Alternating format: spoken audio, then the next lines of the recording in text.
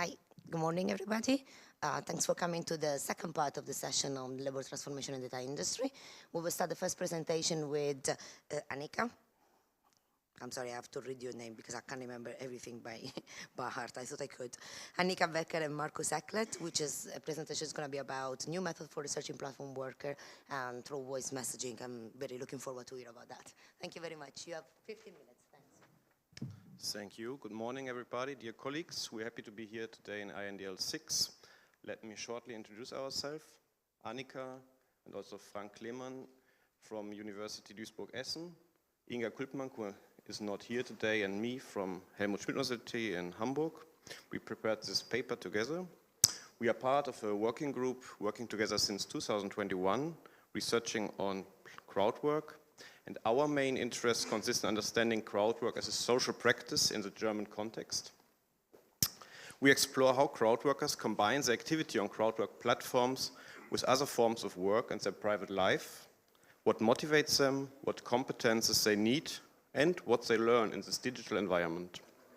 If you do research on crowd work, we think it's absolutely necessary to contextualize your research properly. So it's a big difference, for instance, if you look at huge platforms like Amazon Mechanical Turk with hundreds of thousands of crowd workers, or small specialized companies like we did.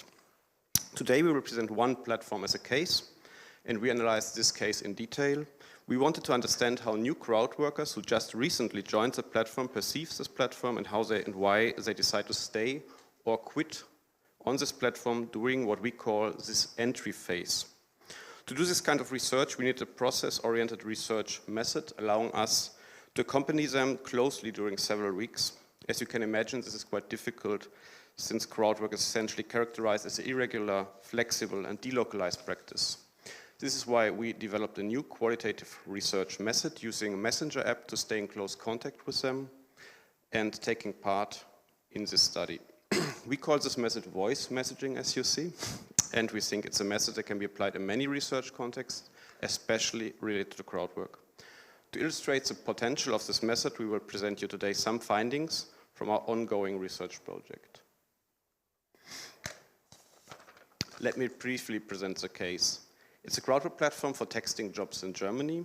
If you analyze the platform logic, you will find an open market logic illustrated here over there. The platform works like this. A crowdsourcer, which is usually a company, wants a text. They define this work task. Let's say a typical work task would be you need a description of a pair of shoes for a web shop, and this text should be 200 words long, contain several keywords, and so on. And this task then will be put on this platform. Other typical tasks are writing for blogs. We also found writing for gardening magazines and even writing erotic stories. Then that crowd worker on the other side, the crowdsourcer, puts this task on the platform, defines a minimum level a crowd worker has to write this text. On this platform you find 6 different levels. The higher the level, the higher the price a crowd worker gets paid per word. In the next step, a crowd worker takes this texting job, first come, first serve, but crowd workers can only perform a certain number of jobs at the same time. After writing the text, the crowd worker sends it to the crowdsourcer via the platform, who can accept directly or demand changes. After the text is finally accepted, the crowd worker gets paid by the platform. Obviously, the business model of the company consists of a price difference between what they charge to the crowdsourcer and pay to the crowd worker. When comparing this case to the existing literature on crowd work platforms, you find some peculiarities. Texting jobs is somewhere between microtask and macrotask. It's definitely not click work, but also demands less specialized competences than, for instance, IT programming. Even though the platform is rather small, with some 1,000 crowd workers only, all the time new crowd workers enter the platform. We could analyze data from the platform company and see that in 2021, every month several hundred people applied for admission. This brings me to the next point. On this platform, you cannot simply register and begin to work. You have to apply with a writing sample. And a good writing sample needs several hours of preparation. In the light of the discourse about algorithmic management in platform work, we were surprised to find that every text on this platform, of this sample text, is read and classified manually by employees of the platform. This is where you get classified in one of the 6 levels I mentioned before, which then define what you get paid later. And the platform also reviews the text regularly on a manual basis. Besides this, the platform usually does not intervene in the interaction on the platform. One last peculiarity is that we found another logic in the same platform. And this is a logic of task distribution, which could be called direct offer logic. So the main difference is that a crowdsourcer in this context directly offers to one or several crowd workers a task, and the difference is then only, because the rest of the process will be the same, that he has to pay more in this case. Anyway, for new crowd workers in this entry phase we were looking at, this second logic is not so important, because these offers usually go to crowd workers who already work quite a while on the platform.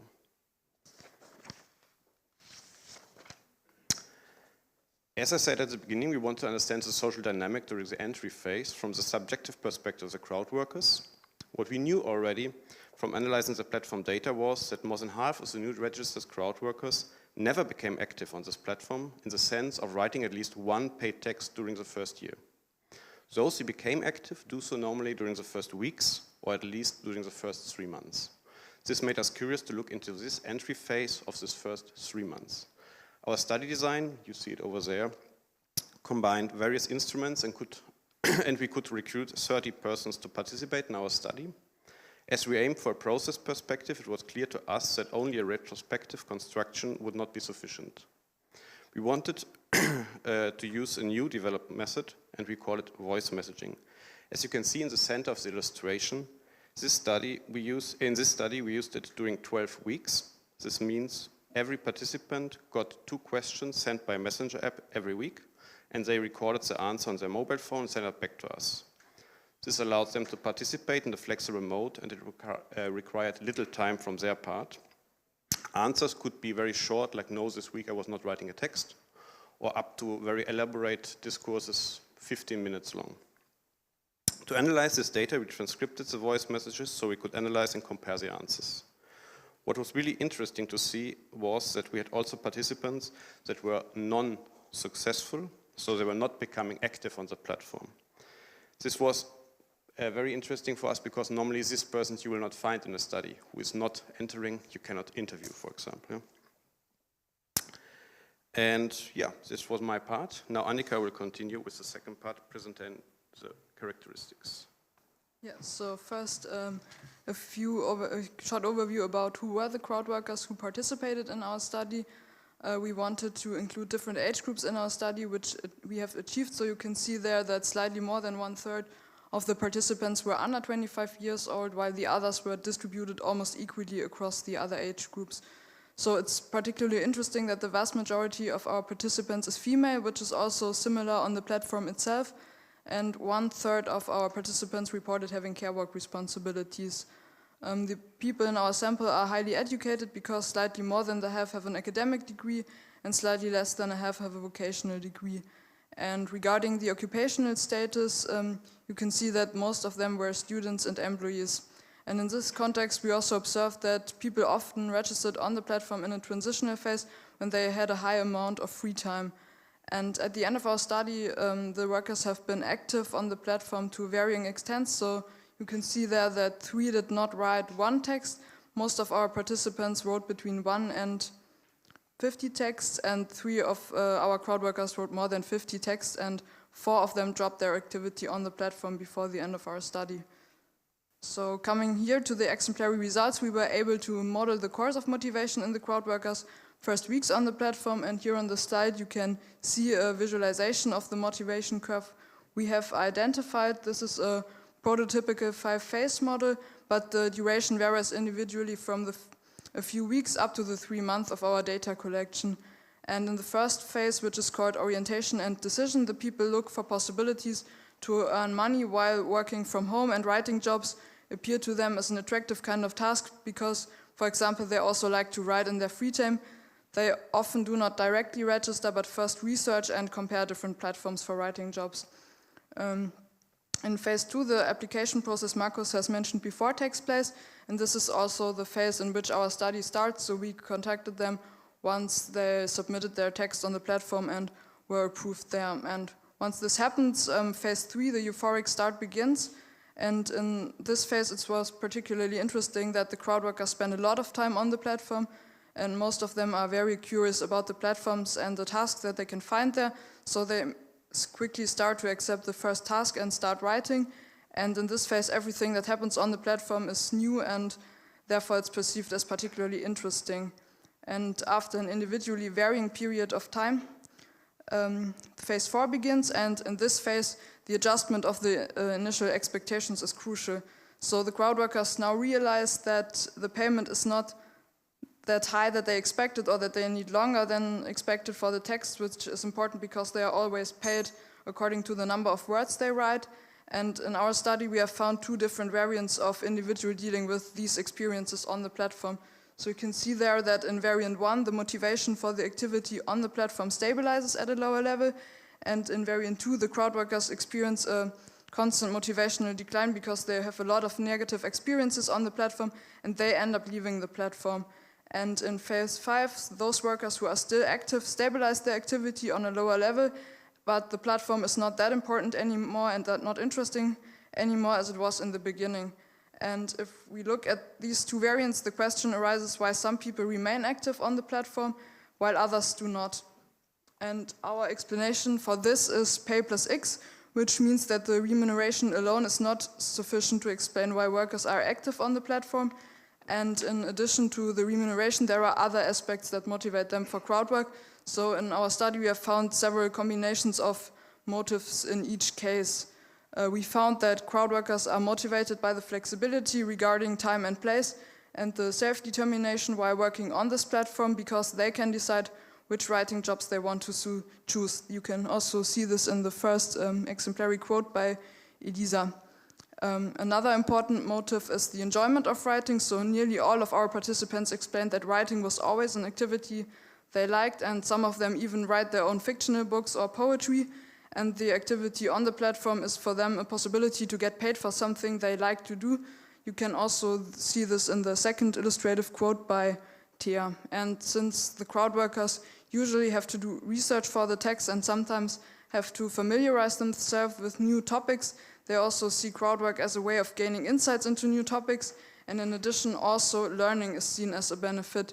Learning here includes developing their own writing skills in terms of new types of text, but also in writing text for others, which is new for most of them. And workers with previous experiences on the writing perceive the activity as a possibility to validate their own writing skills on the platform with the customers, and recognition and compliments from the clients are perceived as motivating as well. So in summary, Pay plus X can help us to explain why certain crowd workers stay on the platform and others do not. So workers who are only motivated by the remuneration more often leave the platform, whereas workers who have other additional motives more often remain on the platform. And for concluding, we want to discuss how researching platform work in general can benefit from voice messaging. So we think that the benefits of collecting data with voice messaging are that the research is economically low cost because it only requires a smartphone and a virtual contact to the participants. And for the participants, it's flexible and not time consuming and can be easily integrated into their everyday life. And furthermore, it's also close to their usual social practices because voice messages are everyday communication practices for a lot of people and there are no writing skills required. And referring to the insights this method of data collection offers, it allows researching in process and therefore insights in individual development and also in failure processes can be gained with this method. And voice messaging can also be easily adapted in qualitative research designs, and we found that in-case and also case comparative analysis is possible.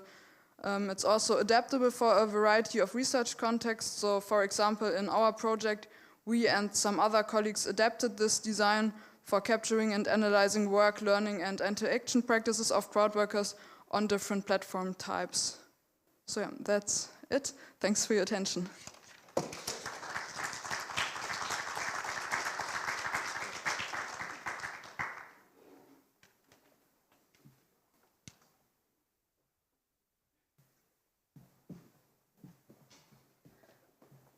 Thank you very much. You were perfect in time. So now we go for the second presentation by Paula and just Paula, and it's Juana. Okay, perfect. And the presentation is going to be about some fundings from Argentina on micro work. Thank you. Thank you very much, Ana Rosa, for your introduction. This is a joint paper with Juana, who will present the second part, and Mariana and Julieta, who are in Buenos Aires and who couldn't make it here today. So why Argentina in the first place? We started this broad research on microwork in Latin America. And at the very beginning, we weren't particularly focusing on this country. But at some point, really recently, something that emerged quite clearly is that, well, there's a growing economic crisis in Argentina at the moment, with especially hyperinflation and strong depreciation of the local currency. And this is prompting a rush toward international platforms that pay in dollars. So maybe I'll show it later. And for this reason, these type of activities are becoming more interesting. But at the same time, we realized that there's very little research on microwork specifically. There's a significant literature on other types of platform work, and how this is disrupting the labor context in Argentina, which is a country that has, a quite decent labor law, reasonable traditions of unions, worker support, etc. And so the arrival of platforms is disrupting all of that. But at the same time, most of the current studies are focusing on location-based platforms, so delivery couriers or drivers, etc. There is some research on freelancing, which is also motivated by the fact that, well, freelancers work from home and send their writing or their whatever they do, computer programming, etc., to clients abroad, and in this way they can earn dollars. But there's very little on microwork specifically, and that's what we are trying to figure out. So what we are going to present today is really the very first steps in a broader study, and it's mostly descriptive, really. So who are these people who use microworking platforms? How do they use them? And what do they use these platforms for? What are their purposes? So very basic stuff. So I don't think I have to clarify to this audience what microwork is. That's generally more necessary in other conferences, but just as a quick reminder, these are small tasks that can be done online and that can be as simple as and basic as click work, liking a YouTube video, or solving a CAPTCHA, and can get to more complicated stuff. We saw the video yesterday on segmentation. There can be some writing as well on some of these platforms. So there's a whole range of activities, but that in general remain smaller in size and simpler than full-fledged freelancing. And so we have entitled this presentation From the South to the North because, well, Argentina is really south, and most of the clients of these activities are in North America or Europe. So that's where the flow goes, let's say. So, right, what we are going to do in the next steps, and again, this is very preliminary and are just the first steps of a research we are updating, just to try and figure out what are the profiles of these workers that we're using for these purposes, part of a larger survey that we undertook between the end of 2020 and 2022, or across two microworking platforms called Microworkers and Clickworker. And we are doing an update now, so we went back to one part of the earlier respondents to see how many of them are still on the platforms, and I can say that quite many from Argentina comparatively to other countries that we also studied. And we are going to do a set of interviews to get a sense of whether with the progress of the crisis, the motivations and behaviors are changing.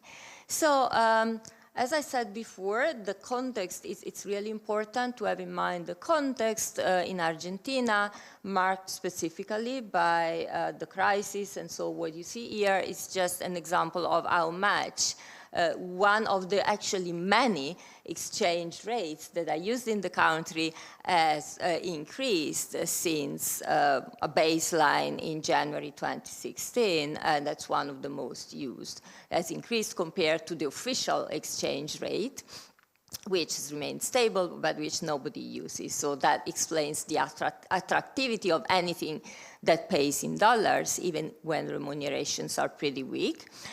And interestingly, that creates a sort of, that makes platforms relatively more attractive compared to local jobs, even good local jobs, well-paid local jobs, but which are paid in local currency. That also combines, given the timing of our specific survey, that also combines with the effects of the pandemic that, well, initially forced people to work from home for a while, and so made platforms with tasks that you can do from home particularly attractive, but also created a context more favorable to work from home. So all of these shapes what we are going to see.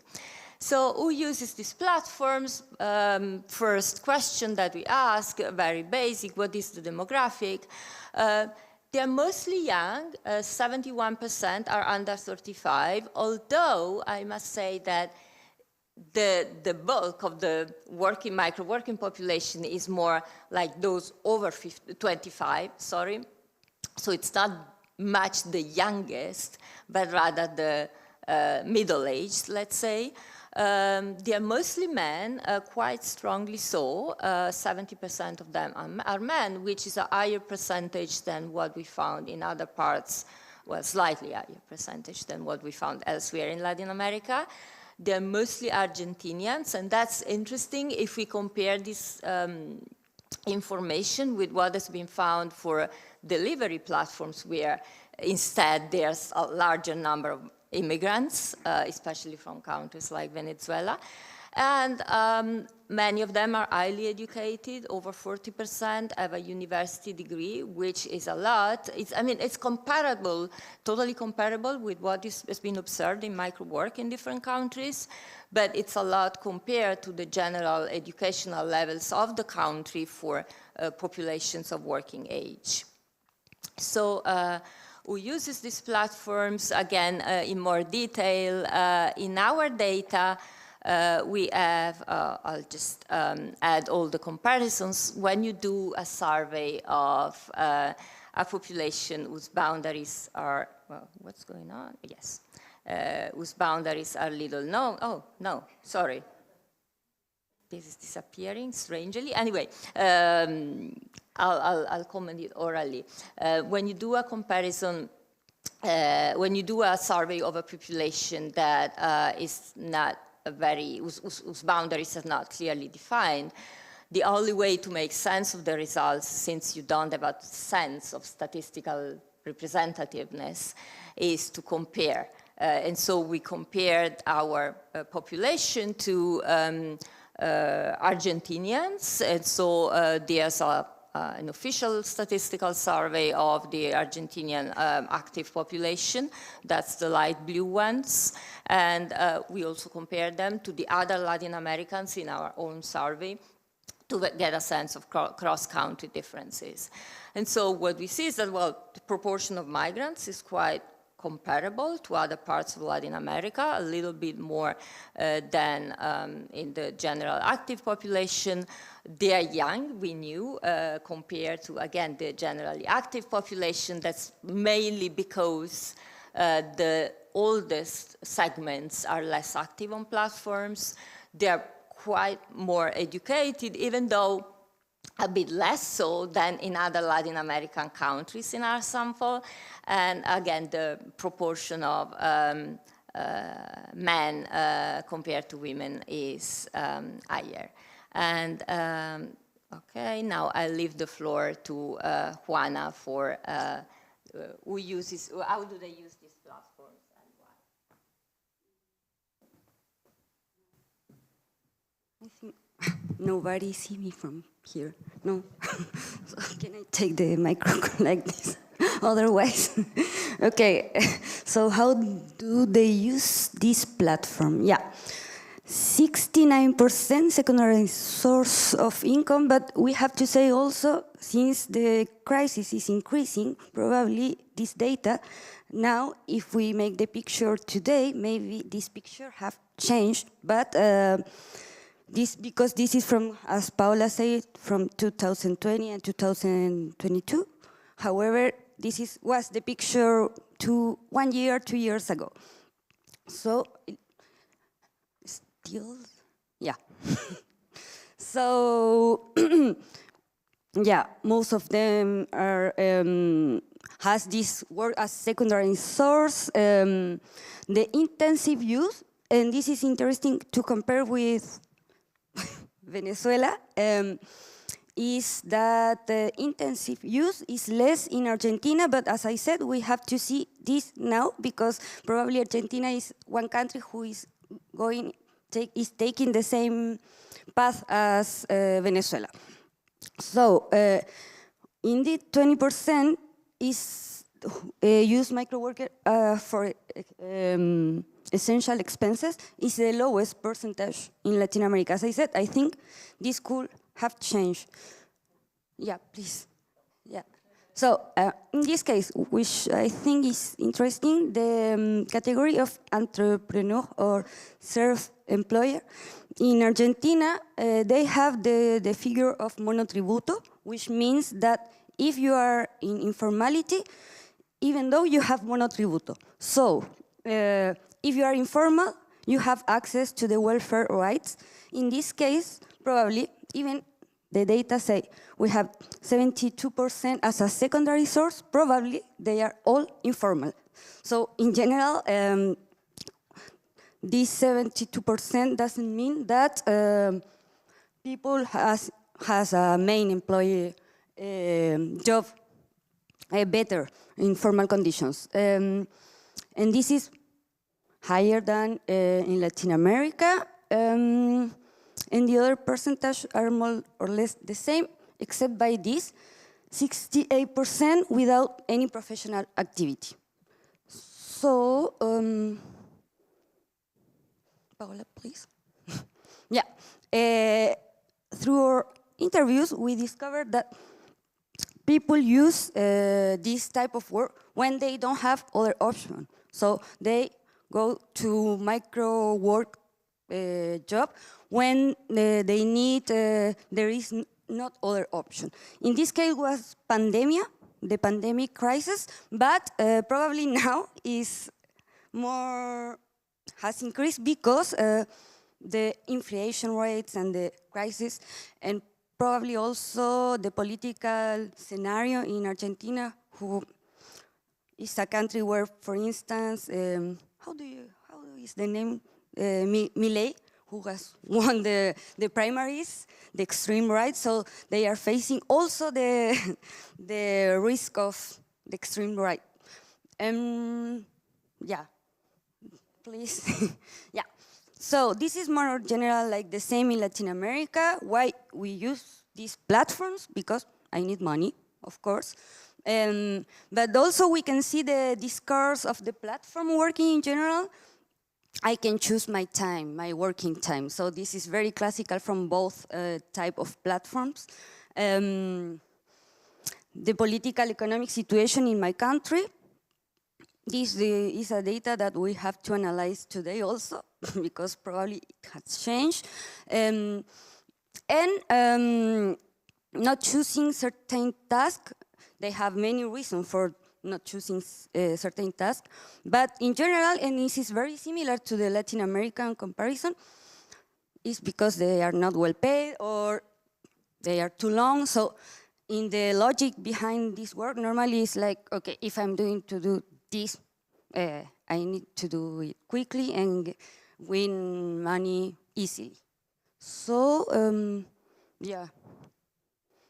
So, some conclusions. They have a profile overqualified. They are more young, but as Paola said, middle age. So now I know I am middle age. I'm not young anymore. Most of them are men. And this is different from the other kind of platform. There are less migrants, but still there are more than in Latin America context, compared to Latin America. The use in general is complementary, but probably today could be the main source of income. Motivations, yeah. The first one is more like the general discourse of platform labor, like self-organization, working times that I can choose, blah, blah, blah. So, yeah, I think, is it still on time, or? Sorry.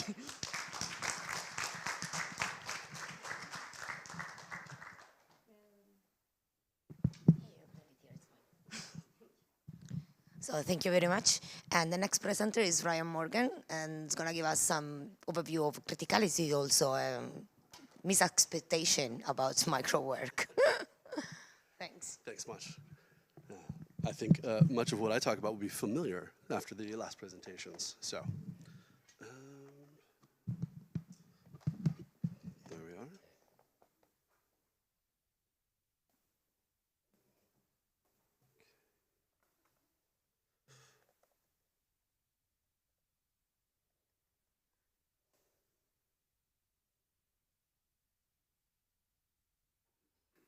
All right, rad. So let me go ahead and introduce myself. My name is Ryan Morgan. I'm a PhD student at the Erasmus University in Rotterdam, and I'm doing my PhD through a larger ERC project, the Ghost Work project, run by my supervisor, Clark Terhova.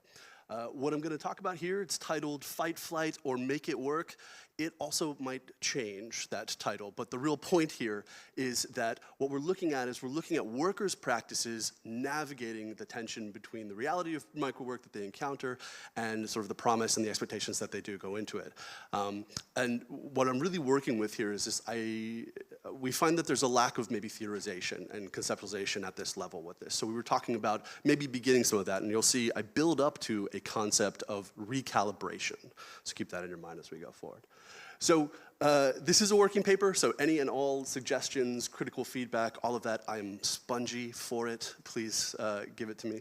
Thank you in advance. One thing to keep in mind as we work through this, though, is maybe at the back of your head, think about, we all have jobs that at least we're enjoying for the moment right now, and they are varying degrees of good or bad, but there are always elements of that job that maybe doesn't sit great with us or that we don't like, but we make it work. So if we think about how are we making our jobs work for us, then maybe that helps us relate a little bit to what the workers are going through when I talk about them shortly. Contractually obligated slide. This is the project page. It's down now. Servers are great. But our university page has all the same information if you're interested. Another contractually obligated page. This is my team. That's Clark Terhova, my supervisor. We have Yuri Sharp and Irene van Oorschot working some postdocs, and then my PhD colleague, Sophie Schuler, down there in the corner. Right. So the aim of the project when we floated it to the ERC was to develop and test an integrative framework looking at how ghost work conditions influence the well-being of workers. And I imagine many of us here are familiar with ghost work, the work of Mary Gray and Sarasuri, so I won't go too much into that.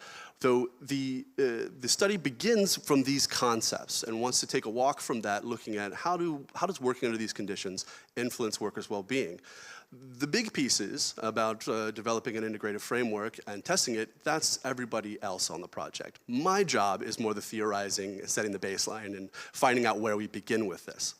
So to situate what I'm going to talk about shortly in sort of our work so far, our first publication came out back in the spring, and it was really just the baseline. Where is this kind of work done within Europe, and who is doing it? So that's our focus. We look only at those people performing micro work within the EU. And what we found was this, and we also created, using some content, latent content analysis, or latent class analysis, excuse me, to create a typology of workers capturing the heterogeneity that is so characteristic of this kind of work. We wanted to see what does that look like within the European context. Now, from that early work, we move on to the current work that we did. So we solicited interviewees through our process, and I ended up sitting down between February of 22 and October of 22 with about 137 folks. Some of that was in person, most of it was online via Zoom or some other teleconference. The interviews were semi-structured interviews. We really focused on letting their experiences and their lived reality of this work emerge. So we opened the conversations with, how did you come to this kind of work? What kind of a role does it play in your life? But then we got a little bit more nitty-gritty, talking about, how do you do this work? What does it look like to do this? Because I think we all recognize there's a lot of interest and there's a lot of importance behind why people do micro work, but there's a little lack of how that's done. And so that's kind of the focus that we take with this, and that you'll see shortly. But yeah, so we ended up with 16 countries, 4 of them were in person. Some basic demographics were that we were about 46% women, the age range was 18 to 68, and the average tenure on these platforms was about 2.18 years. The average age was 36, I believe. It's on another slide later. Let's see. Yeah, so we did that, and as you can imagine, this created a relatively large database that we took a very close reading of, because our point was to take this inductive analysis and generate some emergent, we say, grounded theory about how this work is done. So the first thing that I want to talk about then, in going through that really close reading of the interviews, one of the things that emerged almost immediately was that this experience of coming into microwork, and what I think Marcus and Annika talked about amazingly in their discussion of the entry phase and that feeling, is that coming into microwork itself is almost a universally shared experience, right? So workers come into these platforms to varying degrees knowledgeable about them, but they all have expectations about what this work will entail. That may be informed, it may not be, but they also have expectations about what they'll get from it and what just generally good work is about. Now, that period of coming into microwork starts off very enthusiastic, but very quickly turns into, how do I find good jobs? How do I find good tasks? How do I even do these tasks because I don't have great instructions or great guidelines? How do I make the most profitable choices? So there's a lot of struggle and doubt that's also involved in those early periods. And what we find is that this coming into microwork period for our sample, it hits a turning point around the 4-month mark. Now, this next period runs from about the 4-month mark to about the year mark. But it's at this point where they encounter tension. And this is the important part and sort of the splitting off part where we start talking about how versus why, right? So when these workers encounter the tension between microwork, they encounter the tension between this precarious reality and the expectations and the ideas about good work that they have for themselves. They also have ideas about, what am I as a worker? How am I as a worker? And how is that challenged by this reality? So in encountering tension, they're forced eventually to work through it, work through this inevitable clash of should I stay or should I go? And in doing that, they have to respond. So they respond to this tension in a number of ways. Now, in existing literature, and just I think in the natural way, there's a real tendency or affinity to sort of lean on Hirschman and this sort of exit voice loyalty model. But as well as it works for understanding exit with the high turnover rates, what we started to find was that trying to pick apart loyalty maybe and understand staying on these platforms or persisting on these platforms, Hirschman fell short in helping us. It started to be a little bit of a limitation. So I'm not going to provide a critique of Hirschman, but I will say that when we started looking at responding, we found that it was very complicated situation, especially in practice and understanding. And the way we built that out, I know that's an eye chart, so please don't even try to read it, but the way we built that out was looking at these different concept maps. And what we tried specifically to look at were the interrelationships that developed between codes, because that told us how workers were navigating, changing, working through the tension that was existing within their own experience of microwork. Right. And so that led us to understand this idea of persisting or staying within the platform. And persisting is an intentional choice because it sort of signifies that continuing in the face of threat or in the face of hard times, which again, just because you stay on a platform doesn't mean it gets any less precarious or any less detrimental in a certain sense. So what we found by looking at those concept maps without fracturing the narrative really or trying to not hide any of the complexity was that there's really a two-way road that workers work on. And this two-way road is built on the perceptions of the working self, the micro-working self, and the practices that actually go into doing this work. And so back and forth, workers are constantly, in a sort of sense, tuning this. And what we found with this is that these concepts or these pathways are also multidimensional. And this is really important, and this is also a really strong part where I'm still developing, so please feel free to come at me on this part.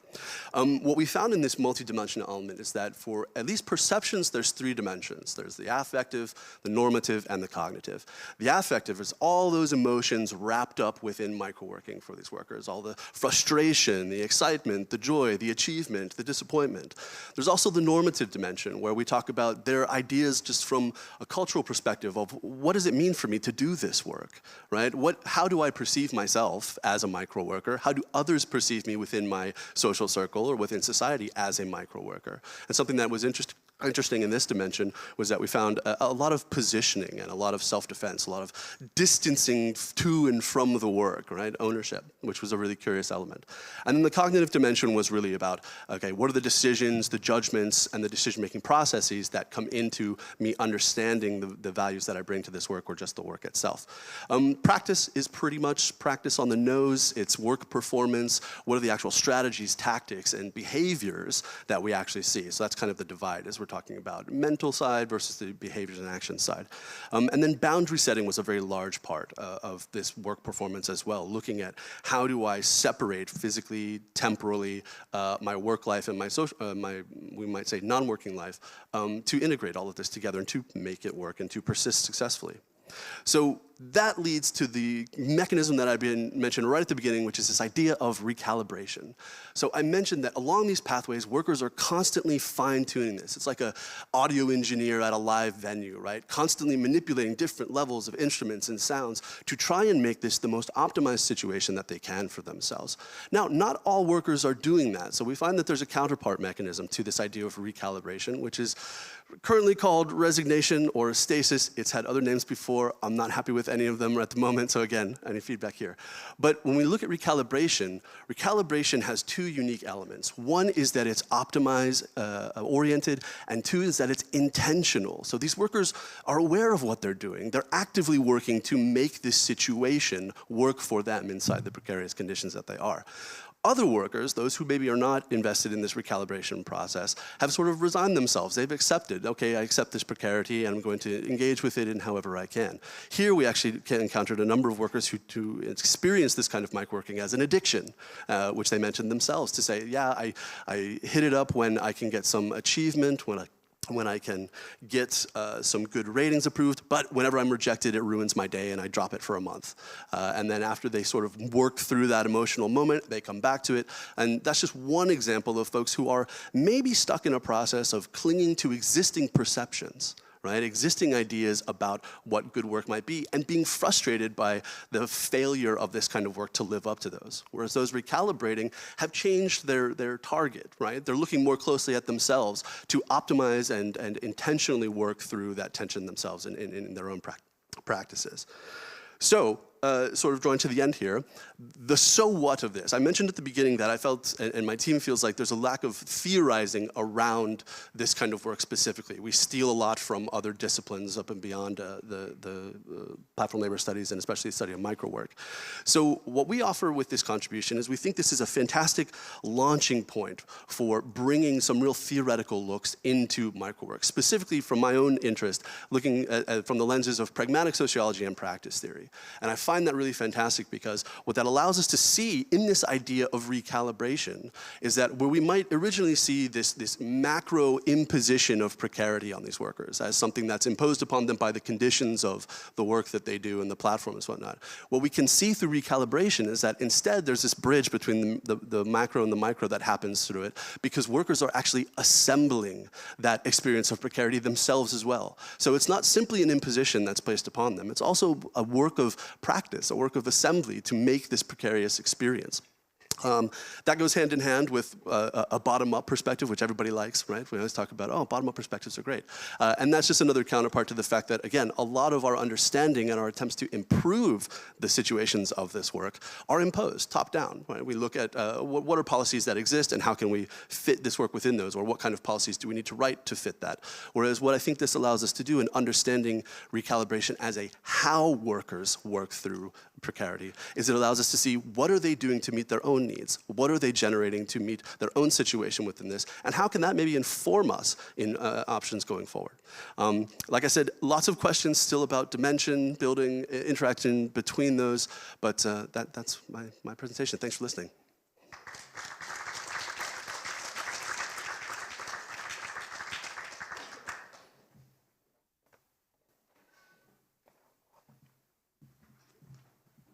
Thank you very much, Brian. And now we have the last presentation from Luis. Just gonna talk about a little bit more about expertise in micro working. Thank you. Thank you.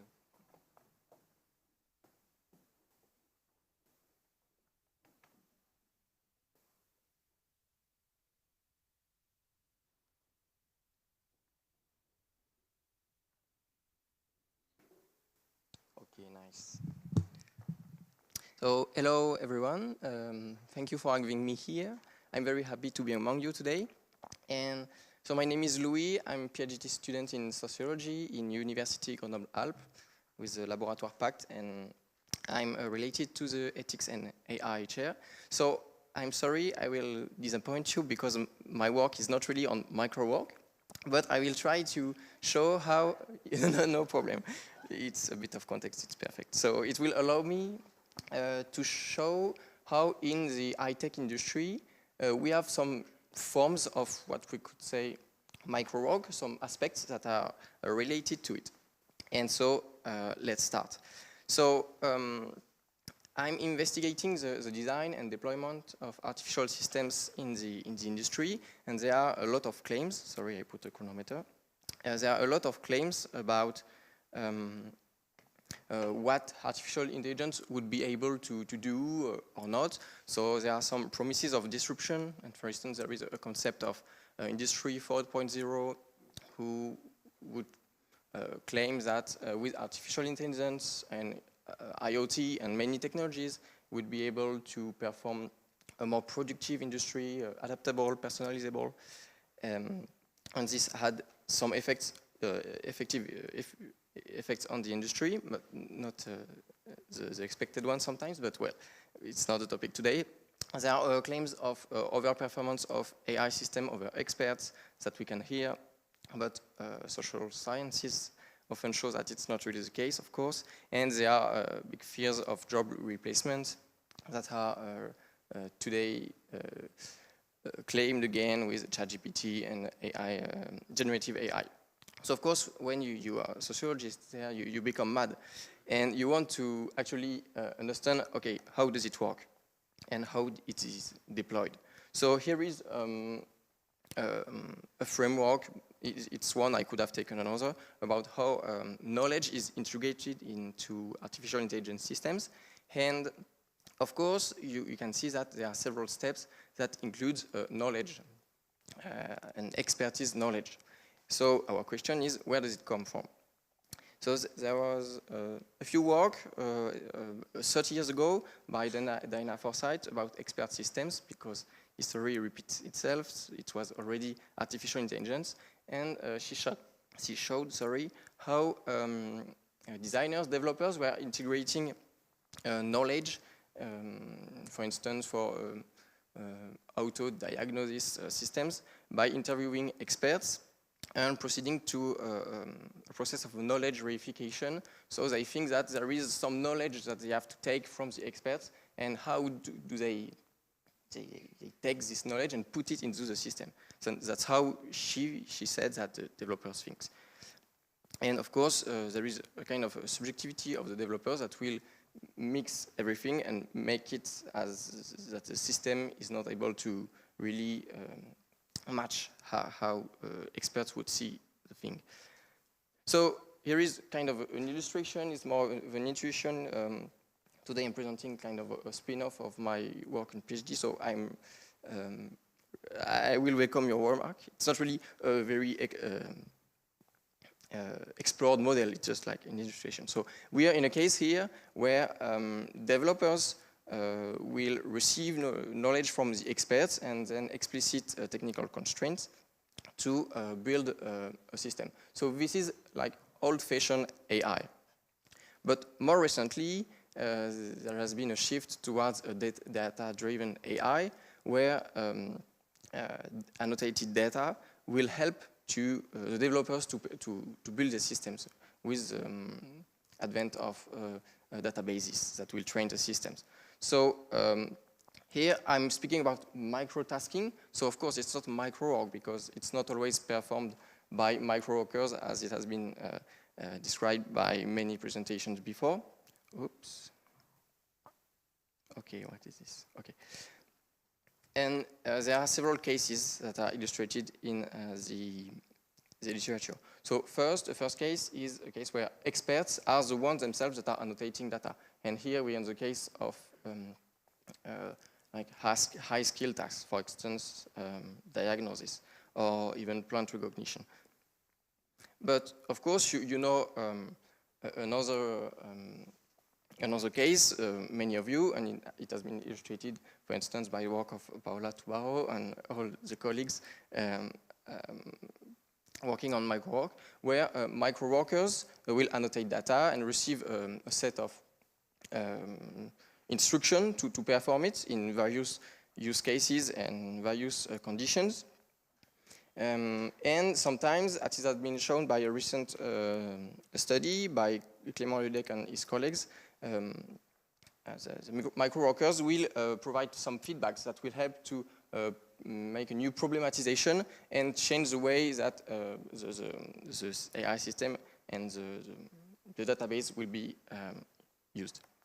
And we have kind of a new model. I read this only on one study, a recent study, where the French Court of Cassation hired a team of annotators that are really part of a team. It's a big team of magistrates and jurists and AI developers.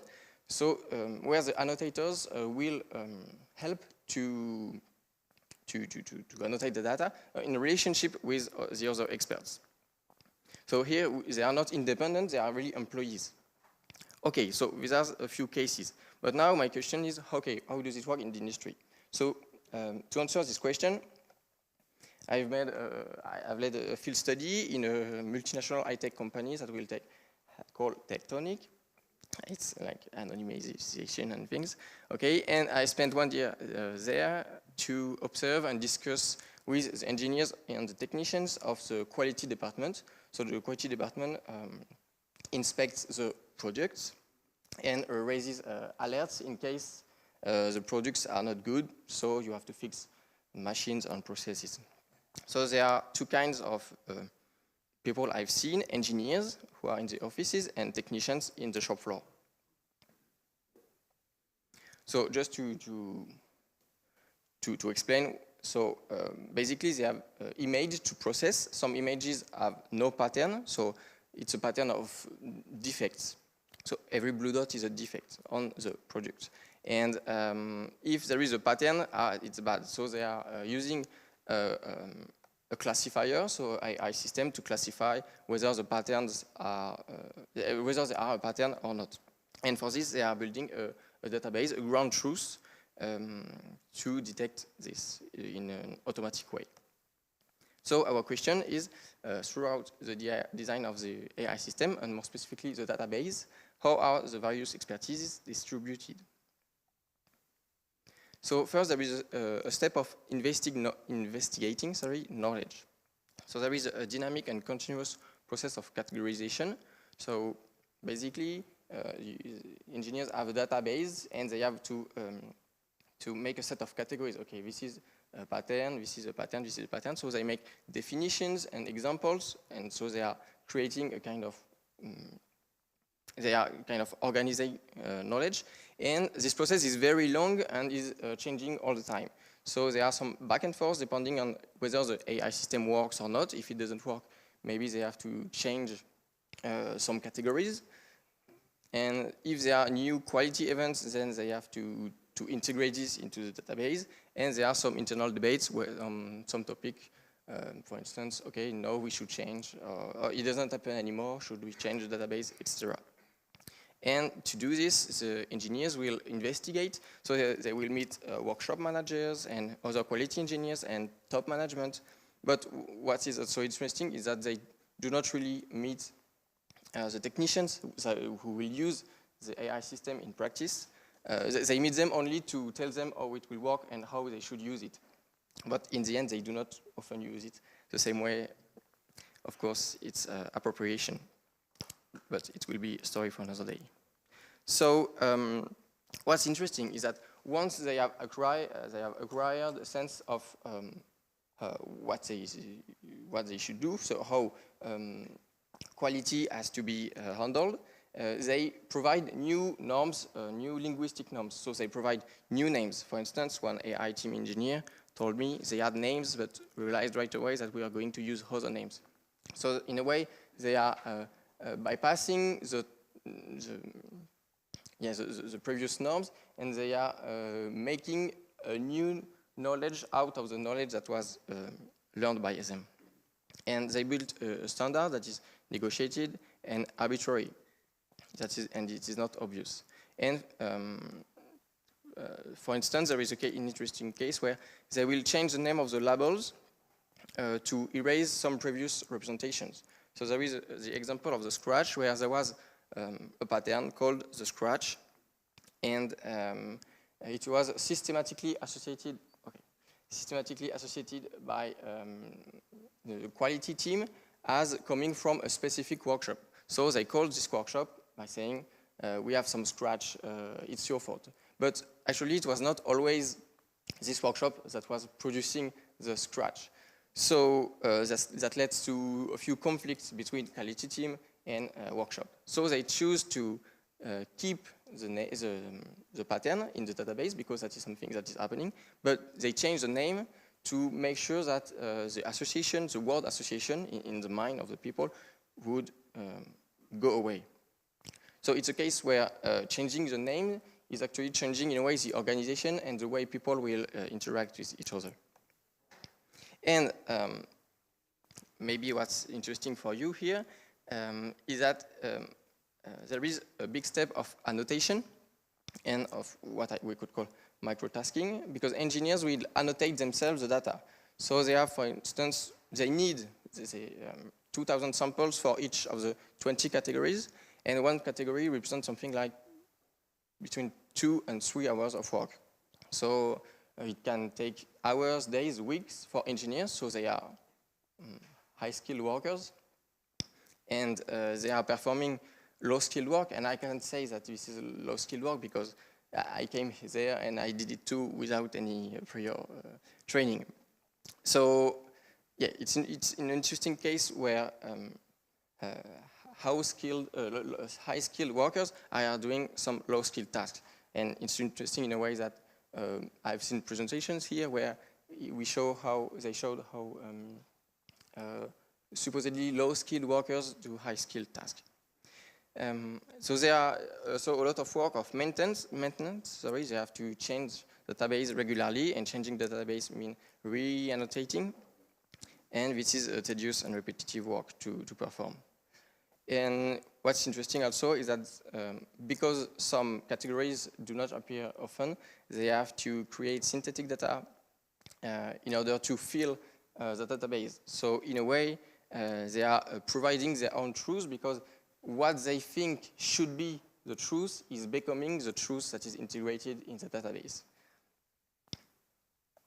So what we can say is that in the end, the engineers are the ones who have the AI-related expertise because they are the ones building the systems.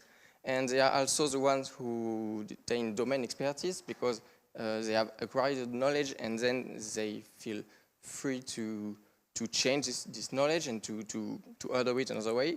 And they are also performing microtasking by annotating the data. So they are doing basically everything, what I would call a polyvalent expertise.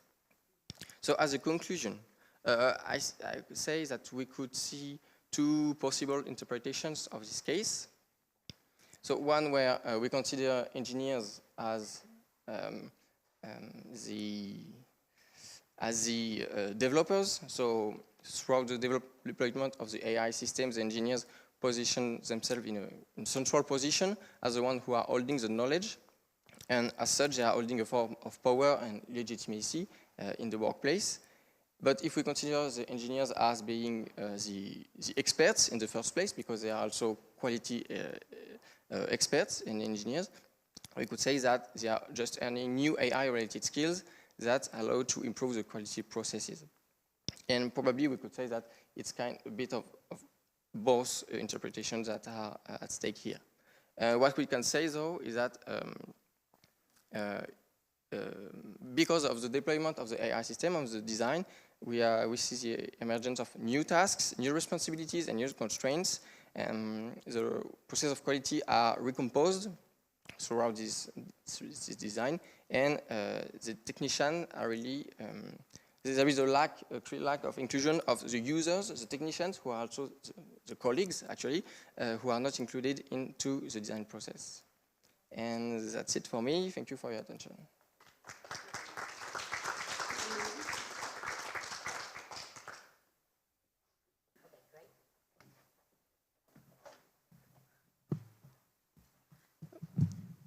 Thank you very much to you all. We were all right on time, so now basically we have 30 minutes for discussion. So I invite all the speakers to come and bring your own chair, sorry, to the...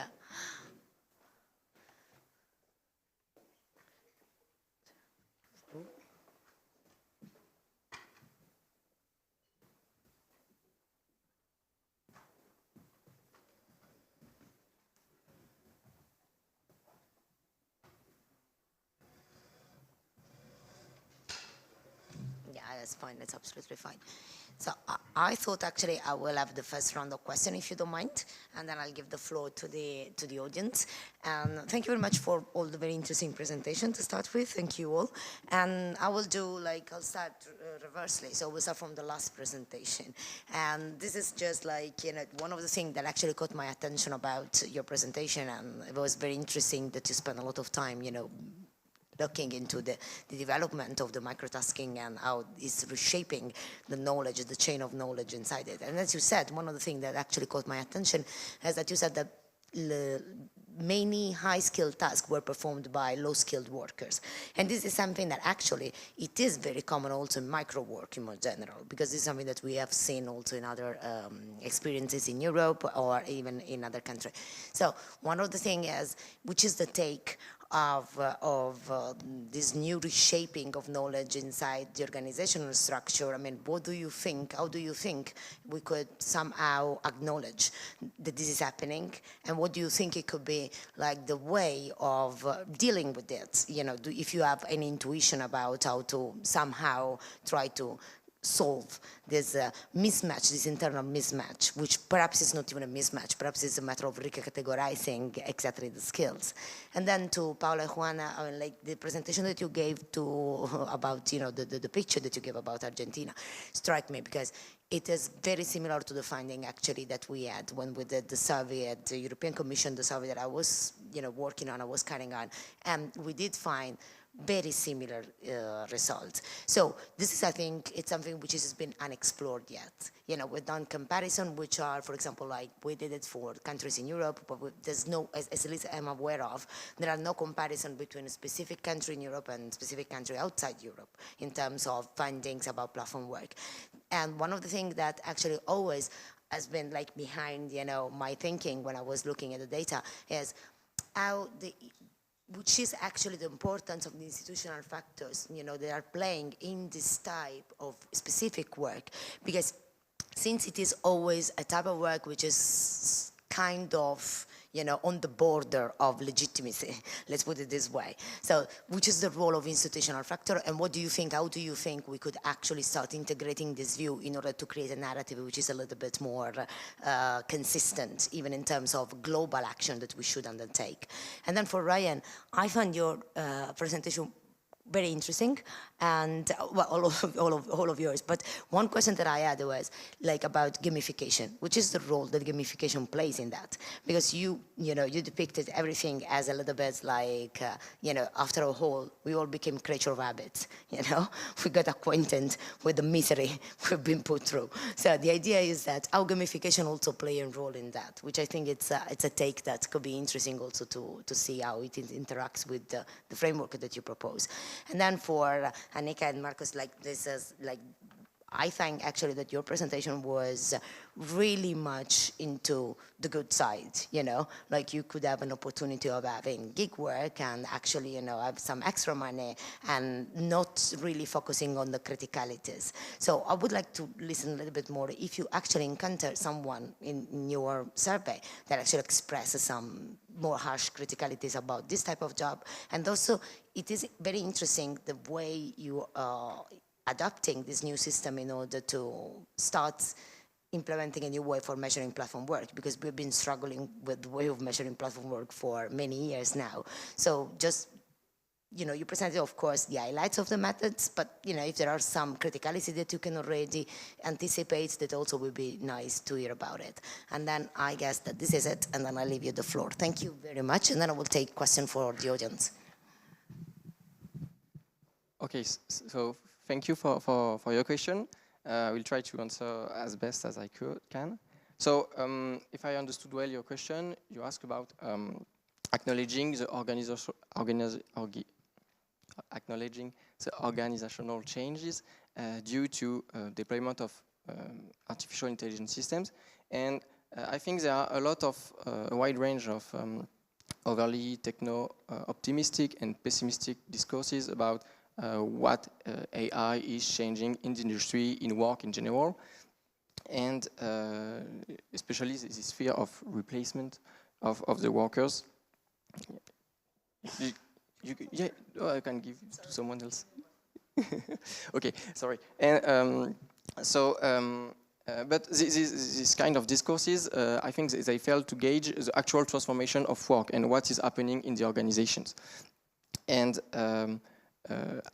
so I think, to me, it was interesting to discover that artificial intelligence is supposed to automate some tasks, but in the end, it creates new tasks that are maybe even less interesting than the ones they are replacing. And there is a kind of issue too with how the systems are designed, because there is no traceability. So, for instance, engineers will design a database and they think, okay, we should go this way or not this way, but this reflection that they have is not written anywhere. It's not something that contributes to the knowledge of the organization. And one first step to make it that artificial intelligence, because it's the tool of everyone, so to make this kind of technology more, I would say, more to everyone, is to explain how it's made and with which hypothesis. And what is also a problem, especially in the industry, that's the field I've discovered, is that there is no inclusion of the colleagues, of the users in the process of the design. Also, they have themselves their own knowledge, their own way to see things, especially because they are using the system on the regular basis, and they are said to be low-skilled workers, but I have been with them too, and they have a way of thinking, of performing tasks very quickly, and with they are using 15 softwares, and they have 1,000 possible cases of what they should do or not do, and they do it I was really impressed, and I think industry, but all organizations would earn a lot by including more everyone in the process of designing technologies that have an impact on the whole organization. Yes, so thank you for your question. I agree with your remark of this global similarity with what has been found in European countries by your study, also by our studies. I would say that globally the picture would resemble to what we saw in France, in Spain, within Europe, and to what we saw in Brazil, in Latin America, with a major exception, the gender proportion, because we have way much more women in, I mean, at least in our studies in these other countries. And another exception, which is something we didn't show in the data, but in the presentation, but that's the lower turnover, which kind of suggests, this is something we still need to go a bit deeper into, which kind of suggests that those who do this, I mean, there are places where those who do this kind of work stay longer, commit for more somehow than others. The picture is pretty different to what we saw in a kind of much more crisis-affected country like Venezuela, which Juana rightly mentioned. I think in terms of the, so there are, yeah, two dimensions that we want to look at in more detail. That's the gender and the commitment, let's say, or duration somehow, which could make the difference. And also I kind of have the idea that I should test that sometimes you find descriptively the same results, but that correspond to very different reasons behind, very different. Like, for example, our conjecture for now is that the fact that there aren't, in this crisis situation, the fact that there aren't more people committing more to micro work on platforms in a country like Argentina is partly due to the difficulty of exchanging the money, of cashing those dollars that you earn online, because the system is very strictly regulated. And actually, you have to be embedded in the informal economy. You need to have contacts with people in the black market to use this money, really.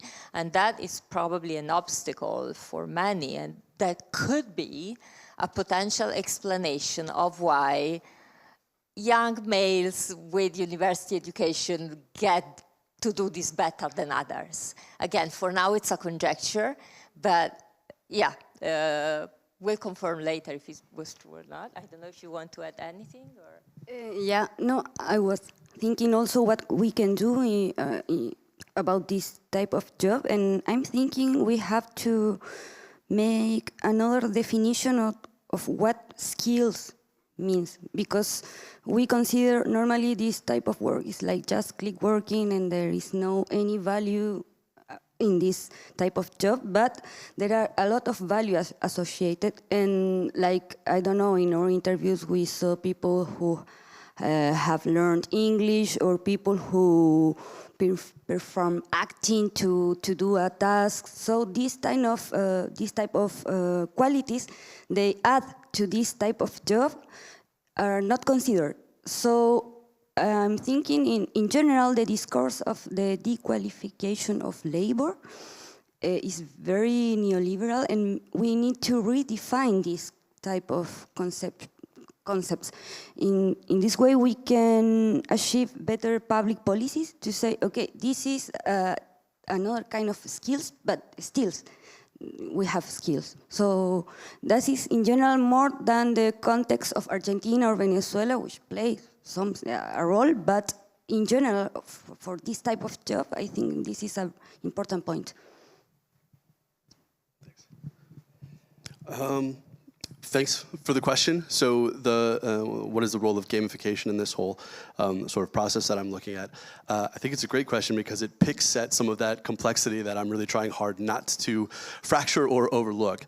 But I think immediately what I would say when we think of the gamification in the platforms and the experiences, I lean towards what Juan was just saying about extra skill and value that's brought to this for these workers, but also by these workers. But then also what Annika and Marcus had presented about this pay plus X, right? There's something beyond fiduciary. There's something beyond financial gain for many of these people. And the gamification process itself, or the elements of these platforms, is actually a big motivator for some of these folks that we talk to. They just enjoy the ability to get into these platforms and get that sort of kick of achievement or reward. But that, on the motivational level, that's, I think, just one element of where it plays a part. But when we start talking about how they do this, that really, and we look at the gamification part, that starts to pick apart at some of the sort of paradoxes that exist in it, where we see people who, workers who recognize this work as a game.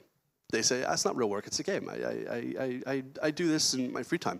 But when I talk about how I do it, I exercise my professional work ethic, I focus, I dedicate time, I do all these things that, unless you're a hardcore gamer, you're not doing for games, right? And so for our process, this idea of recalibration, looking at it, we sit, okay, what is going on there? How are these things being picked apart? What is served by understanding it as a game, but treating it as a professional job and investing in it in that way?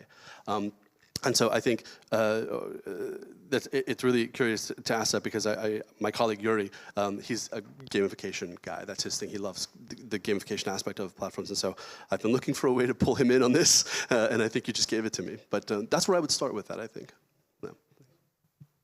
Yeah, thanks for your question. I think it's very important to take our sample into account for this question about critique. So our people work on the platform with a very low amount, so it's just a few hours per week or sometimes per month, and it's always a side job, so they do not depend on the money they earn on the platform.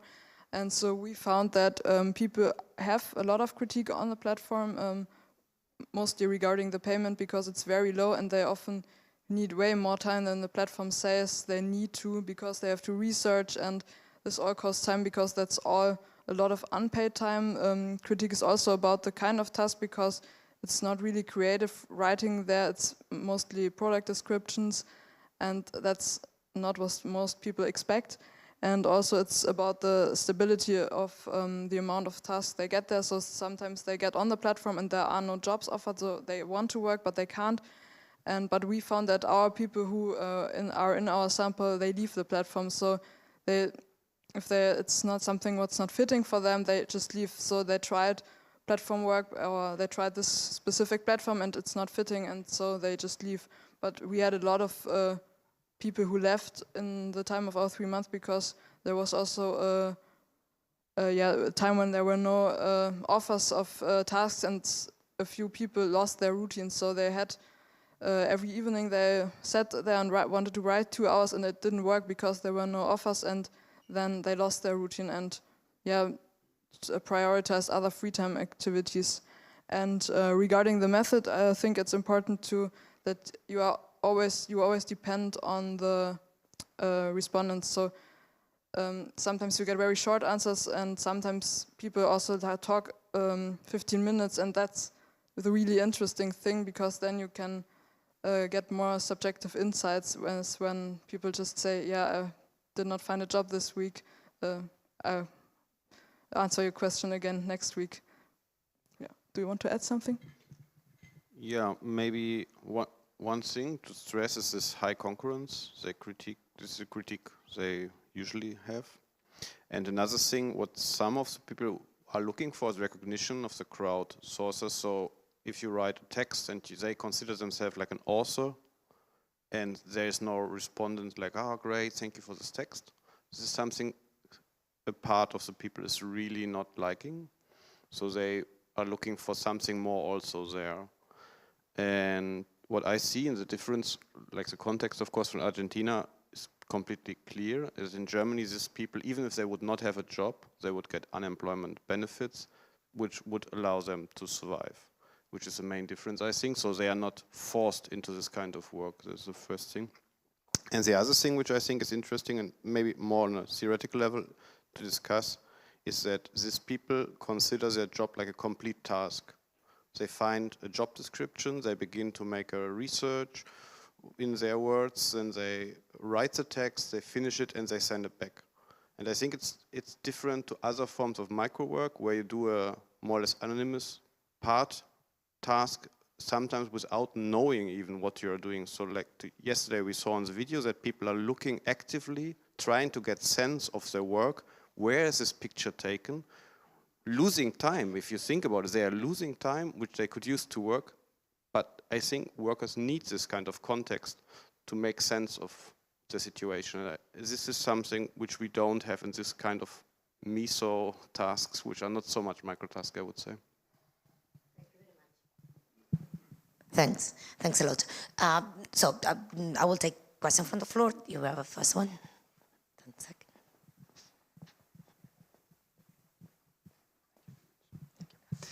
Thank you very much for very interesting interventions. I would have some questions for Louis and for Paula and Juana. Louis, I could guess that the company in where you did your research could see these tasks of this labeling task made by the engineers as a cost. Because if I understood you, they spend hours labeling this data. So I wondered if this company thought about outsourcing this work. I could think that for reasons of confidentiality, they wouldn't. But I would like if it would be a thought. And for Paula and Juana, I wondered if the micro task would be a reasonable and a useful way for these workers to get out from the informality. Because the past years, the ILO made a report on this topic, and the members of the ILO didn't agree on the micro work. But the only one point on where every members agreed, were including the employers, were on the point that thanks to the micro task, people can get out from informality in countries from south countries. So I wonder if it's a reasonable thought or not. Thank you. You have the ILO behind you. Just watch your back. Okay, I give first. I guess. Sorry, Uma. Give first the floor to this side. Hi, thank you. All the presentations were very interesting. I'll keep my question short. To Paula and Juana, I think the second question that you answered is talking about reasons why they don't take up certain types of tasks. I wondered if you could say a little more about what types of tasks do they end up preferring or avoiding? And do you see regional commonalities? Do people in a certain region tend to prefer or avoid certain types of tasks? That's one question. And for Ryan, you've shown through your work that what data annotation work in Europe looks like. And I'm curious what regions their clients or requesters come from, because the dominant understanding is this work happens in the global south and clients are in the north, so to speak. So if this work is happening in the places that you've shown, who are they doing this for, and who are the people maybe who do this kind of work? Yeah, thank you very much. I don't know if you prefer to start answering already, or shall I collect, because there are another two questions. Should I collect the other two questions? Okay, go. Yeah, thanks a lot. And thanks a lot for all the presentations, which were really great. My question is to Louis. I was quite fascinated with this presentation. And I want to hear, probably we could have more discussion over the coffee break. But two questions that I have for you is, you talked about Diana Fawcett's way of trying to think about how you could automate and utilize it.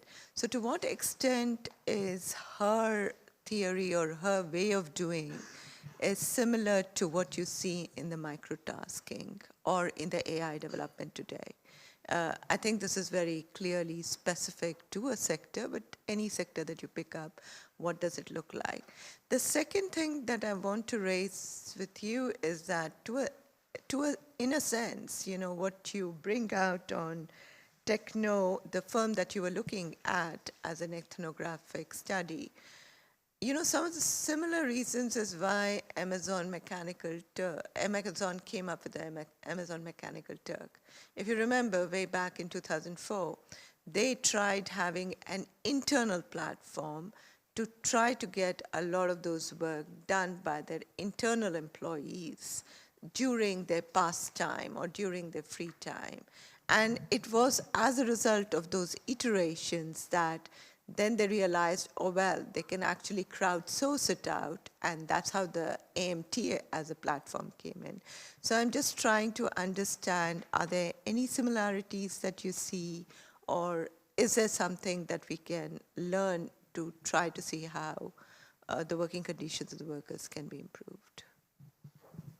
I don't want to be ageist, but I'm afraid that Luis doesn't remember 2004.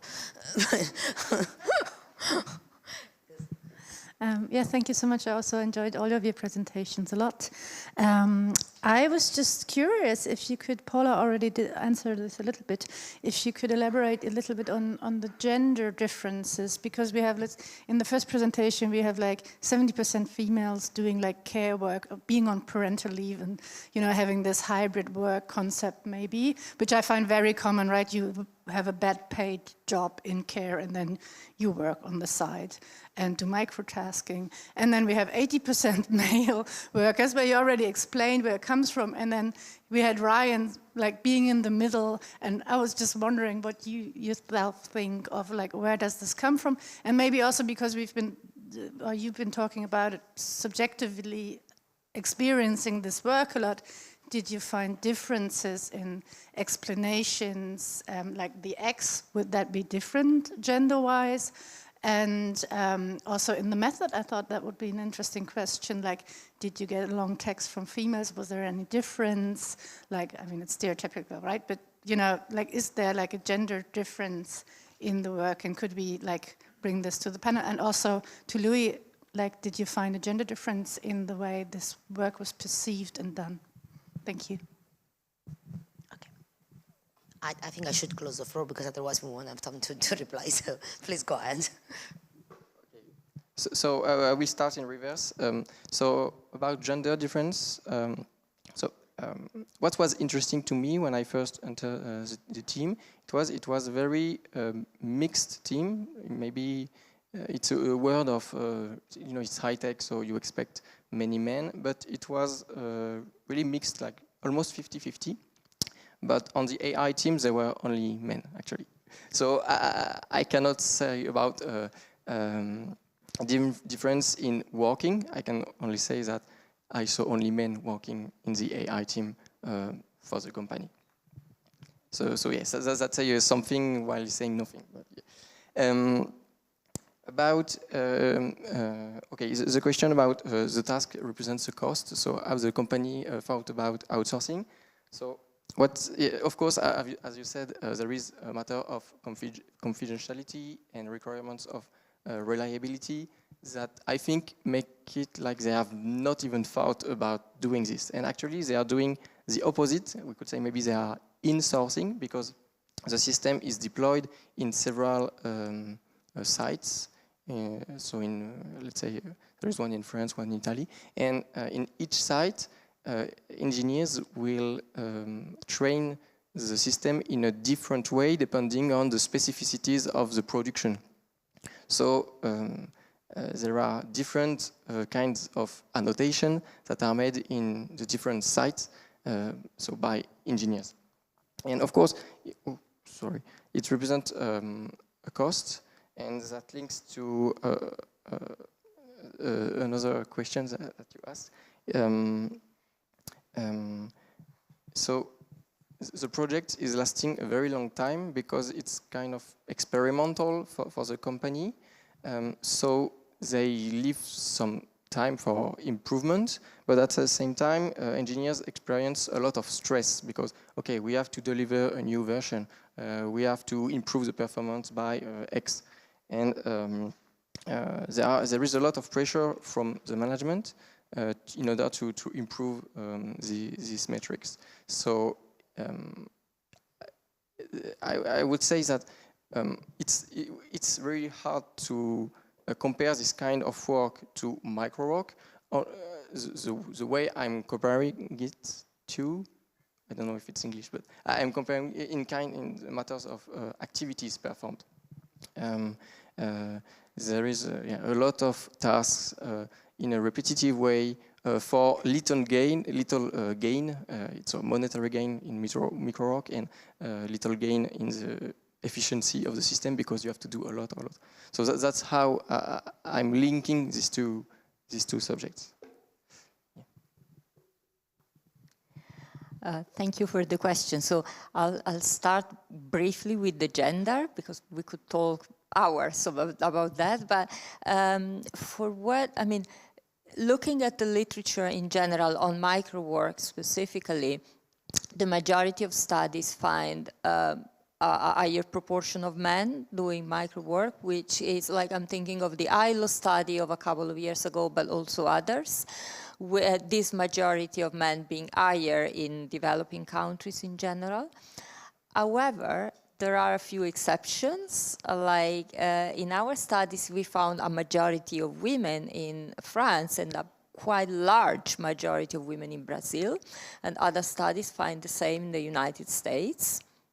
So there are a number of explanations for that. The most classical one is that wherever microwork can only be an extra source of income because the remunerations are too weak and people need to have a main job on the side, then it's mostly practiced by people who work part-time or who are like between jobs or in precarious situations, and women are overrepresented among these people, and that's why we find a majority of them, like in the US and France, for example. While in countries where microwork can be a main source of income, then it becomes the man's job, and that's the case in most developing countries. However, so that's one explanation, and to that should be added specific factors like the type of competition that is in place. Like when we did this study of Venezuela, for example, we realized that there's an enormous success supply. And so, in fact, the people with most technical skills use them to not much to do the tasks, which are simple, but mostly to win the competition, basically. And that's mostly young men with university degrees in computer science and engineering, which are subjects that are most often taken by men than by women. And those who suffer most are not necessarily women in general, but mothers, women with children, in fact.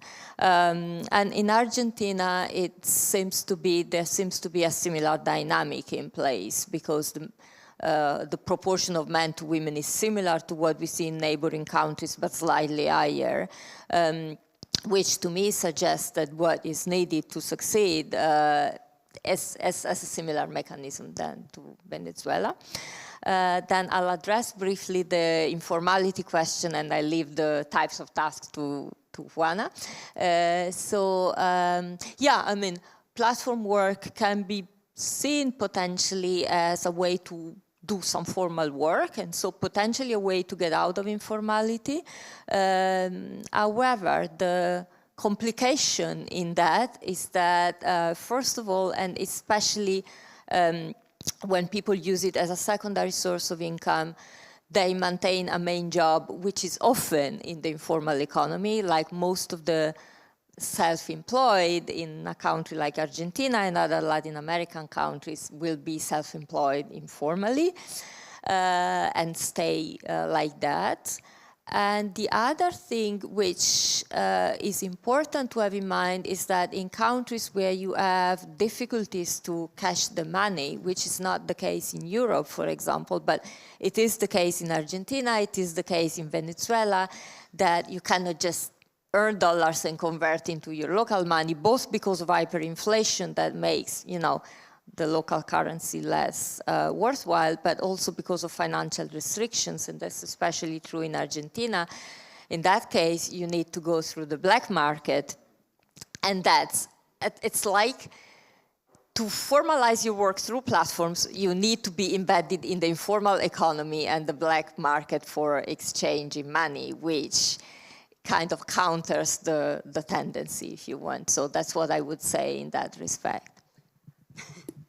Yeah, thank you. To answer your question, I want to give just a small example from one interview that I did recently. And it shows the criteria, the different criteria to choose or to avoid one task. This is a guy called Lucien, a French guy, for work we are doing with Paola and Antonio now for a trade union.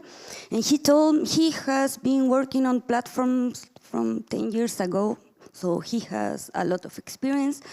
And one task he told me about, he said, yeah, 10 years ago, I did the selection of the content in videos. I mean, if the video has violent content, pornographic content, and so on, so on. And he told me, at that time I was suffering a lot, but I did it because I need the money, but I didn't like the task itself. And then he told me another example, and for a task he rejected. And the task demanded, we need to record the French voice to have the French accent, which is the Parisian accent, because in France people believe the Parisian accent is the accent. And he rejected because he told me, I don't want that my voice serves to GAFAM, to the Google and the big enterprises, because it's my voice and I don't want to help them. So this is a very contradictory logic, but it's very interesting, I find, because it shows he rejected one task because he don't want to help artificial intelligence, but he has been doing this for 10 years now. And also, but it shows also he chooses moral criteria to avoid one task. But also the reason of money is one of the important motivation to choose a task. So, to summarize also why they choose certain tasks, in general in Latin America, for instance, money. I want money and I want it quickly. I don't want to take risk because I don't want that the client classifies me in a bad position. I want to keep my ranking. And also, which is very nice, also they reject sometimes tasks that they inform themselves in certain groups that Venezuela have created, but also Argentina participate in these kind of groups to say which clients don't pay. So, or pay bad, or they don't review the task. So we inform in these solidarity networks to say, he or she doesn't pay, so we are not going to choose this task. So, yeah, I don't know if I answered your question, but there are different criteria. I've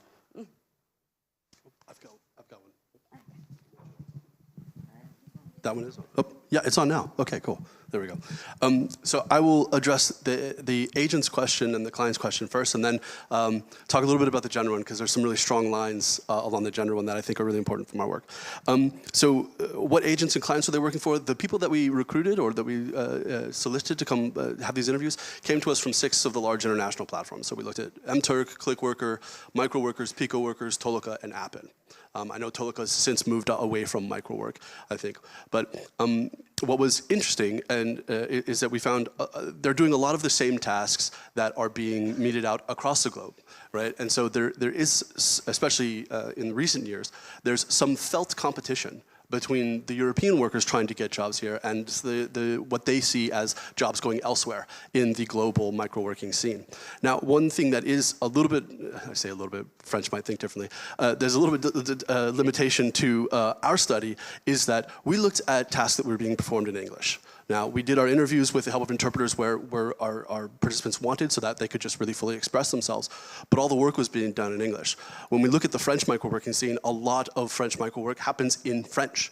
It's a very strong Francophile amount of work there. And when we look at other countries within Europe, we don't see that same strength. So we see a lot of them doing work for American, Canadian, UK producers as well, because they're maybe recording voices or recording their native language as well. But we see very few, we would see like native Portuguese clients or native Italian clients. Now we do see more Italian clients and agents working, because there are some very strong local Italian platforms as well, but we didn't look at those. That's what I would say for those. For the gender line, I would start by saying in our survey work that we did originally, we found pretty similar to the standard line, more heavily men. Now, when we turned to the interviews, we saw this more evening out, almost to 50%. There's a couple of reasons that could happen. One could just be that the women were more interested in talking to us than the men were. And I think that's a very strong line because of some of the stories that were related to us and some of the experiences that were related to us. One that I'd like to share is at the beginning of our interviews in Italy, the first 3 women that we spoke to had almost identical stories from different locations. And they were immigrants who had moved to Italy by marrying into an Italian family.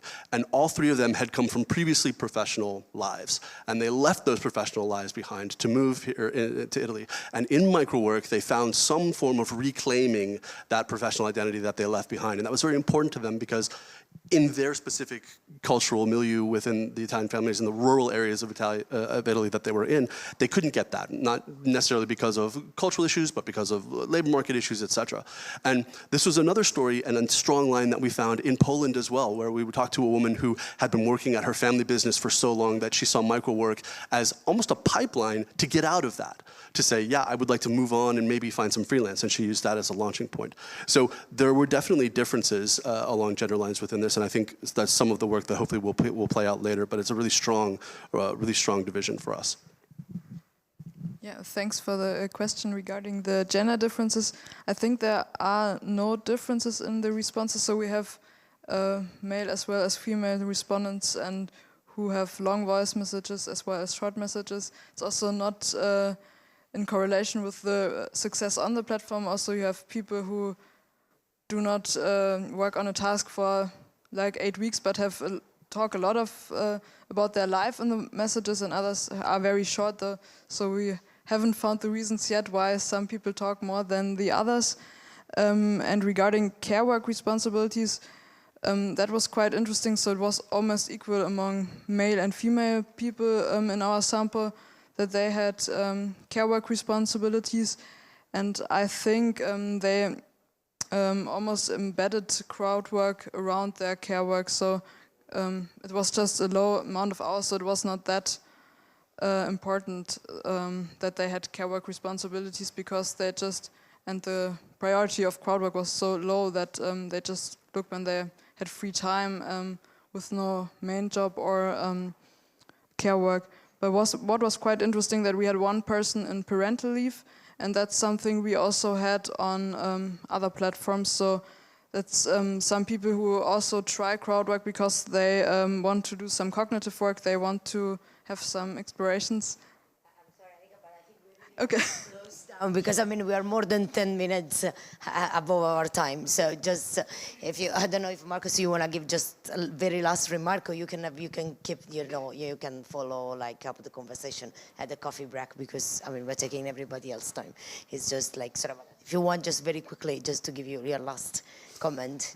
Okay, well, the last comment might be to your question, because we had the same problem in the beginning. Why do people in Germany does this kind of work? And we found that there, besides these big companies, these small platforms, every time it's related to the German language, because you cannot outsource it to the global south. Thank you very much. Thanks a lot.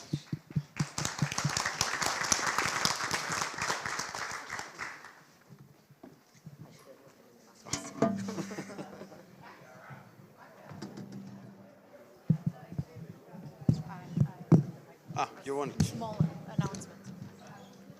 Hi everyone, just a small announcement. We will have a coffee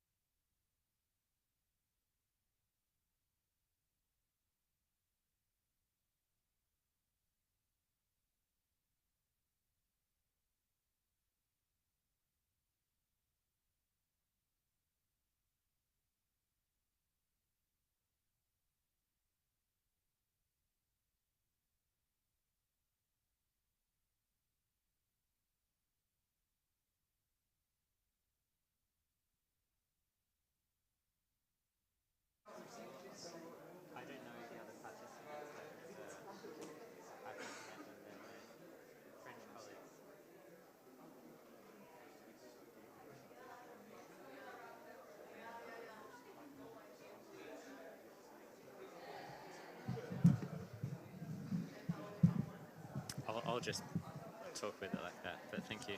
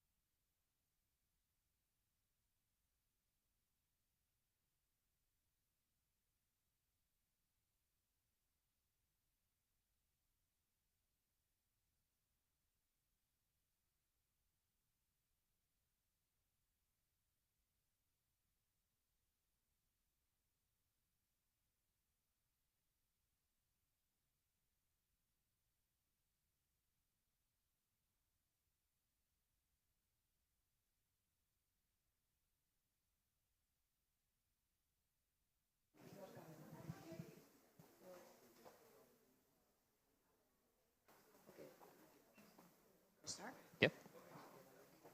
3, 1, okay.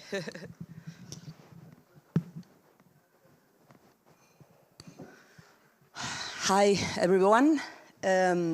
Welcome to our session on domestic work. I'm Francisca Gutierrez from the University Austral de Chile, and I will be the chair of this session. I'm very pleased to be here. We have 4, and I'm sure, nice presentation. So I ask you please to respect the time. Each of you have 15 minutes to present your research, and we can after discuss 20 or 30 minutes about your talks. So please, I want to introduce James Muldoon from the University of Essex. Essex. Okay, so go on, please. Great, thank you very much. Excellent. I think it's going to be more than a nice presentation. It's going to be an exhilarating presentation. It's going to be great. It's good to see some of the more Brazilians here. It's good. 11 o'clock is always a good time to check in. So we've got a study here by 2 of my colleagues, Paula Apostolidis and Natalie Sadaka, and myself, examining childcare work in the UK. And what we're really trying to do here is build on some of the existing literature that examines childcare platforms, some of the foundational studies by people like Julia Tucona and Alex Matescu and many others who have since contributed to this. And there are a couple of innovations of our study. One of them is we wanted to analyse childcare platforms alongside other labour market intermediaries, in particular agencies, so placement agencies. What we saw in the literature was that there was a kind of an overly focus on childcare platforms and not trying to place them within the broader ecosystem of childcare that was already functioning. So you get lines like platforms kind of take away or progress people from informal networks, but of course we already had various labour market intermediaries who were already doing this. So we wanted to ask, in relation to the analysis that we conducted of UK platforms and childcare agencies, how did this affect the formalisation of childcare? And secondly, how does the entrance of platforms affect the power dynamics between these different actors within the market? Another innovation of this study was that we tried to interview platform owners and managers, and we also interviewed agency owners and managers. Something interesting in the study was that every platform owner we spoke to was a man who came from like a kind of business or tech background, and every agency owner we talked to was a woman who was a former childcare worker. It was just one of the peculiarities of the study. We managed to conduct 45 interviews. Many of these were with workers, some were with the platform owners and the agency owners, and some were with policy experts to get a bit more background. In addition, we analysed a series of platform and agency websites to conduct a content analysis of these. So firstly, we wanted to identify that these different labour market intermediaries play different roles in the market. This is kind of in UK childcare, which is centred around London. Firstly, placement agencies are intermediaries that are brokering formal employment contracts between families and workers. So they're doing the search, finding the worker, and doing the paperwork so that the worker becomes a formal employee of the family. As you can imagine, this tends to be high net worth families, people that have money to spend on this kind of thing. It's often for longer term positions, sometimes it's part-time, sometimes it's full-time, and these jobs are quite well paid, actually. So you can earn £60,000 or £70,000 a year in some of these positions. You can have quite good conditions, you can go on holidays with the families, etc. Platforms, on the other hand, tended to be labour market intermediaries that would negotiate temporary positions. Many of these would be babysitting, some of them would be nannying, and it really was an attempt to provide a more flexible service, right? So if you don't want to enter into a formal employment contract, you might want to pay on an hourly basis. The platforms tended to charge a fee, which was a percentage of the worker's time. And this was kind of calculated on an hourly rate. So they're offering different kind of services, and they're occupying different positions within the market. The real value proposition of the agencies, which are kind of older service, is that it's offering this human discernment, right? This tastemaker who almost every agency owner we talked to spoke of their ability to find the right match. That's really what you're paying for. You're paying someone to obviously do the labor, but much like a kind of, marriage matchmaker, it's about finding the right person, right? So they're not going to just send you anyone. They're going to find you this very specific, human quality that they're going to check for. Many of these, there aren't many reviews or ratings of these kinds of services. It tends to be, higher income people. And it's really also about the matchmaker playing this role of educating both parties, right? So if the family's too demanding, the matchmaker needs to come in and say, well, look, they can't do the cleaning as well. They're a nanny. They're not going to do the dishes for you. They're not going to clean your house. Etc. And the structural relationship between these three parties is really premised on there not being any real immediate direct contact between the worker and the family, right? So what's going on here is that the agency is coming in as the middle person, someone who's going to broker the relationship. You don't really talk to the worker as the family until they've done all the checks, they've got, went through a very rigorous process of review. So the communication takes place between these other parties. Digital platforms, on the other hand, the value proposition here is really about ease and about cost. They're going to radically lower the cost of childcare, and they're going to, quote unquote, empower both sides to have more direct communication, to negotiate things, right? It's about them stepping back and placing more responsibility and work onto the parties so that they can reduce the amount of money the parties pay, they can reduce the amount of checks and background checks they do, and they can open up this service to a much wider variety of players. So digital platforms are really trying to offer a light touch approach, which some of them claiming that they can provide the matchmaking service through digital algorithm, right? So instead of the kind of human tastemaker, you have an algorithm that's going to provide a similar kind of service. What does the platform relationship look like? Well, it allows for more direct communication. It attempts to step back, to disintermediate, and to collect a smaller range of fees, but a higher rate of transactions, right? Some agencies will only be, you know, booking a few people per week sometimes, right? But the fee they get is quite big, right? It's usually like a week's wages for one of the nannies. Platforms want to be churning through a lot more transactions.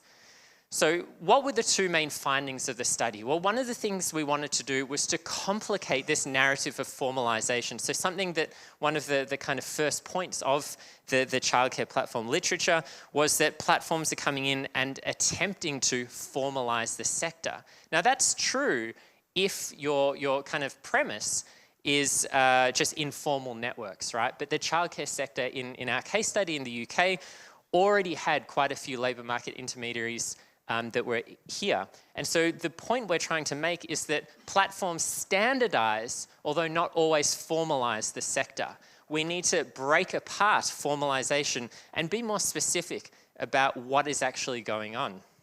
One of the things they do is they standardize processes, right? So platforms will reduce costs, they'll make everything more clear what's going on. The types of jobs that you'll be expected to do are standardized on the website. So you can usually on some of these platforms actually click the specific tasks or the specific how many kids. You know, in comparison to informal networks where childcare workers we spoke to talked about rocking up to a home, you know, the friends having a birthday party, actually there's 6 kids there, you know, they're expecting you to do a range of other duties. You know, platforms help standardize those processes in ways that workers we spoke to reported were quite beneficial. They also make employment conditions more transparent by, you know, forcing employers to provide more information about the jobs.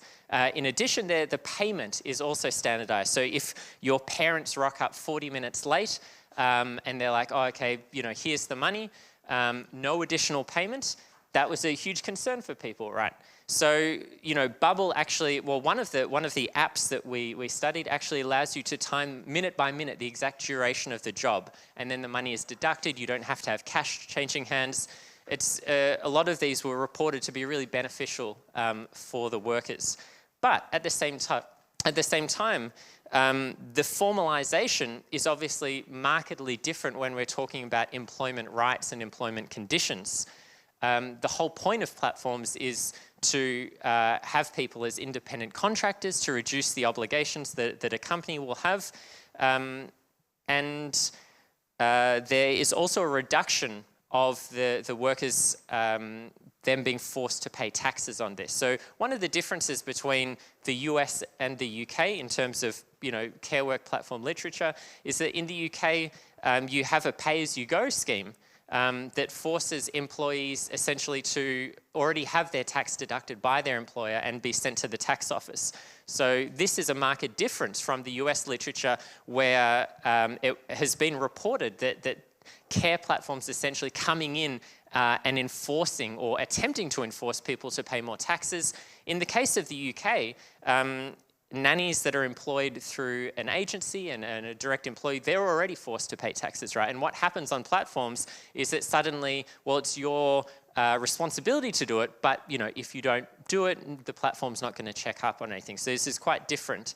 And of course, this is all about flexibility over formalization, right? So while platforms do standardize certain aspects of the labor process, it's really at the expense of formal employment rights. So suddenly you're not an employee of the family, you are subject to a wide variety of discriminatory practices, and you don't have the same kind of labor rights. So formalization, a double-edged sword, something that we think, is useful to unpack more.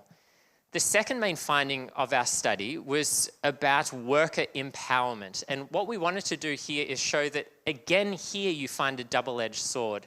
One of the trends we found in the literature was that people would talk about platforms as instituting, in a kind of Foucauldian manner, a more insidious and kind of all-encompassing form of domination over workers. That platforms were, found ways to discipline workers in kind of new, insipid ways. And what we wanted to show was that actually it's more of a double-edged sword here as well. That actually platforms enable what we called a constrained flexibility. And it kind of has two dimensions to it.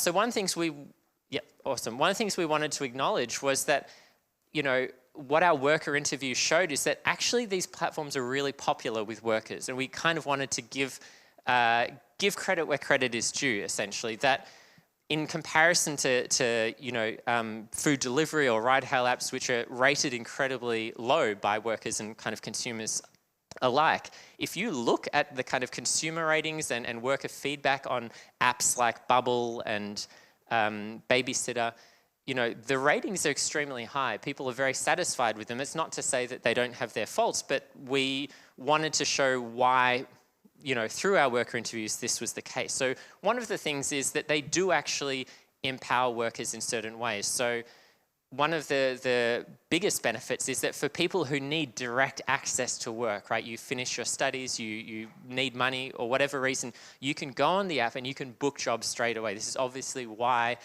these kinds of services are so important. Second is that you have a kind of greater control over your flexibility in your schedule. Here's an example within the Bubble app where you can kind of set exactly what days, what times, everything is kind of, you're able to do that very quickly and rapidly. The third thing is a lot of the workers really appreciated being able to communicate directly with families. While there is a place for an agency to kind of negotiate that relationship, a lot of workers thought that in certain instances, the agents get in the way a little bit, right? So they will like that ability to communicate more directly. So there are certain ways in which these tools, although obviously designed for the purpose of profit making, actually enable workers to have certain benefits, to give them what we call a constrained flexibility. So at the same time, the constraint aspect of this, yes, you have more tools at your capacity to find these jobs and to get into quick employment. Actually, there are some problems here as well. Obviously, the types of jobs that are on offer are vastly different to the kind of full-time nannying position. You have less job security. You are not able to kind of often stay with the family for that long because you have other people who want your time.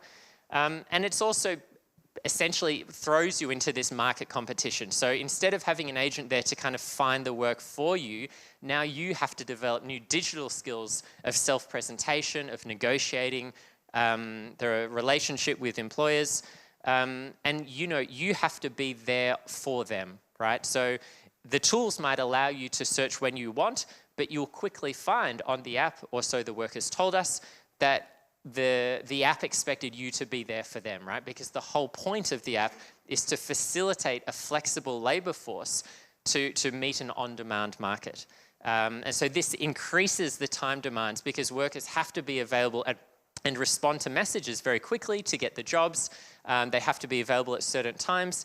And they also found that sometimes the distance and the type of work, they would have to make slight compromises on in order to stay highly rated on the app, to be responding quickly to messages and things like that. So here we have, two main findings. The formalization, a much more complicated process than I think has been given credit. And secondly, this notion of a constrained flexibility, which both enables and constrains workers at the same time. So thank you.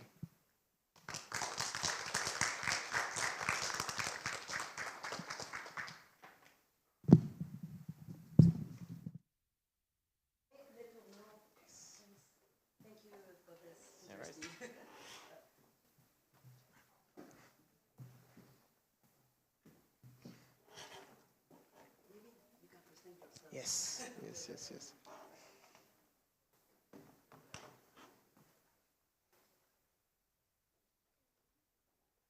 Okay, so my name is Noël Le Tourneux. Oh yes, sorry, the microphone. That is here, okay. Hello everyone, my name is Noël Le Tourneux. So the paper that I'm going to present, I wrote in the context of my master's. So I'm not as seasoned as a researcher as James is. But basically, yes, it's a paper that I'm working on publishing now under the supervision of Anke Hassel. And yes, it's focusing on digital labor platforms in home care, in domestic work, and the impact on formalization, and formalization that I really understand in this case as the declaration of work by clients and by workers, and of course on working conditions. So basically, I conducted a case studies on the platform UPeas. UPeas is one of the major platforms in France. Yes, one second. And why domestic work and formalization? Because of course there's a growing need for domestic work that includes childcare, elderly care, tutoring, housekeeping, that is fueled by an aging population, changing consumer preferences, family structures as well. And also because it's quite an informal sector where the work is not really declared. And this also has negative impacts on the quality of the work that is provided to clients, and also on workers' social protections, workers' working conditions. And of course, we see the emergence of many platforms. We have seen the emergence of many of these platforms in the past years that have been quite under-researched in France. There has been a lot of focus on the ride-hailing sector, on the male-dominated sector, basically, but not really on the domestic care and home care work. Okay, so really my focus is on how basically the mediation of domestic work by these digital labor platforms and by this platform UPeas affects the willingness of clients and workers to formalize employment relationships. So it's really on the declaration of work, really. And of course, how this mediation also impacts the working conditions. So first, a bit of background on the special case of France, because it is a special case within Europe. Because actually citizens, families can hire workers themselves. So basically, workers that are active on the platform can either be self-employed or they can be hired directly by a family. This is what is called the private employer model. I think it's also in place in Belgium, but it's just France and Belgium. And it's the URSSAF, it's the public authority that manages this system that's called the CESU. So it was first a voucher system at the beginning, but then it was extended to actually enable families to become these private employers and to directly employ a worker. Then there was the next step, the launch of online declaration schemes that were made basically to simplify the administrative procedures for these private employers. And then another step on top of this, the Connect system. So it's basically a system that allows private employers to delegate the declaration and payment of contributions to the public authorities to the digital labor platforms using this service. So it takes the form of an API integration on the platform's website that directly connects you with the public authority, basically. That's quite a novelty. As what I did, my data collection strategy consisted of analysis of the data available on the web-based platform, so on the platform UPeas, and also interviews with workers. I could only speak with women because, of course, most workers on these platforms are women. And I could speak with workers that were working as employees, so employed by one or numerous families, or also as self-employed workers. And also some of them admitted that they were just working off the books. Yes. I also spoke with clients. I spoke with families on the reasons why they decide to declare the work. And I could also speak with the CEO of the platform, maybe because I approached him as a master student. He was not afraid, I don't know. And what did I do for my data analysis procedure? So basically, I started by doing a first round of coding, scanning the data available on the platform. With this base, I started conducting half of the interviews. Then I followed up with a second round of coding and the second half of the interviews. Where did I focus in terms of literature? I really looked at the drivers of undeclared work, basically. So I looked in the leading school of thoughts that were influenced by, yes, sociology, anthropology, economy, psychology as well.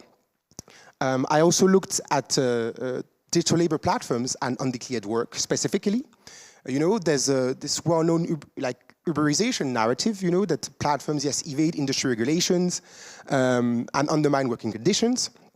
But this funny thing in the home care sector, in the domestic sector, that actually James underlined about how they really position themselves as the formalizers, basically, that have this social goods discourse. But of course, like Ticona and Matescu and pointed out that this formalization is actually very, very selective, and they formalize the aspects that are beneficial for them. But there was not a specific focus on undeclared work, really undeclared work, and that's why I delved into this. Then there's also the unique features of domestic work, even within like the digital labor realm. Yes, women come from very marginalized backgrounds. The work is also undervalued.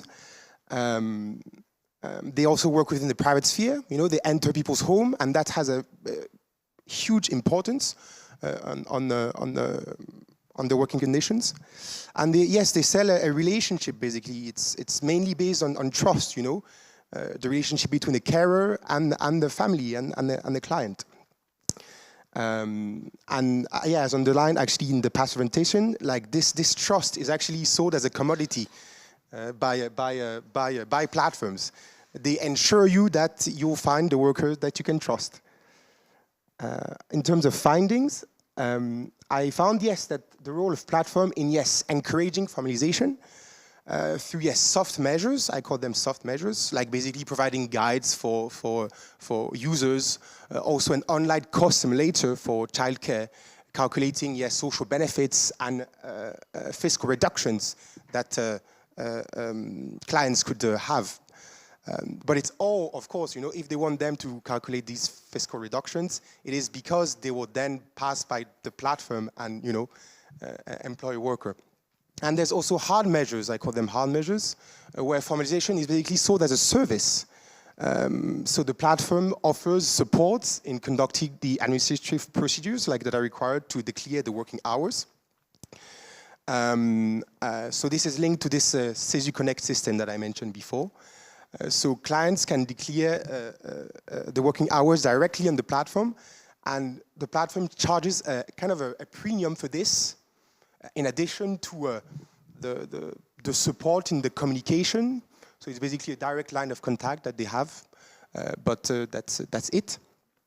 So yes, unlike the other platforms in other sectors that are avoiding legal and normative labor market institution, it seems that this platform at least positions itself as an intermediary, yes, between labor market institutions, clients, and workers. But why? And yes, these are the words of the CEO. It's our interest to encourage the declaration of work for social contributions, for social security contribution, and client retention. Someone who declares every month is a user that pays the services. It is as simple as that. Yeah. And what about the motivations for formalizing employment in the clients and the workers' side? So I found basically three main motivations linked to the financial advantages, like cost as really a decisive factor. For clients, yes, sometimes, you know, like the access to financial benefits, to tax reductions, can make it, yes, just cheaper to employ a formal carer than an informal carer. So this is why they will do so. And for workers, they can also find benefits in paying social contributions and also in funding the retirement plan. That's what the feedback that I received from them. There's also the matter of safety and legal protections, especially for parents, honestly, especially for childcare. Because in terms of legal responsibility, this is something that parents were kind of afraid of. And for workers, it's also not, you know, avoid being liable if they commit a mistake during the caring activities. Besides, thanks to the CESU model, you know, this private employer model, the workers are really considered as employees. So they can really take a sick leave, for instance, if they want to, and still get paid. And that is not the case, for instance, with self-employed workers. And then there was the issue of the moral codes. For some clients and workers, it was just like how things were done. They trusted institutions, they believed that others comply, so why shouldn't they comply? So this was in terms of like the motivation for formalizing employment. And now I will focus on the working conditions. I really noticed here an asymmetrical like mediation, basically from the platform, that really undermines the working condition. As underlined by numerous others, by James before, like some features and services are unequally accessible to users and can be detrimental even to workers. For example, the rating systems, of course, workers can rate clients, but not the opposite. The lack of direct communication channels as well. So basically, workers have access to a line of communication with a human representative, but not workers. They have access to a chatbot. And also the minimal information required for clients to register on the platform. That's actually a key aspect because like unlike workers, yes, that must provide an ID, a social security number, and are encouraged even to verify their profile for €4. Clients have no checks needed to basically join the platform. And this has also detrimental conditions. This leads to concrete safety risks for workers. I give the example of Louise, of course her name has been changed, that yes, basically told me that she had many issues, many first meetings that went bad, and she had to put in place literally safety mechanisms, like come with an alarm, an airsoft of guns, metal balls, and multiple gloves. And it's, yes, it was pretty shocking to me. And there's also the addition of all of these asymmetries, basically. Like in the case of Louise, for instance, if she was able to be in the situation is because there was no background check on the client side. Although, of course, the CEO of the platform argued that, of course, we could verify the ID, but it could be a fake ID anyway. So. And there was also no direct communication channels. So if she's faced with such a person, she has no way to basically give a direct, raise an alarm to the platform. So yes, basically that's it in terms of working conditions. Yes, and yes, so from a triangular relationship to a quadripartite model. So I was inspired by an emerging ILO framework that was made to evaluate the impact of intermediaries on the working conditions and formalization in domestic work. And this is why, like, from this case, I kind of saw an alternative really model to the triangular model because I really saw the mediation that the platforms operate between the clients and the workers and the public authority, you know? And that's something that I'd never seen before, actually. So that's why I propose this model. And of course, there's a set of criteria that are related to the ILO framework, social and economic policies that encourage formalization, labor and social security law that include workers in the scope and allow for private employer status, also the public authority, of course, that supports e-formalization, and the platforms that provide administrative support to clients and workers as a service, basically. So this is what it would look like. It is just the beginning of an idea, but I was really kind of surprised by this double formalization that occurred. Yeah. And now in terms of recommendation, I will really see, like in the case of France, this CESU Connect system is actually quite promising in a way. And I see a promise in e-formalization, basically, in integrating directly like like that the public authorities kind of really integrate the platform. I also see that also specific regulations should be put in place in the case of France, because there are specific provisions for ride-hailing drivers and delivery persons in France, but it's not the case for home care workers. And I think, you know, the asymmetry that I pointed out are something that is possible to correct. Okay. So thank you very much.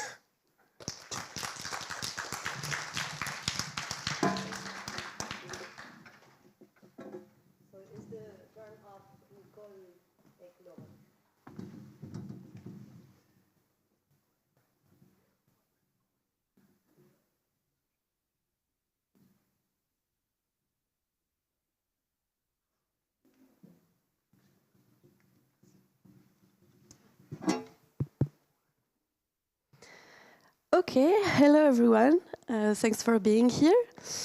So my presentation is going to be focusing on a specific angle of my thesis in sociology, which is going to be interested in the context of the pandemic and what the pandemic has had in terms of impact for the platforms as well as for the workers. So, just before I start, I would like to mention that despite their lower visibility, it's important to point out that home service digital platforms constitute an important part of the digital economy. More precisely, according to the European Council's data, they represented 19% of digital workers in Europe in 2022. So, in order to open some lines of thought about this model and the way it went through the COVID-19 crisis, I will first give some details about how the context of the pandemic has constituted an opportunity for home service platforms to develop their activity, closely linked with their lobbying strategy. And then we'll analyze more into details the impact this activity had for the workers themselves, especially at times of sanitary crisis. That is to say, on the one hand, it has enabled them to maintain an activity at a time when it was difficult to find some work. But on the other hand, working in a context of sanitary crisis has raised new challenges for domestic workers with more or less help from the part of digital platforms they worked with. So, in order to talk about these home service digital platforms have gained ground and managed to get through the pandemic in an opportune way, I will base my purpose on three digital platforms I worked in the context of my thesis that I will call Coup de Pouce, Sweet Home and Jobbing. And I also wanted to mention that it will be quite complementary with the presentation of Noé, because my platforms, they don't accept the CESU system. So it's other kind of platforms.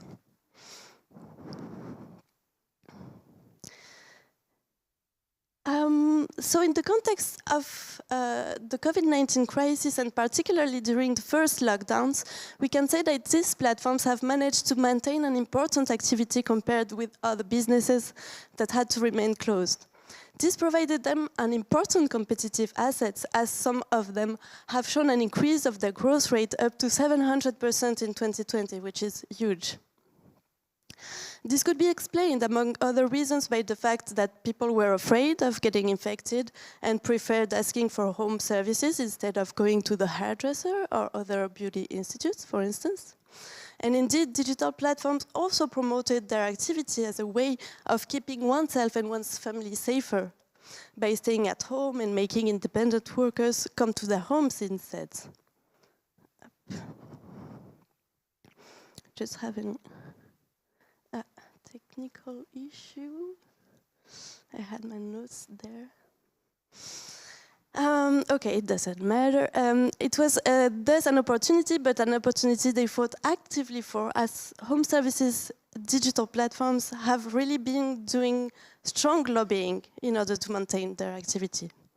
And we will see that there was a strong also opposition from the part of trade unions, accusing them of disloyal competition with other businesses.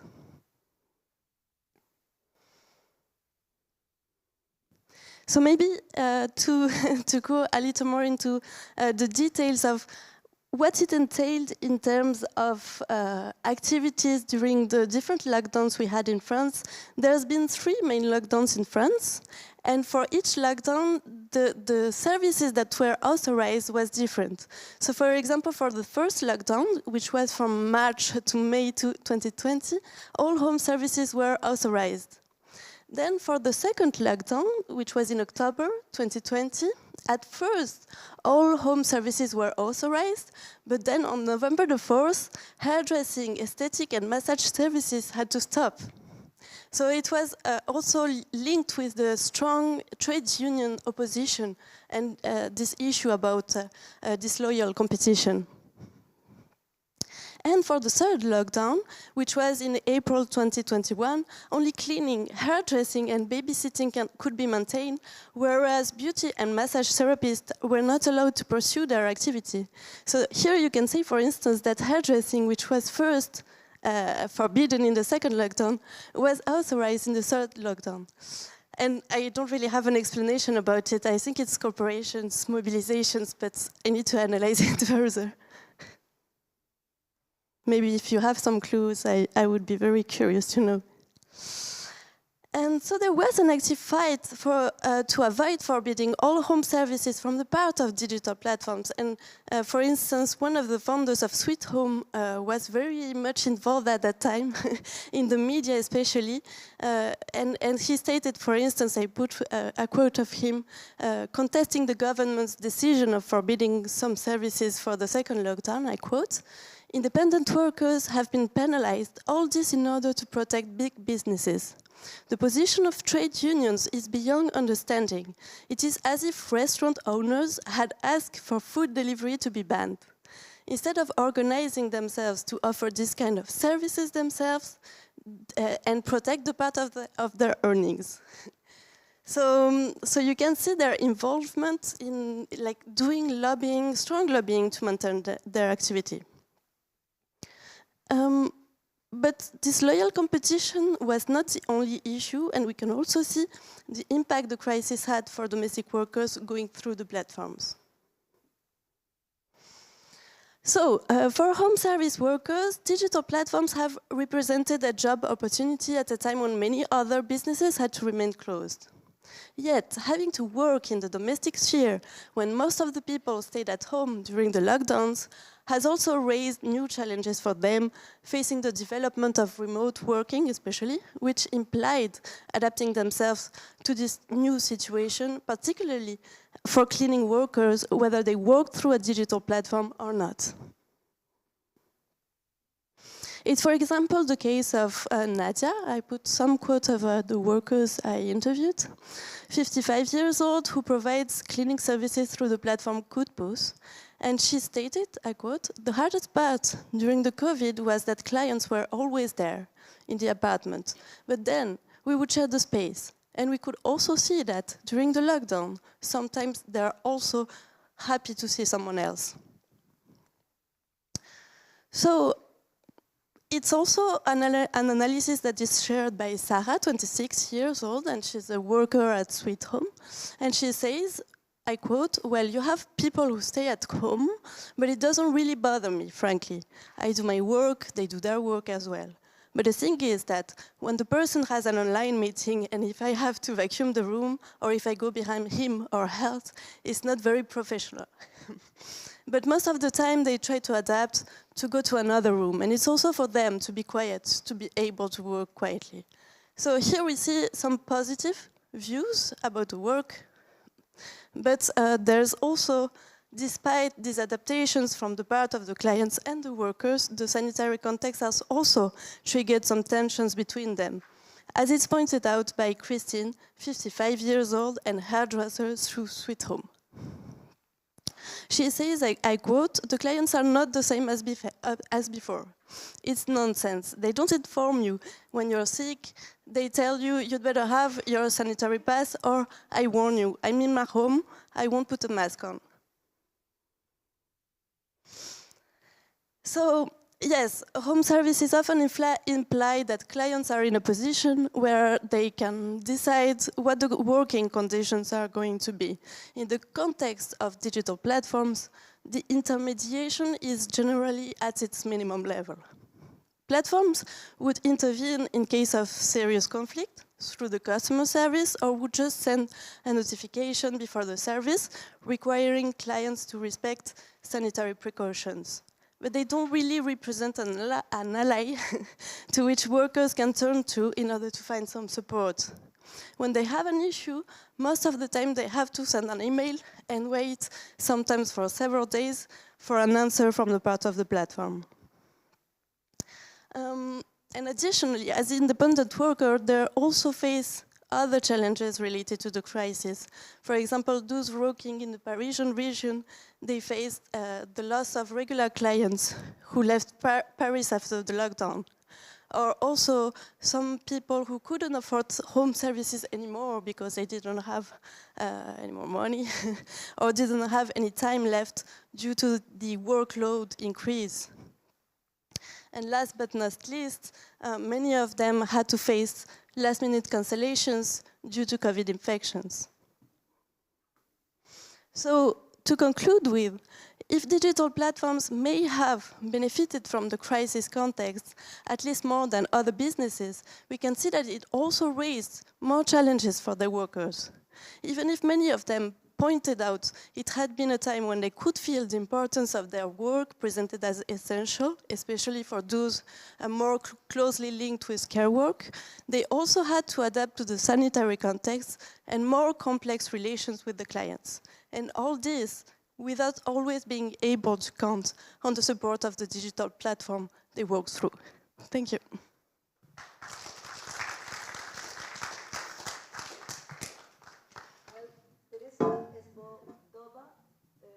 Unfortunately, is not here. She couldn't do it. So now we have the presentation of Maria Julia Tavares Pereira.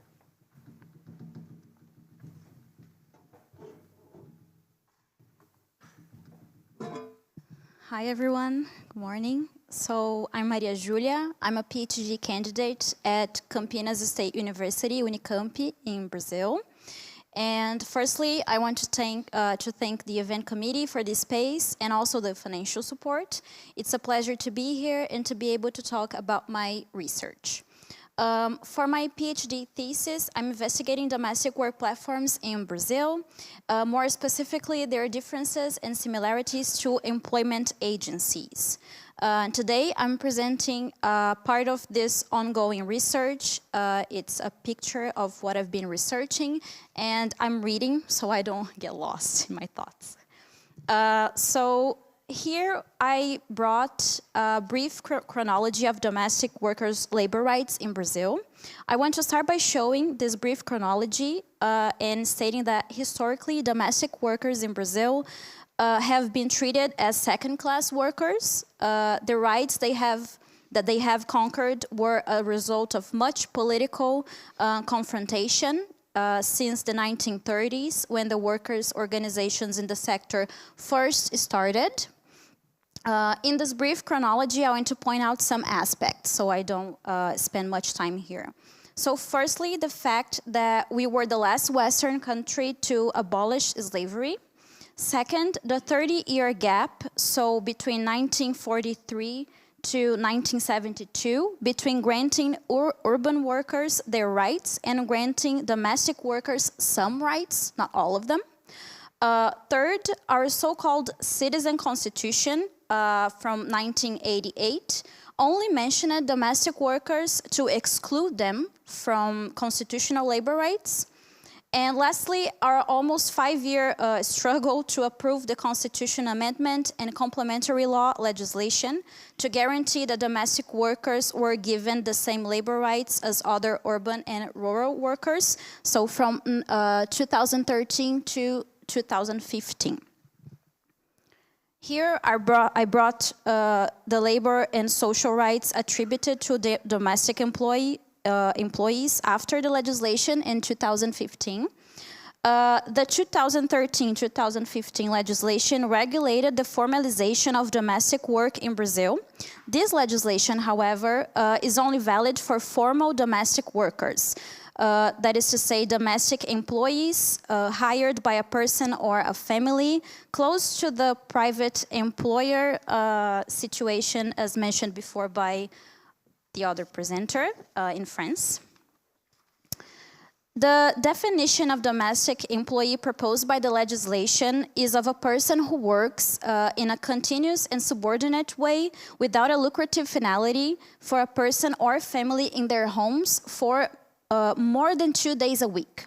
Only these workers are able to access labor rights through formalization. And with that, those who work up to 2 days a week for a family and or an intermediated or are intermediated by a company are not considered suitable for formalization. They are called daily domestic workers because they are hired by the day and work in different houses. With the legislation, a lot of houses that use it to hire workers for the whole month, the monthly domestic workers, decided to fire them, arguing that the employment taxes were too expensive. So a lot of monthly workers who were suitable for the formalization were let go by their employers, and were hired as daily domestic workers by the same people, so for up to 2 days a week. So here I brought the Brazilian domestic work labor market in a few numbers. That is the scenario we're working with today in Brazil. So almost 10 years after the legislation, Brazil has almost 6 million domestic workers. 92% of domestic workers in Brazil are women, and 65% of them are Black women.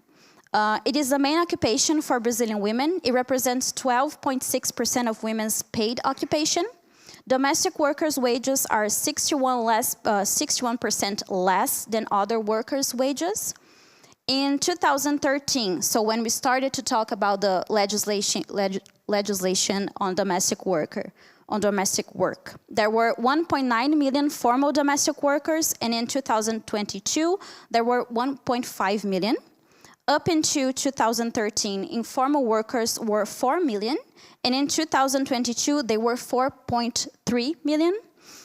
In 2022, the average monthly income for formal domestic workers was $299 US, and for informal workers, it was $183 US. So after the legislation of domestic work, we've actually been noticing an increase in informality.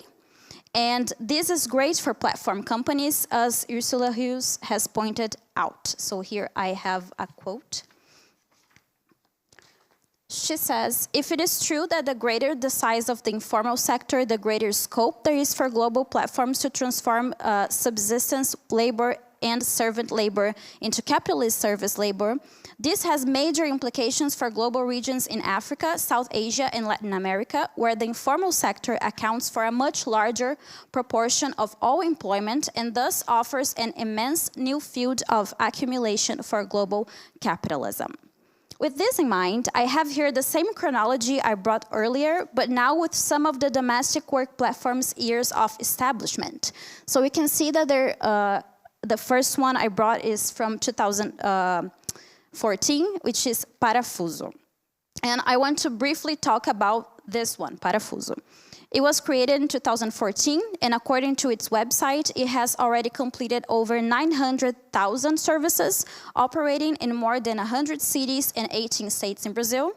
The 2023 Fair Work Report indicates that it has about 5,000 domestic workers registered. Parafuso calculates the hours required for the service based on information provided by the clients, such as how many rooms will be cleaned, using algorithm work management. Many workers have told me that sometimes they accept a service based on the information provided on the app, but when they arrive at the client's house, it is bigger than informed, or the clients ask them to do more than stated on the service announcement. Workers are hired for periods of time, such as 4 hours, 6 hours, or 9 hours, which affects the daily domestic workers' routine, because traditionally in Brazil, before platforms, they were hired for the whole day. So this already intensifies work when compared to the working days of domestic workers hired by the month. Now, with platforms, they can be hired for 4 hours. So they have to complete a day's worth of work in 4 hours. And with that, we observe an intensification of work, and the consequences of intensive work journeys for workers' health are known to be harmful. According to Parafuso's terms and conditions of use, they charge housekeepers a monthly subscription fee of about $6 US for software development, they say. They charge a commission that can range from 0 to 30% of the amount paid by the customer to cover the services provided by the platform. Workers are evaluated after each service, and depending on the rating, they are categorized into groups, so they can be bronze workers, silver, or gold. This affects the number of services they can access and also the quality of services, because as a gold worker, for example, they can find work closer to their homes, and transportation is a big problem for them. So, in general, we observe a prescriptive logic in the Brazilian domestic work platforms, and they replicate a lot of the sector's inherited precarious logic, but also they choose to do so. With domestic work platforms, we are facing exploitation of an activity that in Brazil was usually individual, autonomous, and informal. It's still informal, but we can't call it autonomous. Even though some of the European and North American literature on domestic work platforms mention the possibility of formalization and companies' initiatives to facilitate it, the context in Brazil is much different. In Brazil, domestic work platforms try really hard to keep a distance from formalization.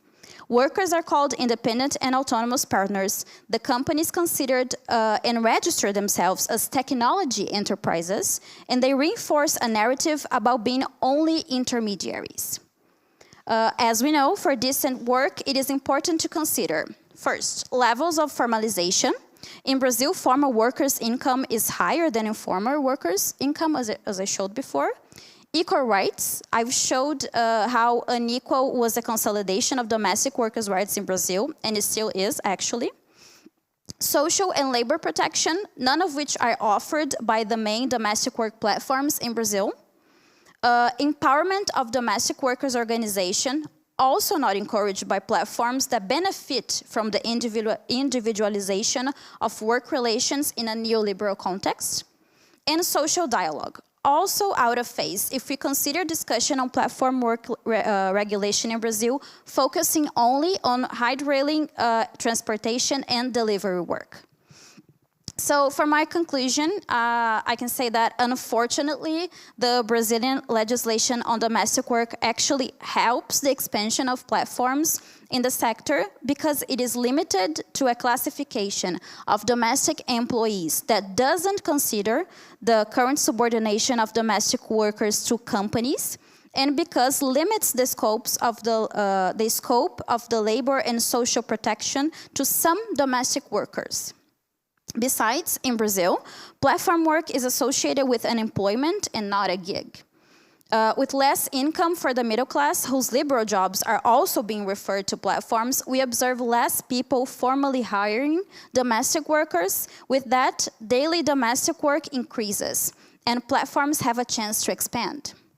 So I wanted to bring to our attention how legislation can contribute to the increase of platform work, because we talk about it mainly to convey its importance for regulating platform work, but we could also look at legislation created for specific job markets, sectors before the platforms, and try to understand how they contribute to the platform's business models, because they do, at least in the case I brought here today. And platform companies themselves are certainly not inclined to formalize labor and guarantee that workers have social and labor protection, especially for domestic workers. That is a fact for Brazil, at least. That's it. Thank you.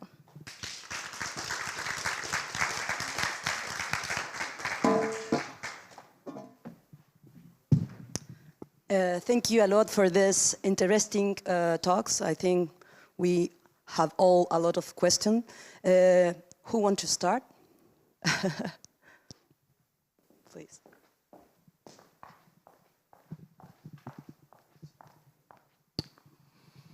Hello, everyone. My question is for James and Noah. Sometimes, or so many times, I think we are trying to reinvent the wheel, because I see there's employment agency versus platforms. But these platforms, according to ILO's Convention 181, they are employment agencies. They are. They fit very well in the concept of ILO's employment agencies. So why not we treat them as employment agencies, as they are? In fact, they are employment agencies. I have this feeling every time we say, oh, we have to regulate platforms. But we don't put platform as a modern means to do something that already exists. So that's why I have this strong feel that we are trying to reinvent the wheel. The wheel is there, it's known, but we have to adapt the platform or adapt the circumstances and specificities of platforms to the existing laws. They are breaking everything, and we here in the academy, we are trying to reinvent the wheel. And I think it's a trap. We are in a trap. Sometimes I feel this. I propose you to gather some question or comment to your same question. Thank you very much. I enjoyed all your presentations a lot. My question is basically to all of you, and really fits into your question, because I research care platforms in elder care myself in Germany, and I come across that what James has been introducing, that people also do have a benefit from being self-employed or to be on a platform and feel empowered by that. And I wonder, in your cases, if you came across this, and if you see this employment as like a genuine self-employment, where they have like legal, so it's a legal question basically, where the workers have like several legal contracts with the people they actually work for and not with the platform. Because that's basically, in my view, that's the difference for care workers, because they are generally self-employed and they often see themselves genuinely self-employed. I'm using here a term from Adam Pressel, I just reread that. So, and I think that's like a really important question when we think about regulation and working conditions. Like, what is your take in your cases? Would you say they are like genuinely self-employed? And especially for the CISO case in France, I thought that would be really interesting. Is there a difference? Could you find like differences from the people that work in the employment model and the people that are self-employed? Thank you so much. Do you want to answer these two questions first, and then we can do another round? I'm just going to start by answering on the last question. Yeah, I noticed a difference between basically the employees and the self-employed workers.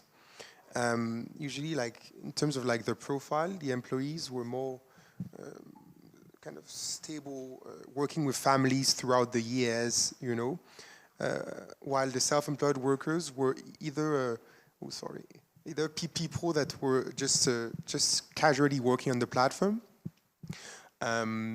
or also people that intended also to evade taxation as well, like in my case at least. And in regards to how they perceive working on the platform, how workers perceive working on the platform, I kind of came with the assumption, I must say, someone conducting research, with the assumption that I would find interviewees, I would find workers being very critical about the working conditions, about the platforms, generally speaking, but not really. To be honest, there's some fans also of these platforms, some people that are really glad to be able to work flexibly and etc. There are also some workers that complain, you know, about safety risks, etc. But it's not a clear picture. And in regards to the trap of considering digital labor platform as a new form of intermediary and not placement agencies, yeah, the difficulties is that like they can position themselves as intermediary, because usually the legal frameworks do not cover, they don't enter the definition of temporary, of placement agencies, sorry. So I didn't really understand what you meant by the fact that us as researchers, we reinforced this process, but maybe if someone else understood. Maybe to go on with the French context, because my platforms I studied, they didn't have the CISU system, and they are very different from the one that Noé has studied. And it's interesting to see, especially in this home sector context, that you can find a very big diversity of platforms. And for example, in the 3 platforms I've been studying, the form of algorithmic management, the form of control is very different. On the first one, Sweet Home, it's very qualitative. It's maybe the closest one to UPs. The UP's platform, they would very much check like the who goes as a worker into the platform, but on the opposite side, the jobbing platform I'm studying, you only need 3 minutes to register as a worker, and then the same day you can work. And the third one is more a social one that helps people who are unemployed to find a job. So the models are very different. Maybe the important thing to have also in mind is that the care system is maybe more institutionalized. That's why I think that in France, for example, we don't really find elderly care platforms. You can find babysitting, you can find other kinds of home services, but elderly care is still maybe more protected sector. So maybe that's the difference. And also in the interviews I had, and maybe because of the difference of models, I found more people as workers who were critical of this system, who were self-employed but who hadn't really chosen this model, who had maybe have preferred to be salaried workers, employed workers, but they don't really have the choice, so they accepted to be micro-entrepreneurs, as they say in France. And it would be like the form of constrained flexibility you were talking about. So I think it really depends on the model, and we have such a big diversity of models in France and I think in other countries. I would also like to comment on the comparison between platforms and agencies. So I think, yeah, the company structure is very important, because for platforms, algorithm management is really important. It's a big deal, and also datification, which for agencies, not really. I can talk about the Brazilian case. We have legislation for agencies in Brazil, so we can demand that a company acts in a way based on the legislation on agencies, but we don't have legislation on platform work. So we cannot ask the companies to be more respectful or to treat workers in a better way, because we don't have that there. For platforms, for agencies in Brazil, we have really location-based companies. So they have an office in offices in different cities, and they give in-person support for workers, which for platforms, not really. It's not that way. About the self-employment question, so for the workers I've been talking with, they feel like they work for the company, but they're not treated as employees. So they kind of feel like they are in a very unjust position, because they are, I don't know how to say that in English, but they are, the companies ask them to act in a way as employees, but they don't give the social and labor protection that they should if they were hiring the workers.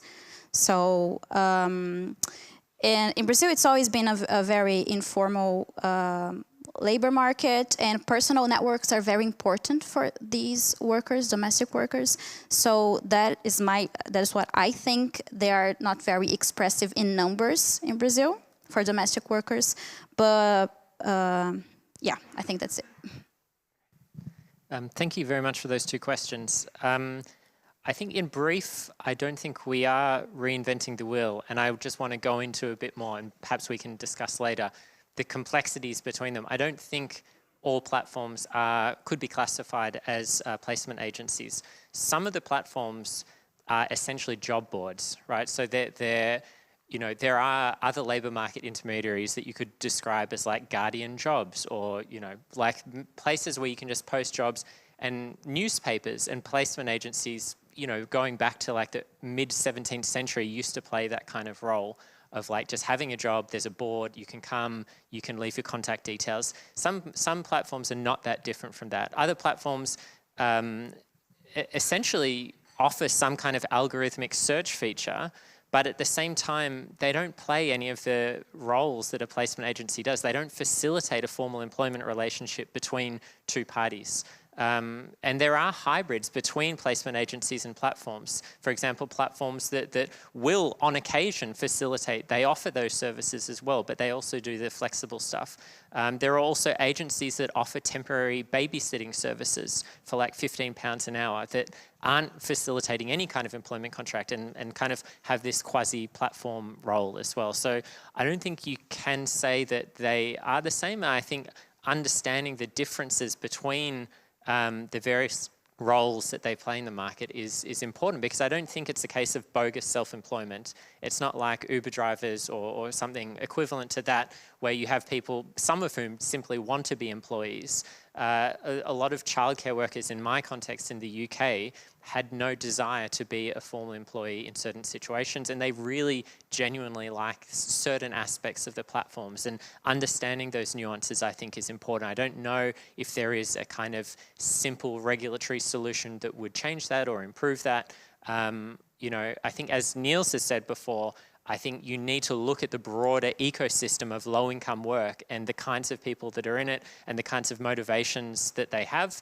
And there aren't really quick fix things. It's basically like end capitalism, or we've got minor tweaks around the edges, basically. We have time for more questions.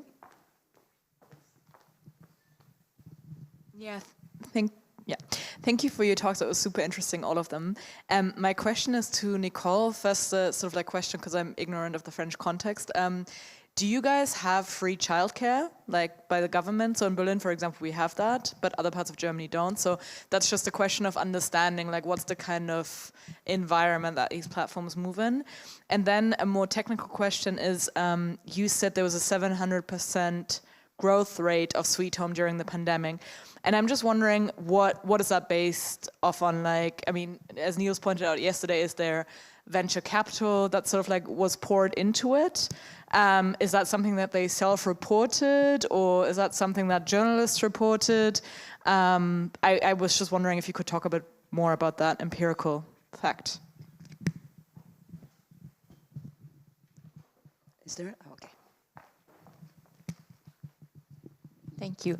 Very interesting presentations. And I actually have a perhaps side question, but for all of you.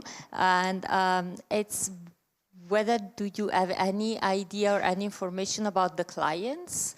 So are there any differences between those who choose to go for an agency or for a platform, or those who go for like their personal networks informally? So I don't know if in the different contexts you have explored this dimension here.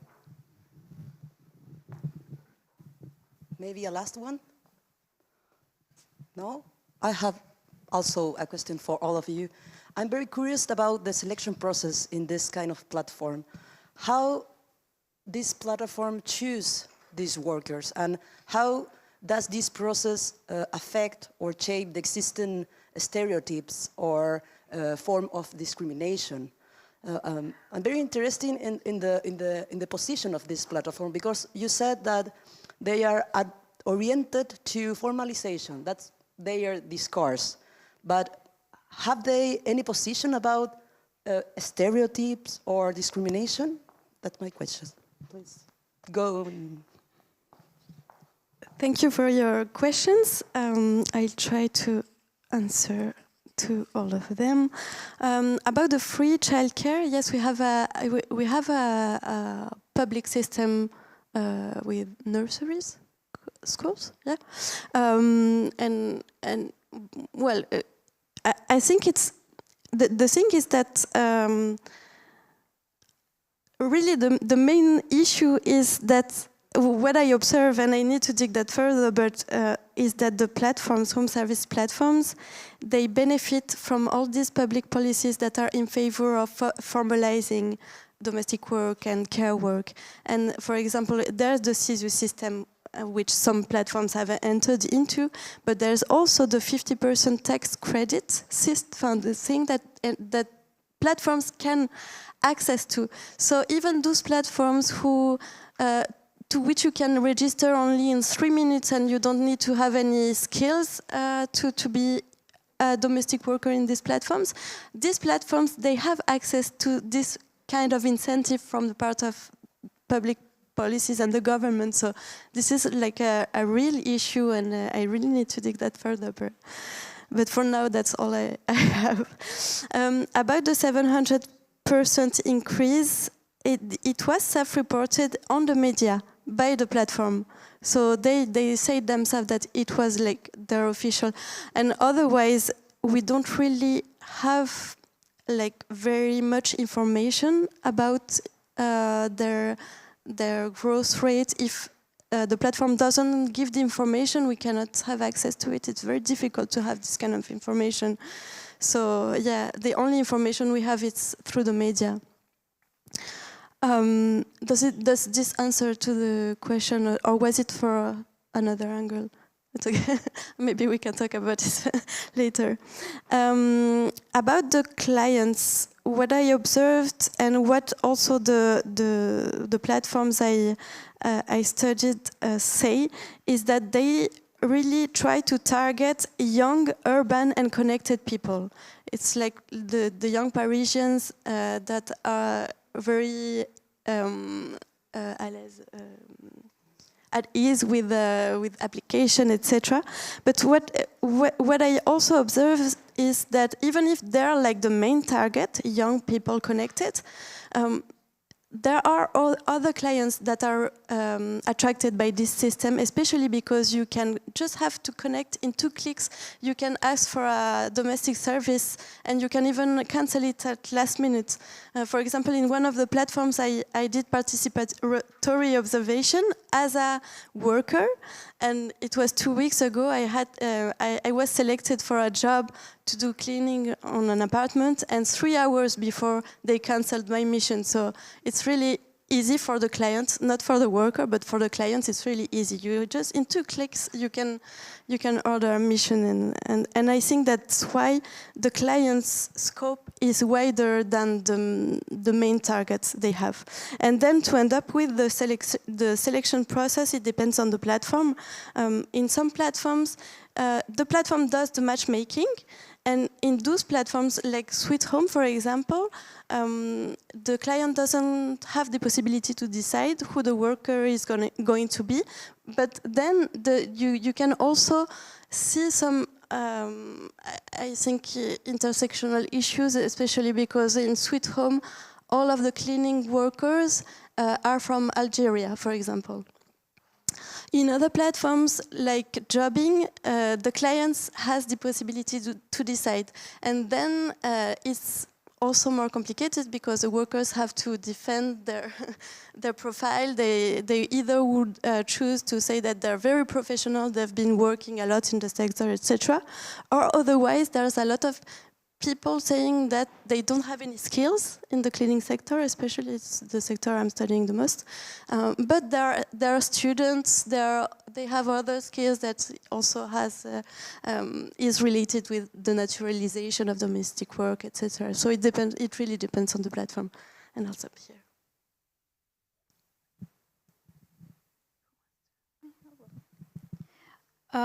So about the clients, I've been thinking about that a lot lately because we don't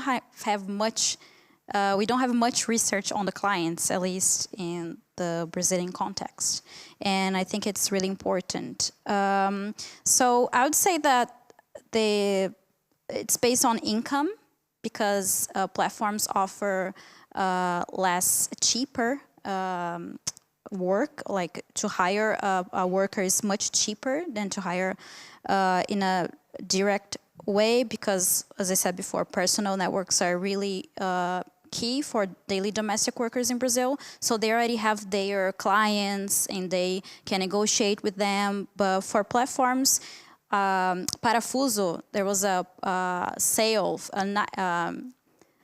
so 1990 reais, which I think it's, how much is that in euro? Maybe 20 reais? €5 maybe for for hiring a worker.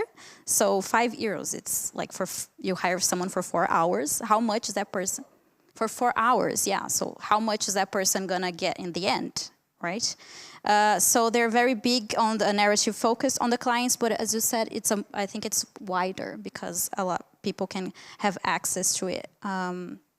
Anyway, and about the selection process, it also differs from platform to platform, but there's like they usually check documents and do background checks. And for the matching, at least in Parafuso, it depends on the category you are as a worker. So if you are a gold worker, because you did more work for the platform, because you have higher ratings, you can access the offers first, and then you choose the one you want based on the information that they have. But as I said before, usually they have information there, and when the worker gets to the house, it's a different scenario.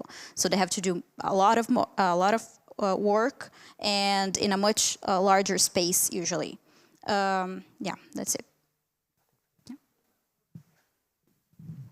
Coming back to the question about clients and the motives, I agree with you about this urban and young kind of pattern in terms of the demographics. But what I want to point out as well is how also depending on the services that are kind of chosen by the clients, it leads to different outcomes. For instance, clients that are looking for cleaning services, right? Will not really develop a relationship, at least if it's just a one-time or if it's not a recurring cleaning services, they will not develop really a relationship with the care workers. But it tends to be less the case with child care and elderly care. And the question I also want to raise for all of you is like in terms of the business model of this platform. Because for me, what I told myself is that I was wondering how long they could run, basically. Because my feeling was that people were really using it as just as a way to connect with some workers, and if they're really engaged in long-term relationships, of course, formalization is cool, but they can do it themselves on the website, in my case.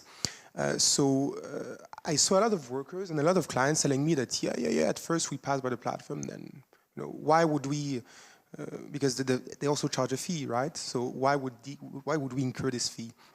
And in the case of the platform that I studied, I actually noticed this shift because they started providing also services like specifically for businesses and public also ministries, for instance, Ministry of Defense, etc.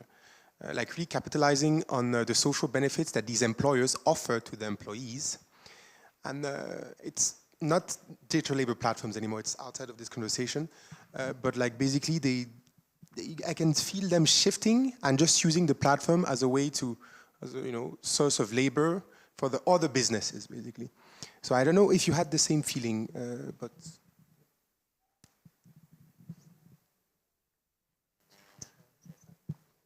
So something that I found was that a lot of the platforms were pivoting towards big corporations and hotels.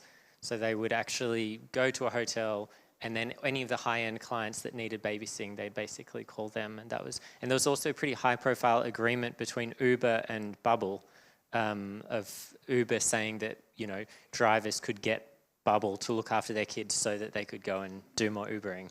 Yeah.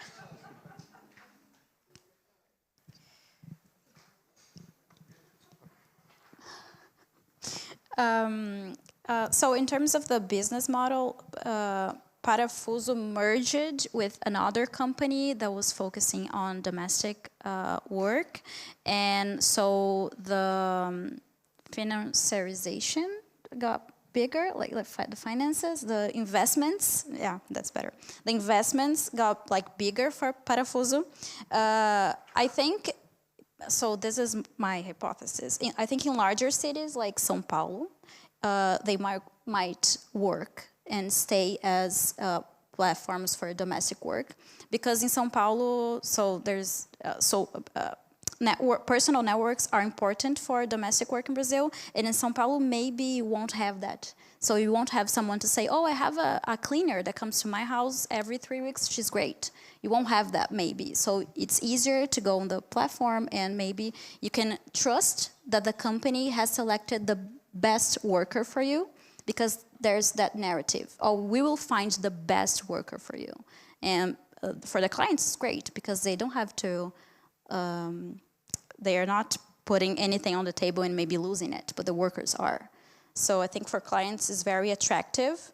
I haven't seen much of the marketing of these companies. At first, yes, but now I haven't seen it. I don't know what happened. As Uber, I don't know, which keeps doing marketing in Brazil. Yeah, I think that's it. Yeah, I think this question of the business model is very interesting. And there's also different contexts according to the platform. For example, the platform Coup de Pouce in France, so the one I presented as being social, helping unemployed people to go back to work. There's an article who was published on a French newspaper, L'Humanité, last week, who speaks about this business model that depends mainly on public subsidies, especially from the part of the Parisian municipality, who gives them, if I remember well, about 20% of its budget on the social part of the budget of the city. So it's huge, and the results are not always there, because there are, I think, some 100 workers in the platforms, but really there's a discrepancy between those two, the budget and the workers they manage to make work. And so it's starting to be a subject of debate right now. We'll see how it evolves. On the second platform, Jobbing, the one that is really not controlling at all, I think that the business model relies on the turnover. I did a web scraping of the workers in this platform, and what I discovered was that actually there's like 10% really active in the platform of the workers, and the rest it's an army of reserve. I don't know if you say that in English, and they make sure that you always have workers, but then most of the workers who go in the platforms, they would work once or twice or maybe 3 times, and they would leave because it's not very interesting for them. And I think also the clients, because the control is so low, they often arrive, they offer a mission, and then they would leave. And actually, when I did this participatory observation as a worker, in 3/4 of the times I was proposed to work in direct with the client. So really, it's just a question of matchmaking, and I think that the platform still manages to work, because there's a lot of people going in all the time. And then the third platform, it's also different, because Sweet Home has a more controlling policy. And there's a memoir from a sociologist, Lila Berger, who worked more specifically about aesthetic and massage therapists. And she showed, for example, that the platform would go into the Instagram profiles to make sure that the workers wouldn't steal the clients from the platform. So they go up to that kind of details to go in the Instagram profiles, personal profiles, to control the workers. So it's really different from one to another.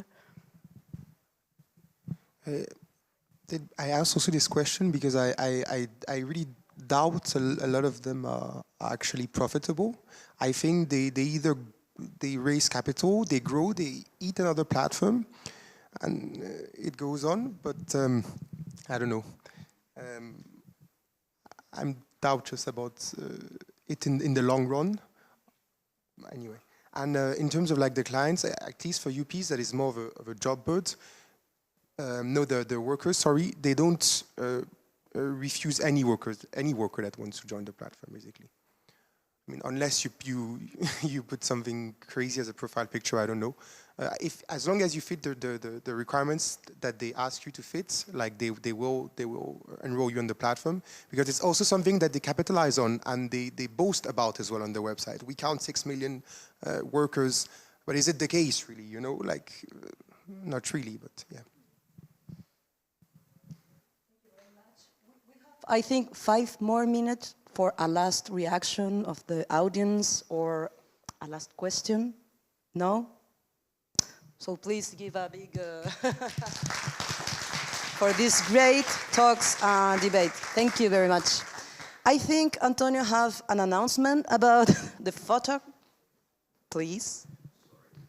This print was something. So thank you very much. It's just to announce that we will have our annual photo.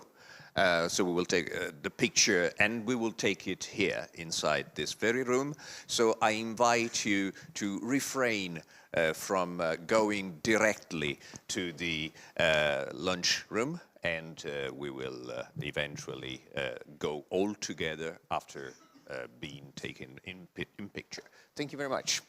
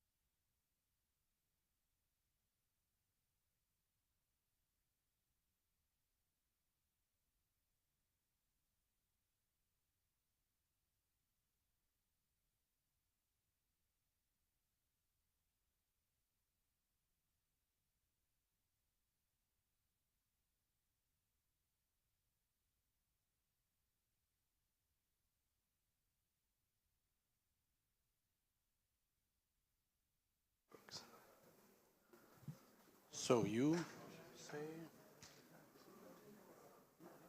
yeah.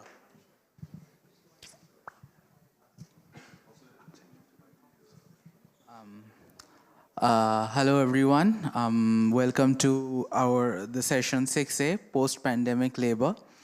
Our first speaker is Krzysztof Borzykowski. He will be presenting on new boarding, a post-pandemic working strategy for bringing employees back to the office. Krzysztof.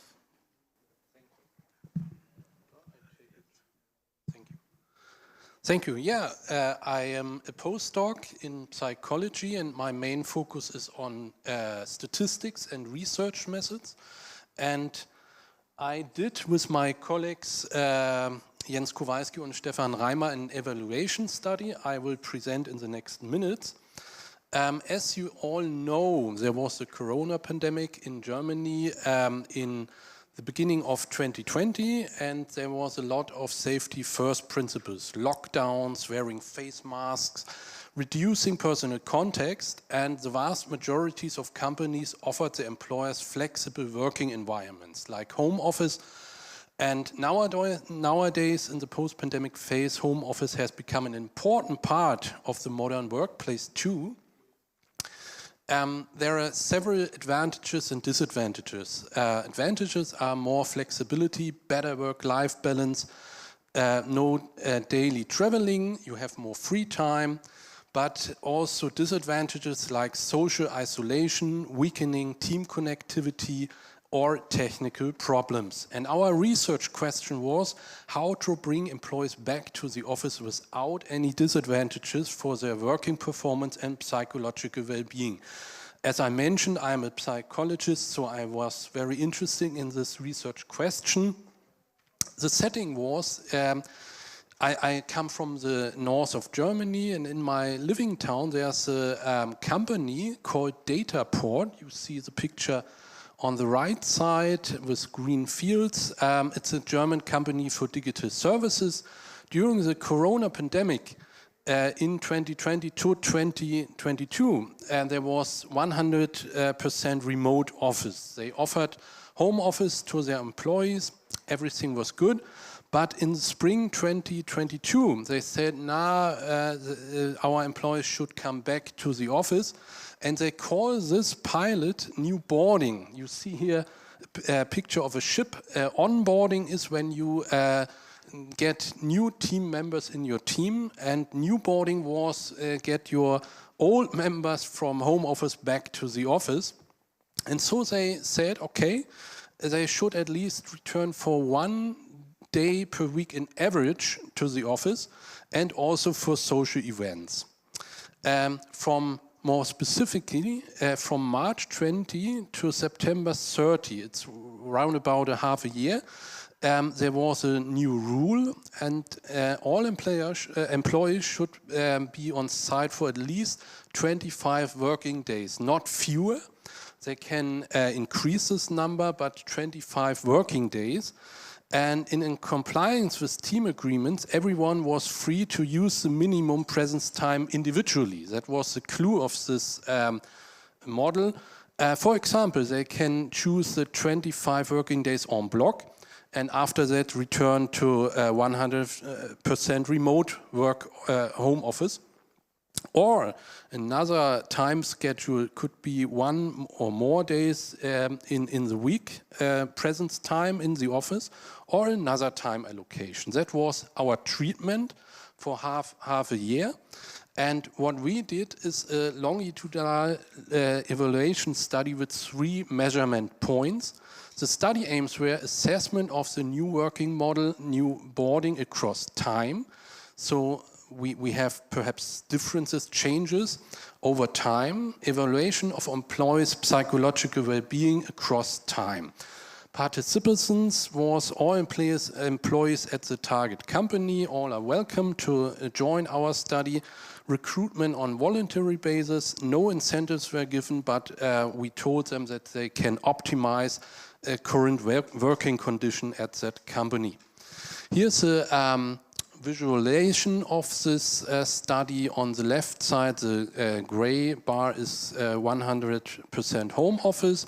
The red bar is the new boarding, the new model.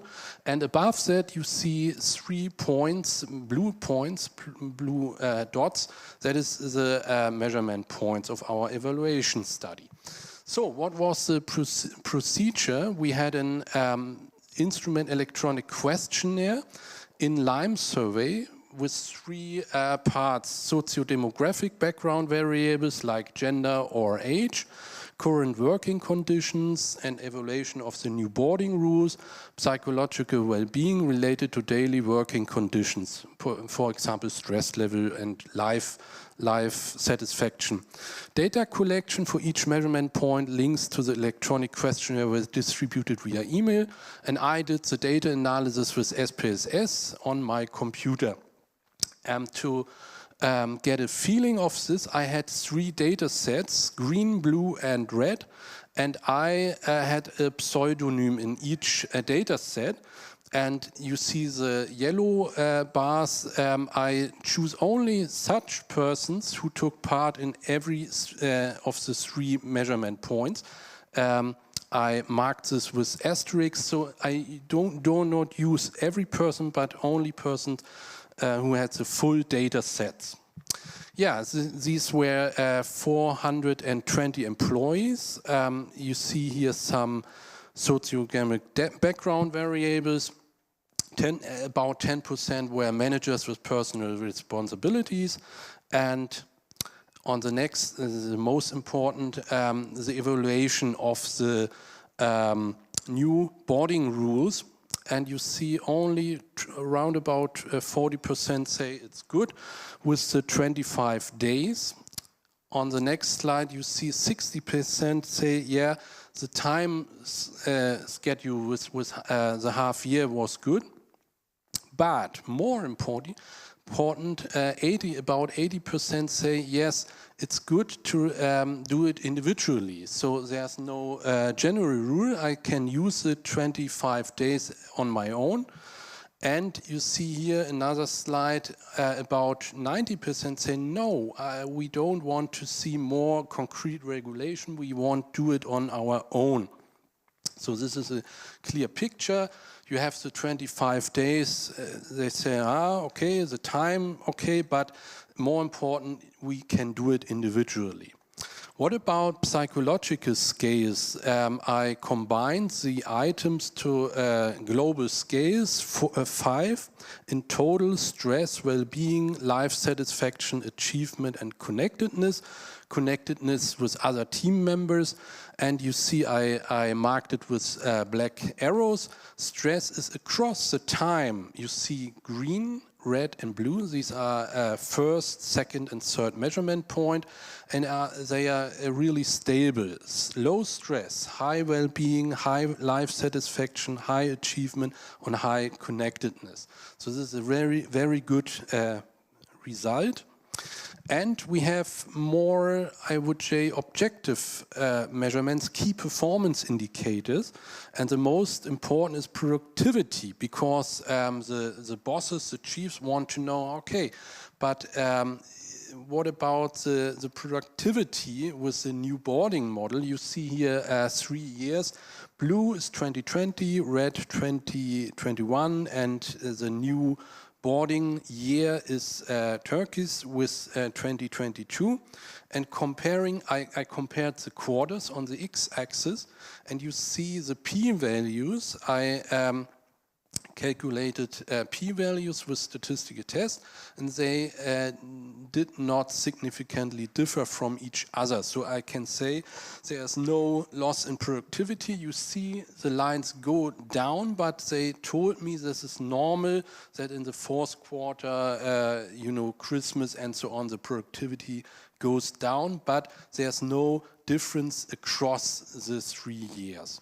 So, in summary, we have 3 take-home messages. The first one, the evaluated working model new boarding seemed to be a successful post-pandemic working strategy for bringing employees back to the office. So this is a first step back to the future, I would say, so that people can use both sides of working spaces, home office and the office. The second take-home message is no observed disadvantages for employees' psychological well-being. You saw the stress level was low. And the third take-home message, no observed disadvantage for employees' working performance. So there's no decreased motivation or something like this. Yeah, and that's the end of my talk. Check out our latest article. I want to show two of them. The first one, I take the data and I analyzed which factors on employees' side increase or decrease the willingness of doing home office. So, for example, you have children. You say, home office is a very good way for me. On the other side, if you are a personal manager, you say, no, I want to have my people in the office. We published this paper in the journal Facilities, and it's in English, and a German one, it's in the journal Die Gemeinde. Perhaps you can read it in German, but yeah, that's all. Thank you very much.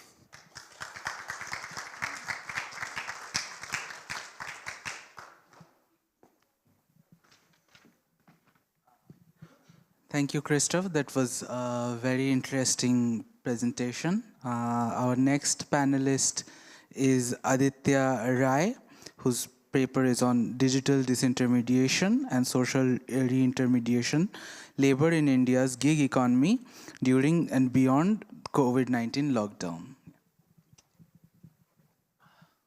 Thank you. I'm just going to put the network.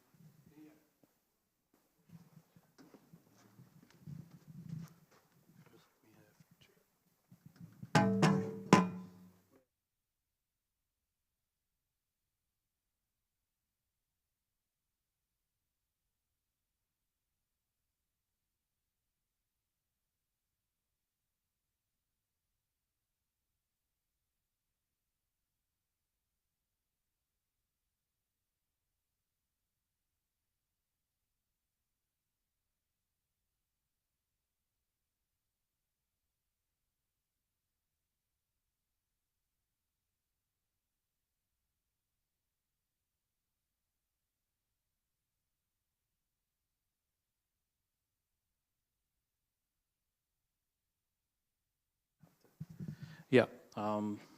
So thank you for the invitation. Very pleased to be here. Have been attending the talks and they've been really interesting. So I'm going to quickly introduce my work, and I'll try and kind of make it so that we have time. So basically, you can see the title of my presentation. It's basically part of a larger project that I've been doing since COVID-19 on lockdowns and the impact of lockdowns on gig workers, specifically looking at migrants and migration in context of India. And so before we kind of begin, I wanted to clarify the overview of the project. The research project explored challenges faced by gig workers, as I mentioned. We covered both delivery riders and ride-hailing apps, drivers working for cab operators as well as delivery drivers. And we looked at it from the context of what I call essentially digitally organized informality. Organized informality is already a well-known concept in the context of the global south. I kind of extended through the idea of like looking at aggregator apps and how that has brought together a whole lot of informal drivers and workers who were earlier not regulated and have suddenly kind of come together through this sort of digital intermediary. So what I'm looking at is the idea of digital disintermediation. Some of us will be familiar with that. We can quickly discuss that in the presentation. But also the social reintermediation. And this is the idea that how there are social relations and networks that kind of reintermediate this relationship between the app, between gig work and gig workers. So it's as simple as that. But the enunciation of that point is really important. And having more empirical work done in this direction is also really important, I believe. So yeah, I mean, we looked at both migrant and non-migrant workers, local workers across 2 cities. One big city called Kolkata and one kind of a medium second-tier city called Ranchi, both on the east side of the country. And yeah, we looked at social spatial networks, the different actors and intermediaries that essentially made urban gig work happen. What was their role during the pandemic itself, whether they were beneficial to workers or whether they had a harmful kind of a contribution, and we found that they were both. So in terms of the methods, as I mentioned, initially we carried out 55 telephonic interviews right after the lockdown was imposed overnight. So it was September 2020 onwards where we started contacting drivers. The research was facilitated by drivers themselves, some researchers and activist networks who were involved in repatriating, moving workers internally within the context of India from these larger cities to rural and peri-urban areas. And as I mentioned, we did work across 2 cities, one Kolkata, which is a mega city, about 15 million people, and Ranchi, which is a tier 2 city. Sample characteristics quickly: 24 cab drivers covered and 31 bike riders, couriers, both on couriers and ride-sharing apps. So in India, you also have ride-sharing that is made possible on 2-wheelers. So you can hitch a ride on somebody's motorbike as well, and that's a specific kind of interesting way in which you can look at the different social relations that kind of exist in this space. We found that about 16 new migrants, and I kind of classified new migrants more indicatively in the sense that anyone living in a city for 10 years even, but not having a permanent address, strong links inside the city rather than outside the city, long-term migrants, which were the other category, who had lived about 10 years or more and had kind of a permanent address, had the other investments, had held capital, had families, and had kind of relatively weaker links with homes outside, and locals as well who were born and brought up in the cities that we investigated. So some of the keywords and themes, I'm not going to delve into this, you can probably come back to this. So we were trying to think about like the layers that we can map, and one of course is the spatial layer, and there's the content layer as well. You can add a third layer at the bottom of the apps, but then there's the spatial layer of where these people were located. And there's also the social layer as to kind of the relationship between these people who were driving on the app, so amongst themselves. And we can again go deeper into it during the discussion. And so one of the key features of the project was looking at migrants and migration. And what COVID made possible was essentially, the lockdown made possible was you could see very apparently how many migrants are involved in this kind of work. And this is something that often gets spoken about in the international context, in big cities like Berlin, London, elsewhere, New York, where a lot of temporary migrants, student workers are kind of seen as, or immigrants or first generation immigrants seen as being key workers, especially for delivery drivers, as delivery drivers.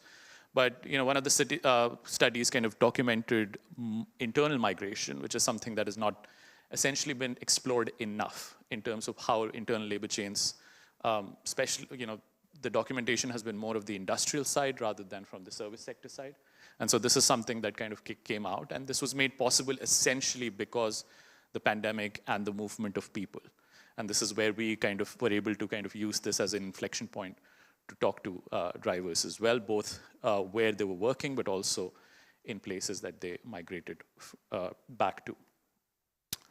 So what is digital disintermediation? Very simply, kind of, there are economics papers, there are law papers, but the idea being that the intermediary are, you don't need so traditional intermediaries that are present in the informal markets, because you now have digital apps which can directly connect consumers and service providers. And on paper, this is the model. It works in many ways. It has produced a new market in many ways, and I do believe that. A lot of people have criticized the idea whether it is making surplus markets or it is whether apps have kind of in some ways unearthed hidden demand, and I think it has to a certain extent, or made at least certain segments more visible. So there is the disintermediation angle, which is what Cohen calls platforms do not enter or expand markets, they replace and rematerialize them. The resulting platform economy, it is claimed, is more accessible, trustworthy, and cost-effective for all involved, including the service providers. And this is a big claim. And as I mentioned, there's tons of studies, and what we've been witnessing in the past 2 days, and probably in the next day of this conference as well, that this kind of a claim is largely kind of over-evaluated or overweighed. And especially when it comes to the global south or the majority world, often disintermediation is looked at as being a panacea for tackling larger development questions, youth unemployment, large informal economy dominated by low wages and precarity, through the expansion of flexible entrepreneurial opportunities to young people, boosting incomes, better job qualities, etc. However, as I mentioned, a lot of these claims are unfounded. In the actual context that the economies are very diverse in the global south, and there is a lot of surplus in quotes, and we can discuss this again in terms of how we look at it from the perspective of labor availability. There are too many people who are able to kind of access this work and undercut in some ways the labor market kind of supply demand, or at least that's how the kind of the box, which is non-known to us, the hidden box of the app, at least tells us. So what I kind of argue, and what we found through this study, is basically that whilst that this digital disintermediation is a reality in many ways, having made access for service workers specifically, because that was our interest, it has made accessible a lot of work to new migrants, to rural migrants who are undocumented in this field, essentially, and also to more marginalized workers, and of course mostly men. I'm not talking about women here. I mean that's the people that we were able to access and interview, and they're overwhelming in their presence in this sector. But essentially what we saw was that workers ended up having to manage significant social costs and risks on their own.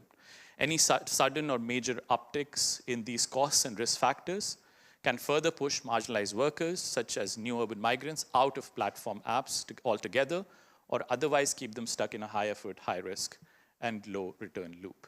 So a lot of social costs and risks, dealing with accidents, dealing with sort of problematic clients, everyday maintenance of cars, making your car more hygienic during this pandemic, all of those costs were rested with the drivers. And this is something both in terms of time and the financial costs that were put on the drivers themselves. And how did then drivers manage it? Of course, from the financial standpoint and from the time standpoint, they had to then reach out, whether to their colleagues, their peers, in case of accidents, in case of information, or they had to reach out to local elites. So, often, and this is something I'll show in the last 2 slides, the role of the Malik. Malik in India is the owner or the vehicle owner. And again, some of the studies have looked at the role of the vehicle owner in the app-based economy, but not enough, I would say, especially in context of what kind of social power they hold and what kind of social relationships do they have with actual drivers. And of course, there's no larger statistical study provided which basically says how many drivers are leasee drivers, is what we call them, who get their cars on lease.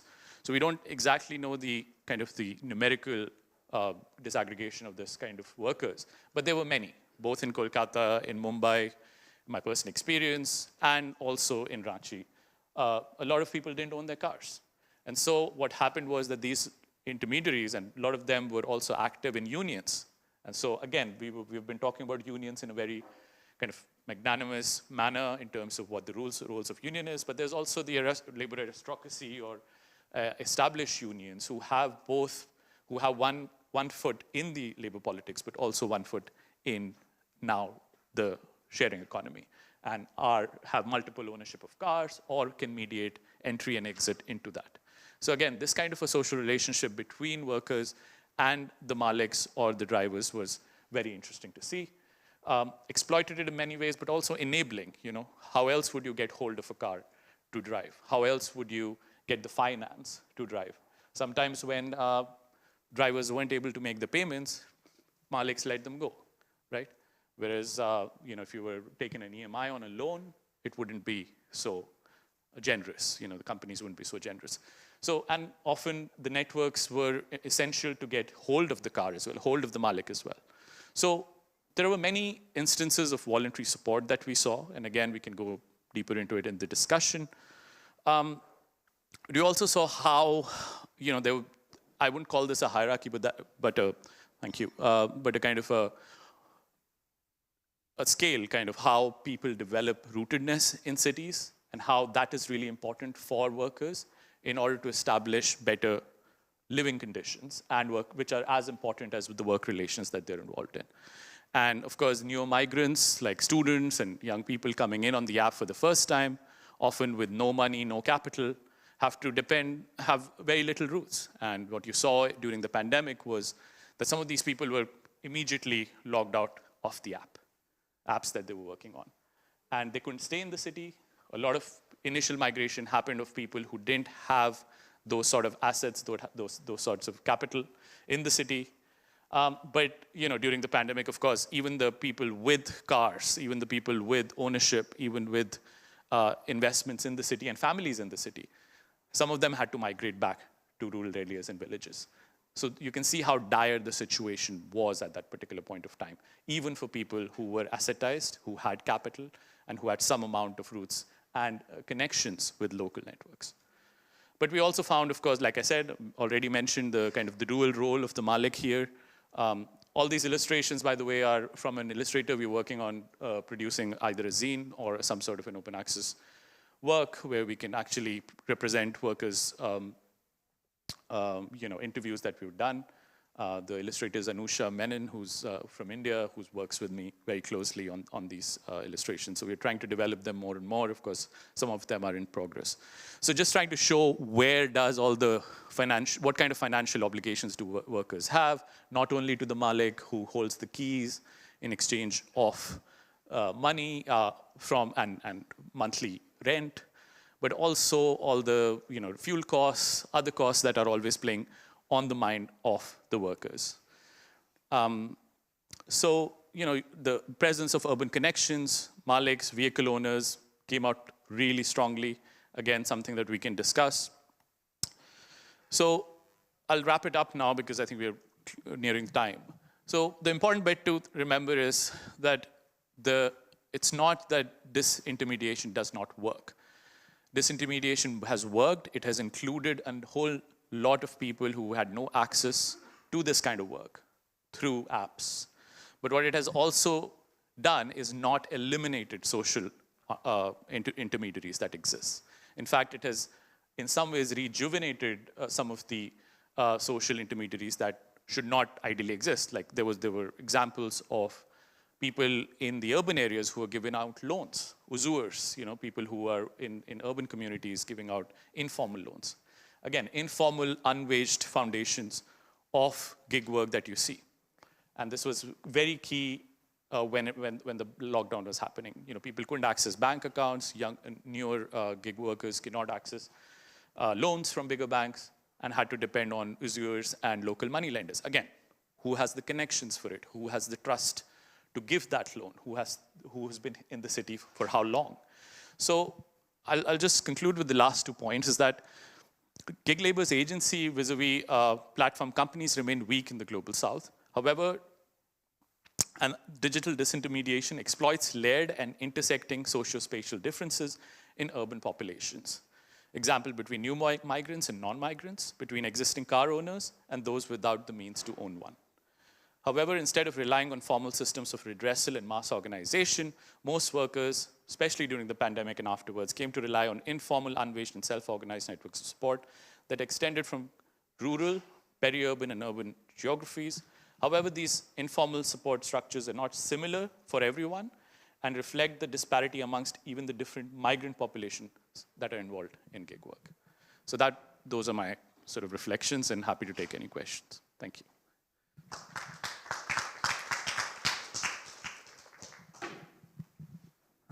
Thank you, Aditya. Our next panelist is Vincent Manzerol. He is presenting on digital labor and the limits of the working day in the pandemic era, examining the emergence and impact of the right to disconnect movement. Vincent. Thank you. Okay, I'm going to read my presentation just to make sure that I stay on topic and don't start rambling. So here we go. The purpose of this paper is to examine an emerging politics of connectivity associated with or intrinsic to both digital laborers as a class of workers and digital laboring as a set of practices and techniques affecting workers across industries and different environments. The politics is latent in a set of interrelated discourses such as the right to disconnect, work from home, telework, telecommuting, work-life balance, and so on. In this short talk, I want to provide some context and analysis as it relates specifically to the right to disconnect and work from home movements that began before the pandemic, but have since shaped both labor policy and collective bargaining since the rise of COVID. I'll conclude with a brief look at the situation in Canada, that's where I'm from, where the right to disconnect policies have recently been adopted in the country's largest province, and related work from home policies have become core demands of organized labor. This talk is part of a larger chapter within a book about mobile workforces and virtual workplaces, so this is really just a brief introductory sketch, and it initially started off as the concluding chapter kind of anecdote when I was working on it pre-pandemic, and it's kind of ballooned into something much larger, so this is kind of me working through this. So one of the core premises here is that the value of labor as such is not only in the energy skill expended, but the communicative and cooperative capacities that allow more flexible and modular recombinations, coordination in space and time. The connectedness of labor can be understood here in two senses. The first in a technical sense through devices and supporting built infrastructure, and second in a social and cultural sense as an adaptation of habits of thought and behavior. Now, the coordinative value of network labor was identified, at least in part, by Marx in his chapter on cooperation. The connective space-time of the workshop or factory floor allowed labor to produce a free gift whose value is not reflected in pay, but rather in the overall productivity of capital. This discussion appears in the larger section dedicated to the production of relative surplus value. Of course, for Marx, simultaneity in shared physical space was an essential part of both the mobilization and politicization of workers. The ability to more flexibly mobilize labor dispersed in space and time required important technological advancements, however. When labor is no longer solely fixed in time and space, boundaries begin to blur, and struggles over what the working day looks like in an era of always-on connectivity now seemingly just started.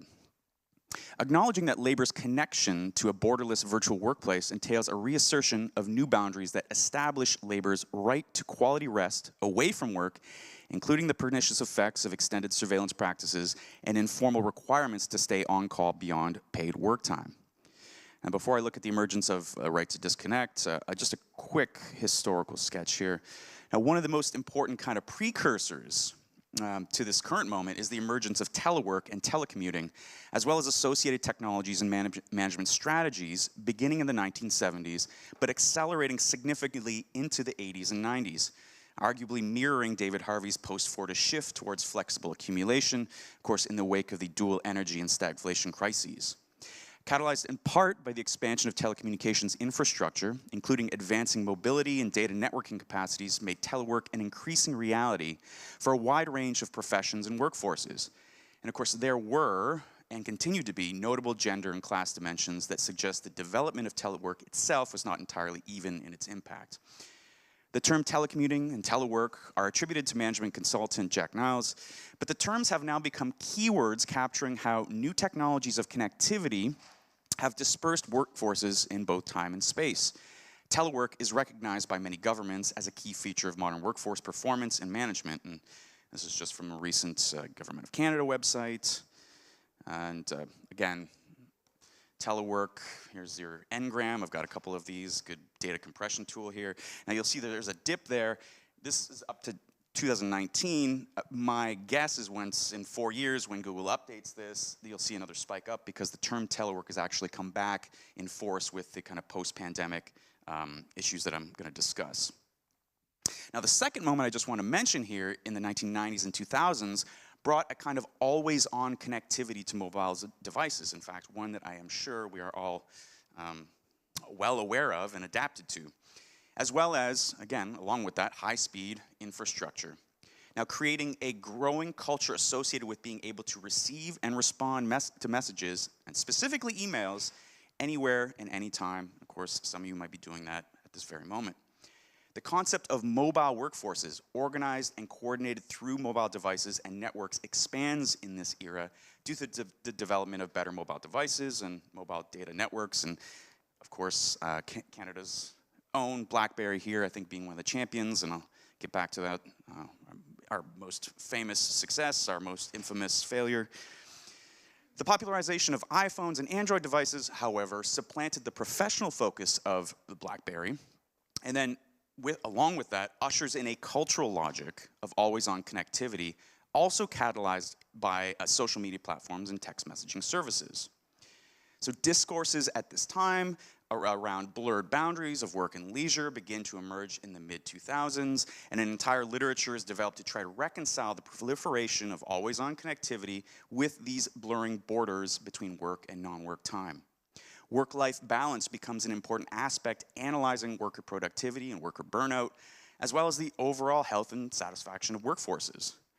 And here's your second engram, work-life balance there. You'll see the spike is right around when BlackBerry starts to become a major kind of proponent of always-on, always-connected devices. So that brings us more to the recent moment here. The right to disconnect movement, which emerges in the 2000s, I'll give a little bit more background on that, emphasizes the freedom from the reception and transmission of work-related messages and associated work practices. Now, I hesitate to call this a movement per se, since its goals and applications vary widely, but they're all kind of connected by this slogan of the right to disconnect, and an awareness that addressing this issue is a significant one as it relates to the quality and intensity of work and its impact on leisure or dedicated rest time, again, mitigating against worker burnout and extended employer surveillance. Now, despite the use of the term right, that's still debatable. It's an interesting kind of addition to this, although it's not regularly treated as a right, or perhaps some jurisdictions treat it as a duty, or maybe it's some other category. But again, few contexts that I've examined consider it a technical legal right in the traditional sense, so there's some nuance there.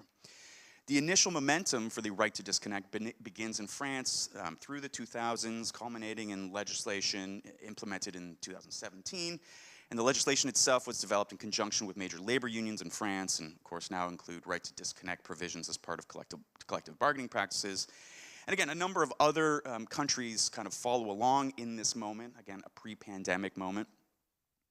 And this is just the definition from the EU resolution on the right to disconnect from a couple years ago. What does it mean to disconnect? Well, there's a simple definition right there.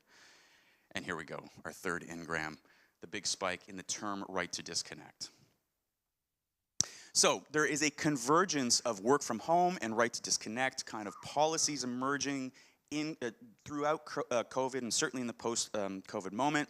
And these two issues are connected in a way, almost inversely to a certain extent. Labor shifts during COVID, specifically towards remote work, including debates over who is and is not able to shift their work remotely as a part of this, is itself an important political dimension here. Overall, this rapid expansion of work from home or remote work made the possibility of remote work a reality for many who had not previously been afforded the option. There was a growing awareness that connectivity itself can become a tool of worker autonomy and well-being in some instances, leading to a more nuanced understanding of the political implications of connectivity more generally, in that they can be renegotiated to better benefit digital laborers and digital laboring. And again, my focus is on Canada here, so Canada is an interesting site to examine this, not just because of the BlackBerry, but because there is a fairly high uptake of work from home policies, both pre-pandemic, but certainly post-pandemic. And telework itself is a term that's kind of reemerged in the Canadian context to capture that. So I'll come back to this in a moment. So what's interesting is that many countries and regions have addressed or implemented right to disconnect kind of policies or discussions in the height of COVID, right? It's a kind of a rich test case to examine contextual factors and implementations in a variety of national jurisdictions, again, in a relatively short time, and I haven't captured all of the jurisdictions here. And there is great variances in terms of how this right to disconnect legislation, labor policy amendments are implemented. For example, some jurisdictions have penalties for communicating with workers after working hours, and some don't. And there are two basic approaches. There are policy requirements and voluntary measures. Some jurisdictions like Peru and Chile have a universal approach. And again, in some cases, these laws are not even enforced or are left up to workplaces to determine the scope of the policies. Some only apply to employers of a particular size. For example, in Ontario, right to disconnect policies really only apply to workplaces with 25 or more employees. So what I hope to do in a kind of extended research program is to examine how right to disconnect and this general kind of politics of connectivity is shaped by not only technical and economic features, but also importantly, social and cultural factors that will no doubt vary widely among these and other examples. In many cases, right to disconnect principles will have a bigger impact on unionized workforces that can collectively bargain around the parameters and autonomy of its workforce. But the need to create legislation is arguably more necessary to protect non-unionized workforces, especially in the private sector. One thing that has emerged as a consistent theme, again, across a variety of national contexts, is the extent to which both right to disconnect and work from home are now important aspects of collective bargaining, and indeed of unionizing itself. Taken together, these two demands, although not always successfully won by unions, are significant ways that the politics of connectivity is manifesting as part of a larger struggle over the constitution of the working day, its boundaries, borders, and modalities of connectivity, and including protections over workers seeking greater flexibility in their work and perhaps autonomy, again, are important outcomes of this process, or potential outcomes. At the very least, there is an awareness on the part of unions and their membership that connectivity has both potential for increasing worker autonomy and overall health. And one of the largest, it might be the largest strike in Canadian history, which just took place this past year, involved primarily federal public servants, the Public Service Alliance of Canada. Roughly 150,000 workers were on strike, and one of the most important contentious issues that they were striking over was the implementation or the continuation of work from home, telework, and right to disconnect policies as part of the negotiating process. Now, here's the more kind of the juicier case study here is that Canada's largest province, Ontario, which encompasses both Canada's largest city, Toronto, and its capital, Ottawa, recently passed specific right to disconnect legislation, which came into force in 2022. It's perhaps, I mean, this is the kind of connections that I find really interesting, but it is merely perhaps coincidental. But Ontario is also the home to the BlackBerry company, whose devices pioneered and popularized always-on connectivity as a critical feature of their products in the late 90s and 2000s. The legislation, which was an amendment to existing labor laws, was championed by the provincial Conservative Party, interestingly, led by Doug Ford, and some will remember, maybe not, his brother Rob Ford, who led an infamous tenure as mayor of Toronto, perhaps Canada's greatest celebrity, global celebrity, I should say. The core of this legislation, as I mentioned earlier, really only applies to workplaces of 25 employees or more, but really the core of it requires each workplace to provide a written policy regarding workers' right to disconnect. The legislation, however, leaves much to the determination and negotiation of employees and employers, and ultimately has no enforcement or penalty mechanism. In fact, as long as employers provide some time in which employees are allowed to be disconnected from work, say between 5:59 and 6:01 a.m., that employer will technically be in compliance with the law. And there are no prescriptions for the minimum amount of an employee can be disconnected from work. And so this is different from the EU's work time directive, which requires 11 hours of uninterrupted separation from work. Now there's some political, provincial politics at play behind this, but there's also a sense that the provincial government here wants the appearance of doing something substantive to address worker burnout without actually I'm almost done. Without actually doing anything. And that seems perhaps a theme throughout some of these other contexts.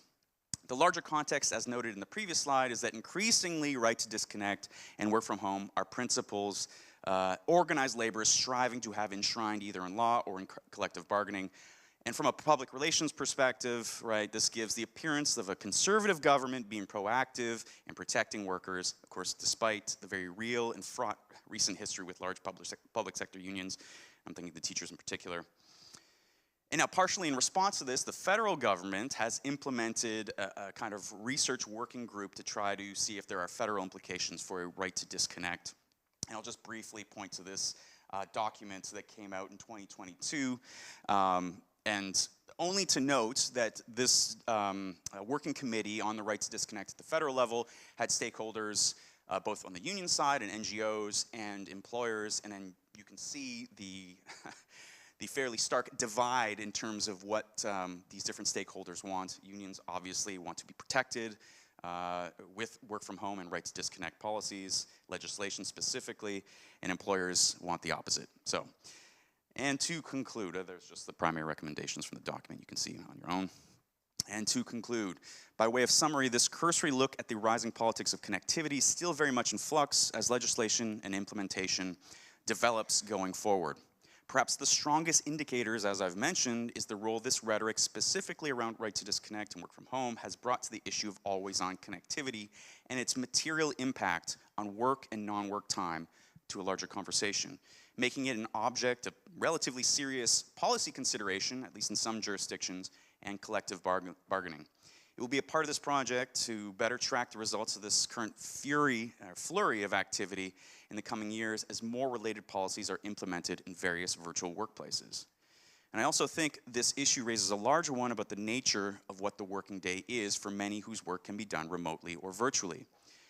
The positive potential, and I stress potential, here is that workers will be in a better position to establish the parameters, rhythms, and modalities of connectivity to their work that allows them more autonomy over what they do in their work and non-work time. Thank you.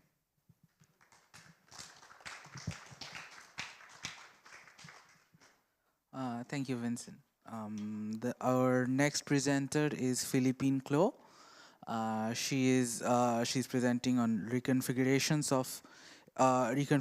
of employees' disconnection practices and practices in relation to the use of digital devices. Philippine.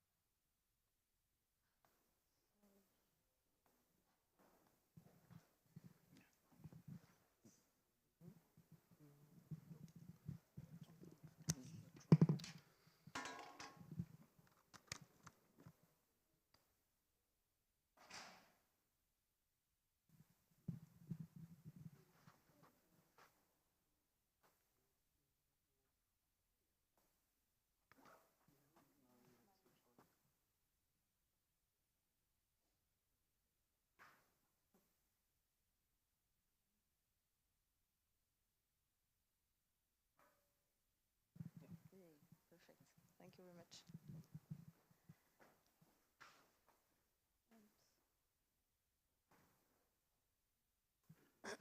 Well, thank you. So I'm Philippine Clo. I'm a PhD in communication sciences and working for a French company. It's Capgemini Engineering.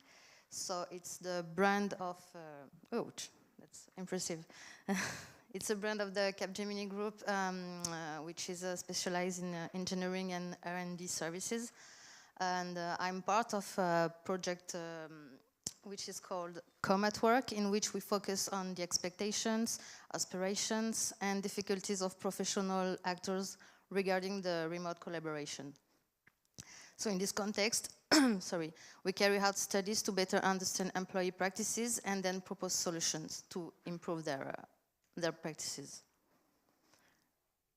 Okay, so I changed a bit the topic by adding some results I get since the submission. So today I'm presenting a paper entitled Reconfigurations of Employees' Disconnection Practices in Relation to the Use of Digital Devices and Workspaces.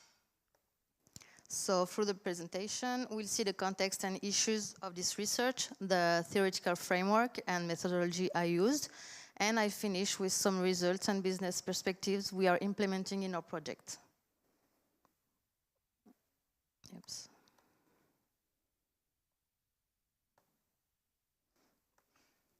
So this research is part of a very specific professional context that of the democratization accentuated by the COVID-19 pandemic that hit us 3 years ago.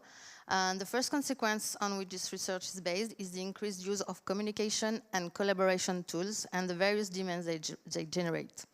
And secondly, the thinning of the boundary between our professional and private lives. As a second contextual element to take into account, it's the entry into force, as you noticed just before, in France in 2017 of the labor law, part of which mentions from a legal point of view the right to disconnect, with the idea that every employer is obliged to respect the rest and leave time, as well as the personal and family life of every employee. So even though it seems that disconnection from digital tools is not yet fully acquired and integrated, and even if it's written into company charters, it is sometimes difficult to implement from a personal point of view. So according to a survey conducted by the CGT UGICT, which is the leading French trade union for engineer, managers, technician and supervisor, 76% of managers say they use new technologies on their personal time for professional purposes. And we can know that it's not a new question, since Broad was already highlighting the notion of technostress in the 80s in reference to the troubles felt by people when they come into contact with technologies. And here we focused on two of the components of technostress, which are the techno-surcharge and the techno-invasion. So the techno-surcharge, it's in reference to the fact that technologies can lead to work more and faster. And the techno-invasions, it's more the need to be connected all the time in order to be reachable. In our study, we consider two kinds of disconnection. The first one is the disconnection from work, which consists of disconnecting from professional digital tools outside working hours, which mean evening, weekends, vacations, etc. And on the other hand, disconnections at work, with the idea that even during working hours, disconnection from communication and collaboration tools can be beneficial in the sense that it allows you to devote yourself and remain focused on other tasks. So in light of the context and issues presented above, we seek to answer several questions. So the first one is, in what ways have digital communication and collaboration tools led to the reconfiguration of communication consultants' professional practices in terms of disconnection? The second one is, how are the discourses about training constructed and what ideas are transmitted to employees? And then, how do you design an orderly workspace when everyday professional life has to take into account new ways of working? So, about our theoretical framework, in this research, we largely use the concept of practice in its social dimension. as we can oppose it to the concept of usage, which is more reductive and focuses on an individual's situated behavior in relation to an object. So here, the concept of practice allows us to take into account the behaviors, the attitudes, and the representations of user with regard to tools. So as Josiane Jouet notes, communication machines are in fact objects around which social roles are redefined, groups are recomposed, and daily leisure, service, and work activities are reorganized. This work leads us to focus on the concept of strategies, tactics, and misuses and workspaces. As Michel de Certeau notices, strategies can be considered as the producer's intended use of products, tools, services, etc. So in our case, workspace, for example, and the tactics are considered as what users actually do with it. Then the misuse is finally a response from the users to the strategies, as defined a use that has little to do with what was initially envisaged in the object scripts. It's built on the properties of the original object, but the action invested is not the one recommended by the designers. And finally, we have the concept of vital space, also very important to consider the collaborative workspace. From the definition of Leroy-Gourand, we use this concept to see how an orderly space can deal with the today environment whose boundaries are constantly moving. As part of this project, we conduct semi-structured interviews with communication consultants in our company, and also corpus analysis and in-situ observations. So now I'm going to present some results issued from these studies. First of all, we can see that employee practices are divided. On the one hand, we can note that some employees easily disconnect from digital communication and collaboration tools, thus making a clear separation between their working days and their private life, whether they are teleworking or at their workplace. So this separation is often made symbolically by stepping away from digital tools or just turning them off. For example, for some employees, shutting down their computer marks the end of the working day. Conversely, other employees admit they find it difficult to disconnect from their digital work tools in the evening, weekend, or vacation. For some, it's not a problem, but because they are used to it. But for some employees, connection to professional digital tools outside working hours is less well accepted, and we can see various factors about the problem of disconnecting. First of all, having professional equipment like computer, business phone, makes it easier to put it aside during the resting periods. Then there's the level of responsibility. For example, a team leader who oversees all projects, missions, and whatsoever, and may have to deal with certain emergencies. You also have personal factors linked to the personality, which makes certain individuals feel easily stressed and obliged to respond. And there's also a fact that we are internalized certain connection practices through the fact that we can say that we are an hyper-connected generation on a daily basis, for example, with the social networks. And so we are already accustomed to often being on our phone, tablets, or laptops. And finally, you have some injunctions created by the tools themselves. When we study the employee discourses among the interviews we lead, we can see that wellness and emotions are at the heart of the discourses, especially for those who find it hard to switch off. This can be seen in various notions linked to well-being, emotion, and health, including stress, pressure, lack of concentration, and also guilt. Health is also highlighted in the sense that screen-based work can become burdensome, attending numerous meetings that are only held remotely. Sorry, I have a pop-up, not disconnect. The fact that we move less, for example, we have an interviewee who, example, said that she was used to move around to get to work, and since she was in a remote work, she was just moving from her sofa to her desk, and like every day. And then we noticed that disconnection is part and parcel of the quality of working life issue facing many companies today, which has already shown the links between individual well-being and performance at work.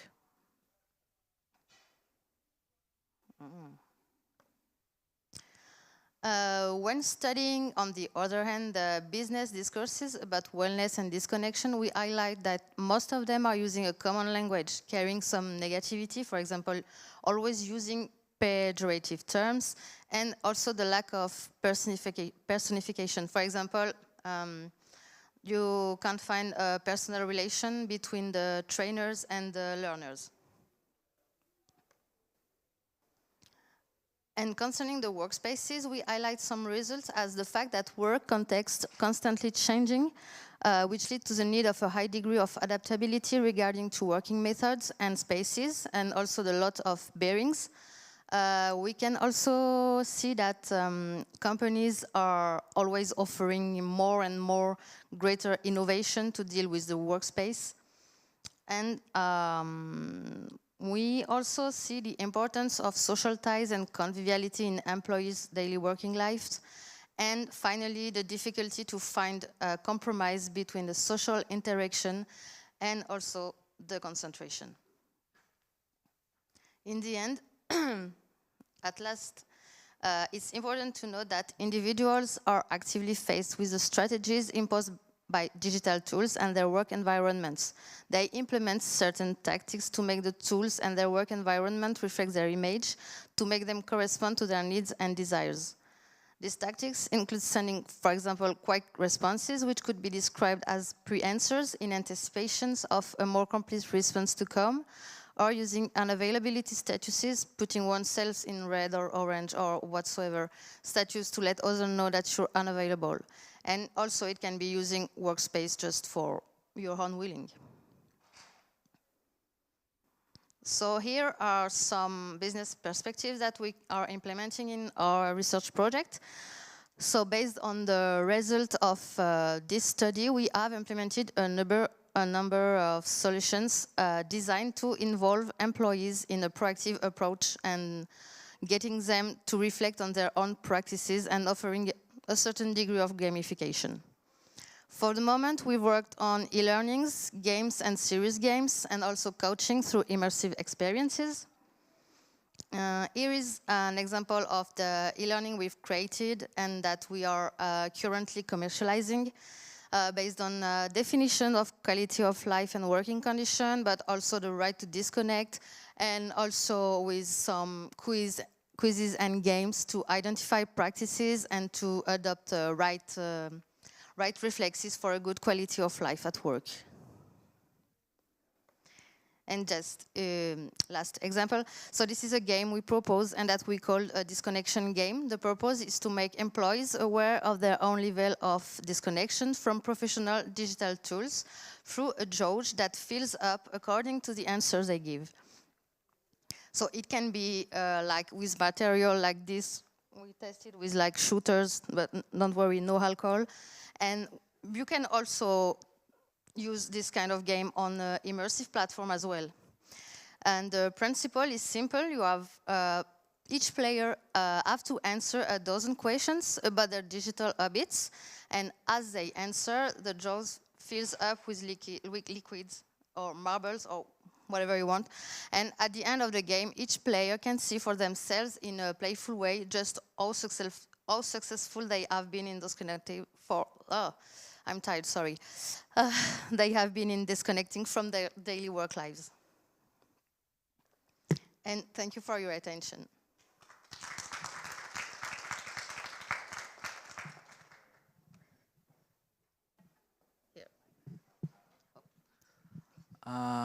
Can the panelists join here on the stage with the chairs?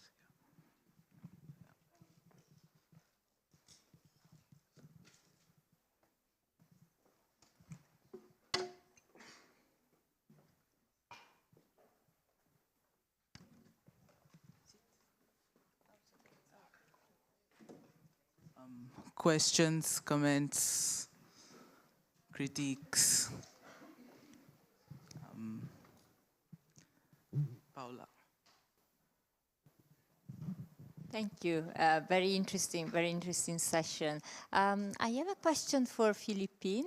Since you mentioned one of the quotes that you showed mentioned teams specifically, and so I was curious to know if there are any tools like Teams or email or whatever that people find more stressful than others, if they see any difference in that.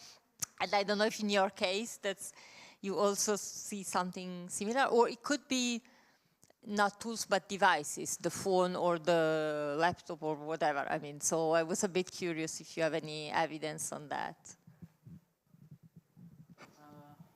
I think we'll take 2 more questions and then have them discuss, and then yeah.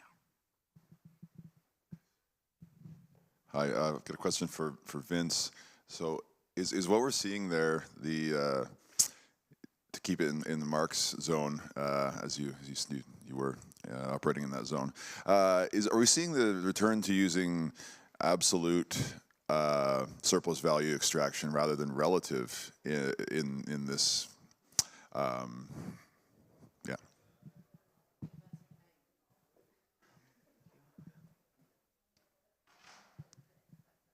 Thank you. Is it? Thank you. Okay. So my question is more for Vincent, but everybody I think could answer. It's about the multiplicity of concepts that have been used, and I wanted to know what difference do you make between telework, and I think we discussed with someone, I don't know who, yesterday maybe you, I don't know, between telework, remote work, smart work, you mentioned in Italy, and working from home. What are the differences in the concept? But I think it applies maybe. We can have these answers and then we can go another round, maybe? So your question was to know what tools I found the more stressful. I would say everyone, because, but in my case, it's really about my personality. I mean, when I see, for example, on my phone, the red point to say that you have 1, 2, 3, or I don't know, messages or something, I want to see the messages, and I just don't want to let that red bubble on my phone. So it's really from my personality, and it's for every tools. I mean, whatever it's the social networks like Facebook or Instagrams, or if it's for professional things. But I've experimented since 3 months, I guess, to ask for a professional phone that I didn't get before. And it really changed my life, I mean, on the professional level, because my professional phone is always switched off during the evening, during the weekend. I won't take my professional phone on the party, so I let it home. So that's really a good thing to do.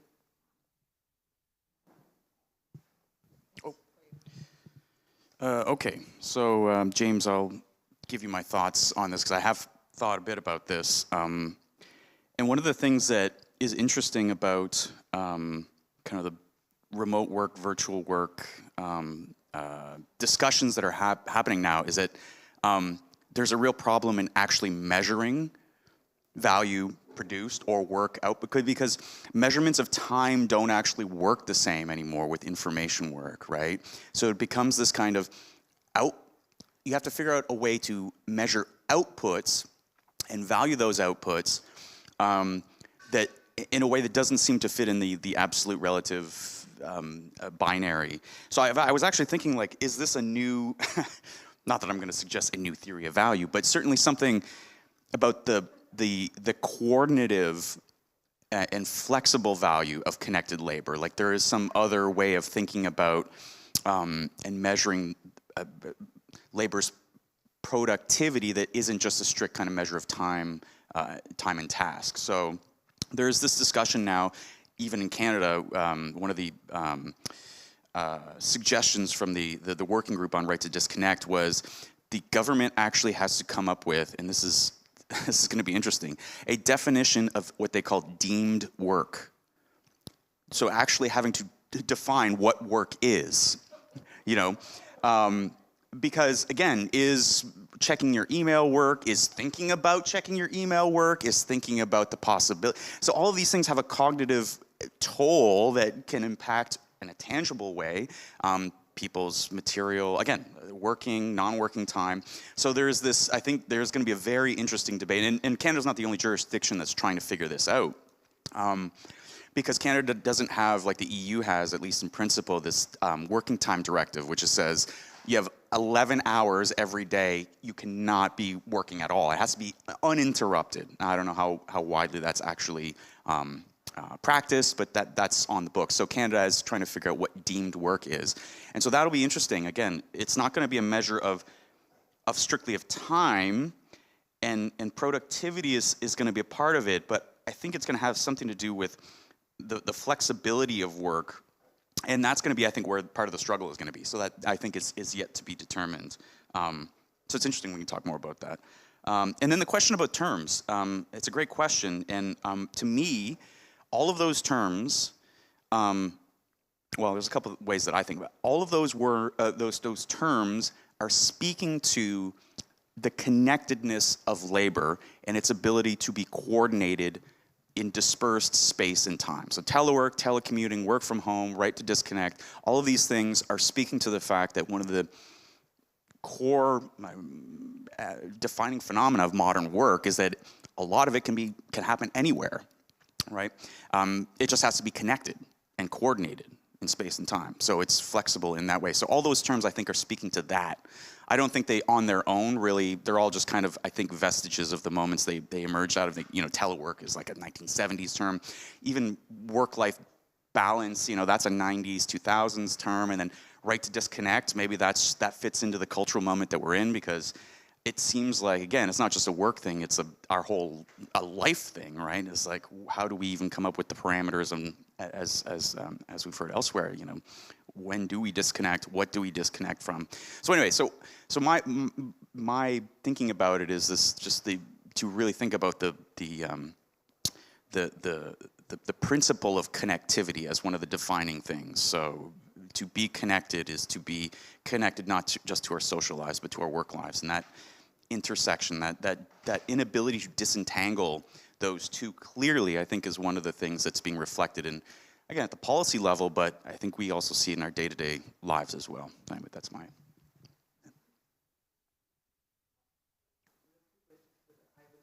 Take advantage of my position and ask a question from Aditya, in the sense that you're talking about Kolkata, which is my city. And so if you're talking about the role of the local elites, the Maliks, but from my personal experience, I've seen that the police have come into labor mediation. I've seen them saying that, okay, your wages, this is what is going to be set. And you basically, the state coming in and intermediating between these things. I was hoping you could talk about your experience, if you have seen similar things happening. And yeah, and you had a question, right? Thank you so much for the presentation. I arrived late, but in the last month in Brazil, I don't know if around the world, we were celebrating the Yellow September that we used to remember or pay more attention on the mental health. And the companies obviously try to use that kind of topic to ensure their employees create this kind of work-life balance. But we know, and you, Philippine, presented, but I would like to know the 4 opinions about that. If you could see the difference between what the companies order to the employees and what kind of security they really do to avoid burnout or burnout. In Brazilian, in Portuguese we say burnout, but it's burnout probably. Yeah, sorry. But this kind of security for the employee, because we know I choose to have a work-life balance, but my workmate did not. And what kind of, it's a power battle between the company and I, and between the workmates. So in your opinion, what kind of good examples have you been you could share with us? That's it. Thank you.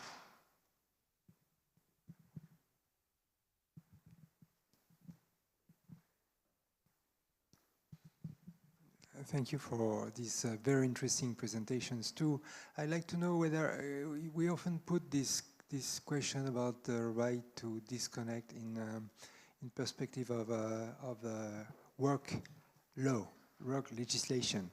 But it's fundamentally, and you were hinting to that, Vincent, it's a fundamental right that we are talking about.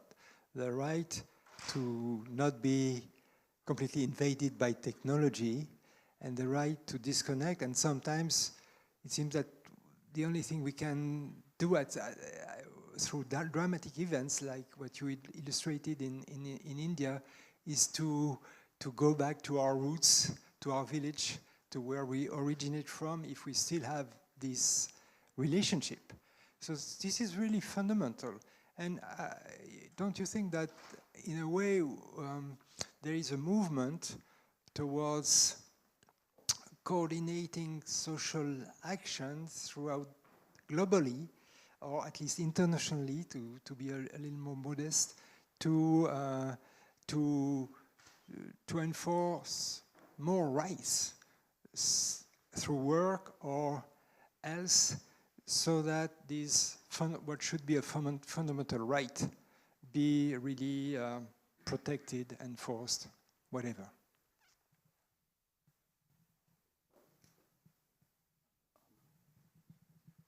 I think we should take the answers. Yeah, okay. So I'll just be quick on, but I would like to respond to the time question. I think that's a very interesting question that binds us. But in terms of the role of the state and the police, I think, yes, and this is what I talked about in terms of mediation that is happening beyond the platform. And in the informal context, there's a lot of mediation happening at the ground. It's organized sometimes in terms of like organized not in the form of labor being organized, but organized from the perspective of middle managers or union leaders, or not even people who are in unions, but rather in associations. So in certain places, we have vehicle owners who own more than 5 or 6 vehicles. And they participate in union politics only because it benefits them, regulation.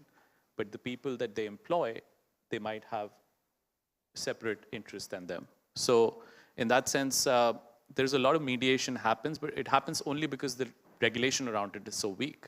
And so when there is a fight that breaks out amongst, let's say, a driver who was employed yesterday and wasn't paid for his daily work, then of course you're going to see drama on the roads, and then somebody has to intervene. So it's mostly a necessity because of the unregulated kind of relationships that are prevalent in context of even platform or gig work. So yeah, so that's one of the examples of how how these social intermediation happen. Just want to quickly discuss this question of time also. And I think whilst we're discussing about time, we need to think about value could be one of the more material conditions in which we think about work. But we can also think about work in terms of, as somebody said, social relationships. And so how do we fill that time, and why is that important? Well-being is, like you said, you already mentioned in terms of work-life balance being a management term, but also taken over by economic geographers, labor geographers. And the Marxist term would be more like value, 8 hours work, going back to those things. So it's what are we filling that time in? I mean, are we machines or are we humans? And can we, why is it that, reproduction of labor is required to produce work, but are people only machines to then produce labor? I mean, that's also a question. Do we need our 8 hours of leisure and I don't think work was ever based on time. And in fact, surplus theory of value is an abstract kind of concept in that sense. People who work the hardest, or people who work in the insecure world or the informal work, were never paid on the basis of the work that they did or the kind of work that they produce. So this idea that work can be, in that sense, have some sort of a corresponding time value is never the case. And this is also not the kind of semantics that we should be getting into. I think it should be a larger idea about well-being, about technologies, and about how humans can exist in that, but also not to kind of fall only in the management speak, I would suggest, in terms of saying well-being, because well-being is then only professionalized, right? What about workers who are working in informal economies, working in factories, working in airports, working in housing, in construction, all those kind of things. And I think more and more what we're seeing is more people working hardest, have the least amount of security and autonomy on their own work time as well.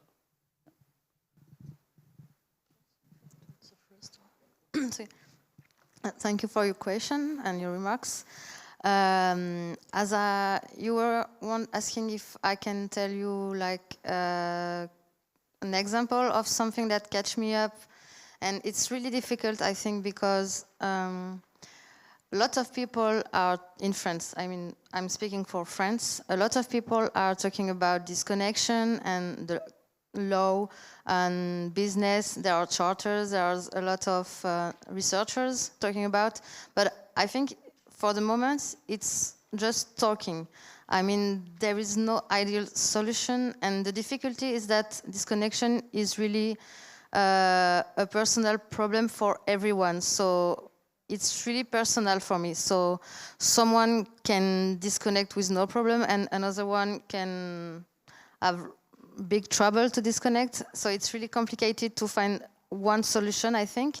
But if I have to find an ideal solution, let's say, we have to focus on making people as proactive and making them as in an auto-reflexive posture so that they can reflect on their own practices. And because, to my opinion, let's say, if you taught someone, don't do this, do this, it's not working. For me, it's not working with humans.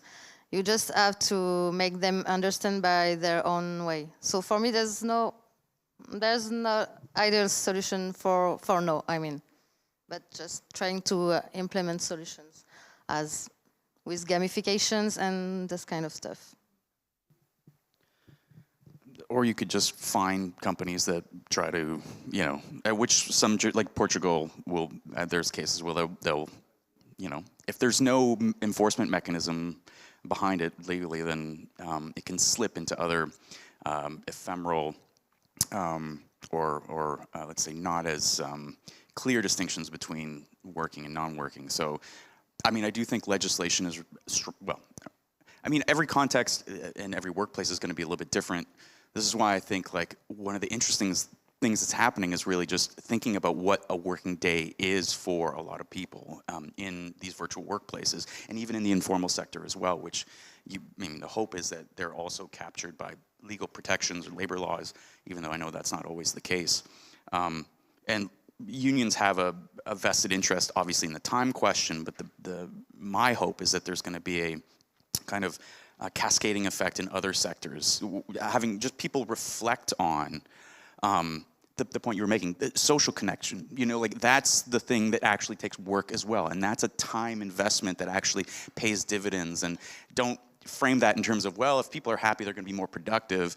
I mean, okay, if that's an effect, that's an effect. But I really think what COVID has done, I mean, I'm only speaking anecdotally, and you know, has given people a chance to think about time in that way as another space in which you work to create and to sustain social connectedness. So a different type of connectivity, not necessarily a technical sense, but something that's much more social and valuable in a real way. I think that's all I have to say. Quick word to your question, difference between home office and telework. It's a good question. I ask myself for a year. Dataport has an internal paper with clear definitions. Homework is work where you sleep, where you live, and telework can be outside the world. You can work in co-working spaces in another city, in another country, so there's a clear definition. That's my point I would add to your question. Thank you. Speaking about time, we are out of it. So please continue these conversations.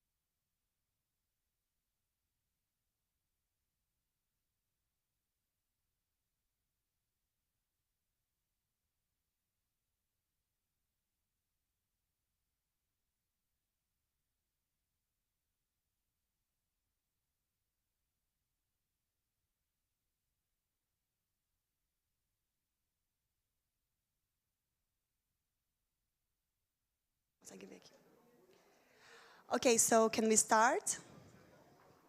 So we can start in time, maybe.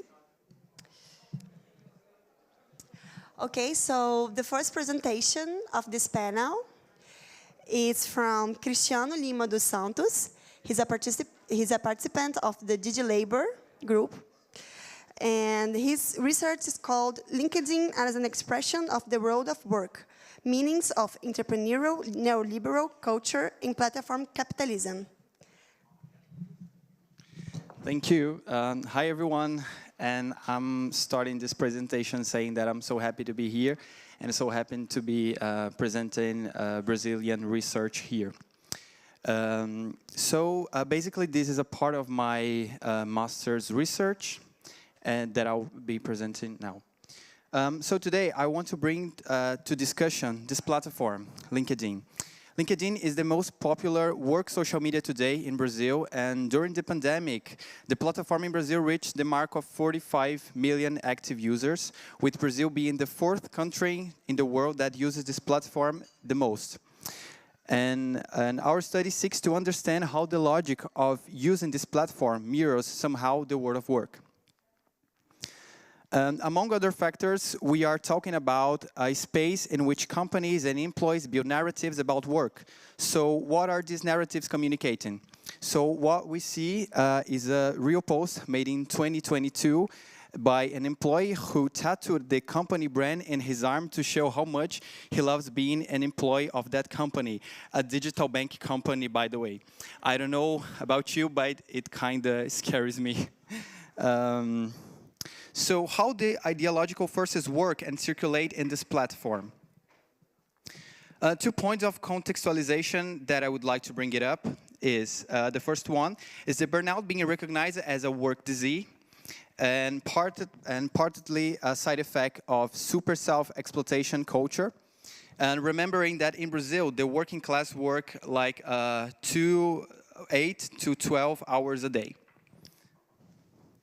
And the second point is, particularly in Brazil political scenario, we have a reform underway, a reform in the public education system that eliminates human sciences such as sociology and philosophy and places technology and entrepreneurship as the teaching pillars.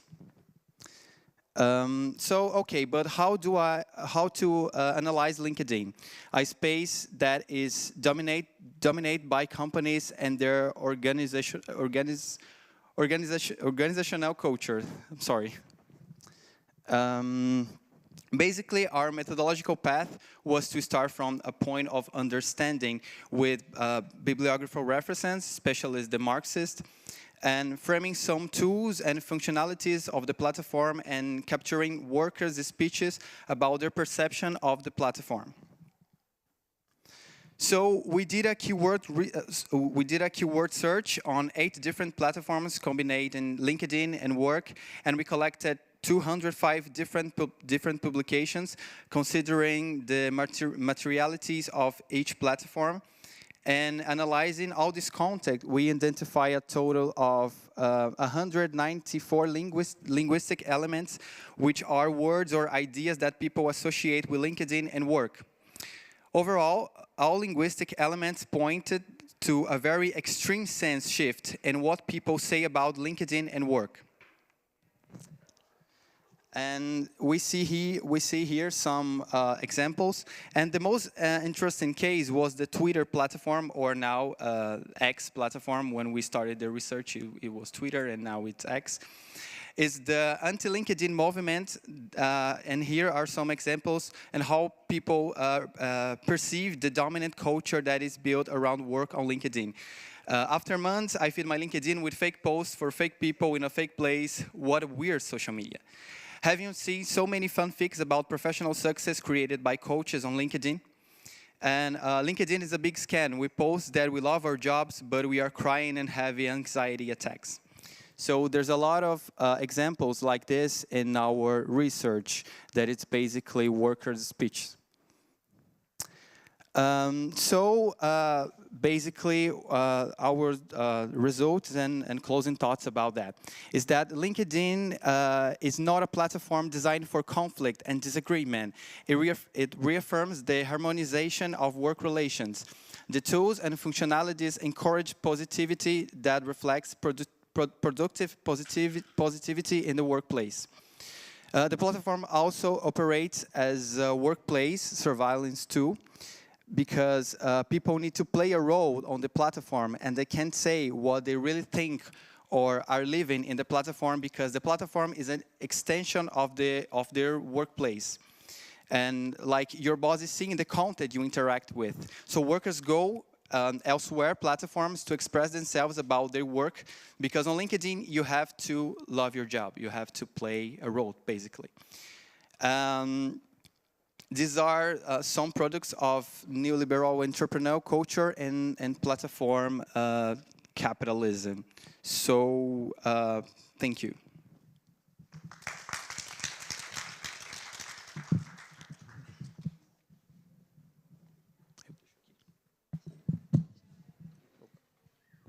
Thank you very much, Cristiano. It's so interesting that LinkedIn is considered by people like a formal social media. So it's so nice. Thank you. And now I'm going to, now Shravaya Shanhira Muli, sorry for the misspelling. She will present a research called In Pursuit of Agency, Working Within and Around Data Annotation Tools. It's also a research with Alex Taylor, Sarah Heitlinger, and Ding Wang, but only Shreya is going to present today, right? Okay.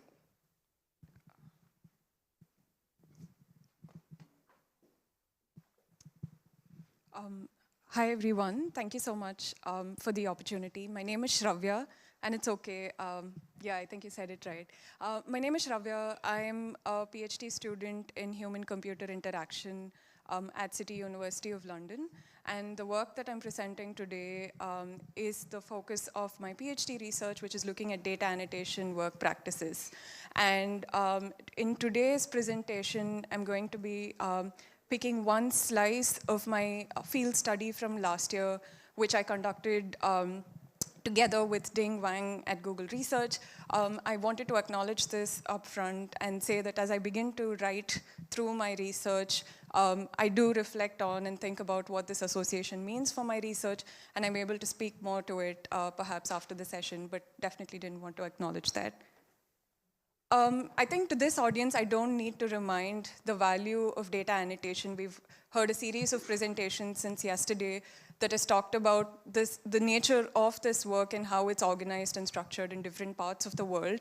And in many ways, I build on a lot of this work in my own research.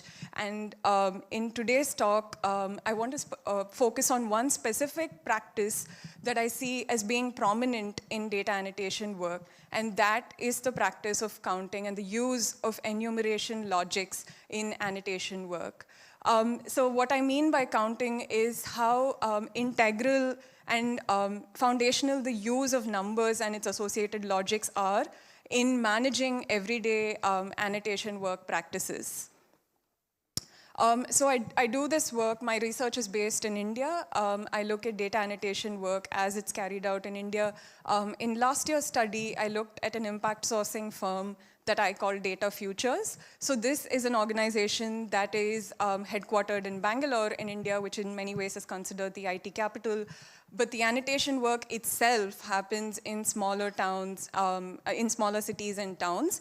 And I was at a couple of these centers last summer doing ethnographic research, where I followed the work of annotation across 5 projects and spent a lot of time with the annotators as they went about their work, but also on bus rides and lunch conversations and everything else that goes with it.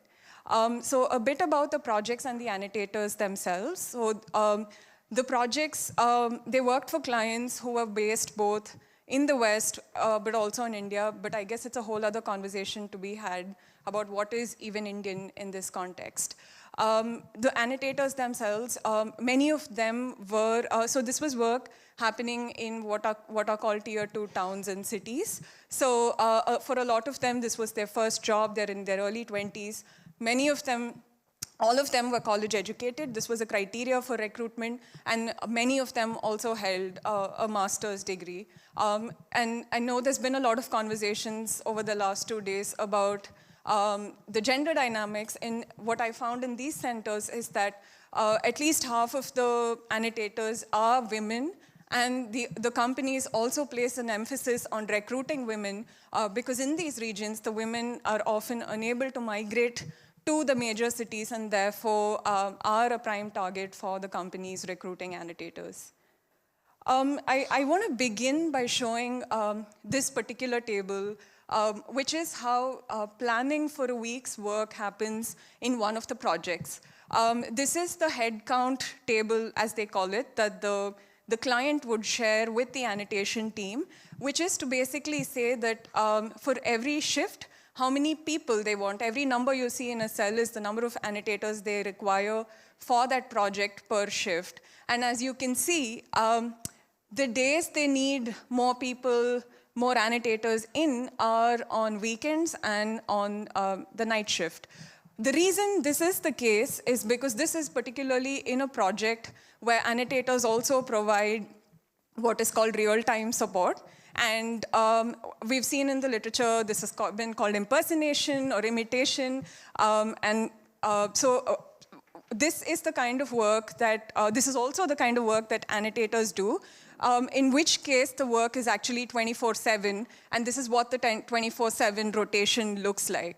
And here you begin to see why numbers become necessary in organizing annotation work, because even to plan who is in for which shift starts with these numbers. And I highlight those 3 numbers because there we can see that these are not innocent numbers. Because this was in the project, in the case of a AI system deployed in the shopping context in stores in North America. So the busiest shifts coincide with the busiest hours of shopping. And if that's on the weekend, it means that the busiest working hours are the weekend nights in India. That table leads to this table. So this is how once the client shares these, the big numbers, the team leads and the managers have to figure out who are those 32 people who are going to show up on Sunday morning, who's going to replace them in the afternoon and then in the night. So they have these elaborate plans for what those, how those numbers translate into real plans. They have to account for things like rotational offs, how you rotate shifts, and as well as how you account for people's leaves. So typically in this project, the policy was that you get 6 days off a month. And that would look like this. You get 1 day off a week, then next week you get 2 days off. And there's no guarantee that those 2 days fall consecutively, and even rarer that it would fall on a weekend. So this is how the work is organized, again, through these numbers. Now, there is some leeway here for the annotators, for instance, to request that, hey, I need the off on Wednesday instead of a Tuesday. And they could get this as long as their request does not disrupt the team's ability to meet the head count requested by the client. And in this subordination of their request to the client's demands, we begin to see the structuring work that counting does in annotation. And it's not just the attendance or the roster calls in which numbers are used, not only to organize people, but also to organize the work that they do. There are a number of numbers that they use, targets and hourly, what are called hourly counts, error counts, targets by the hour or by the day, month, and so on. One specific number that I want to call attention to today is what is called the average handling time, or the AHT. So very simply put, the average handling time is how long on an average does each annotator spend on each task. And this is a number that is very minutely tracked across a variety of projects using a variety of tools, and has severe implications for how annotation is understood and managed and organized in a very day-to-day sense.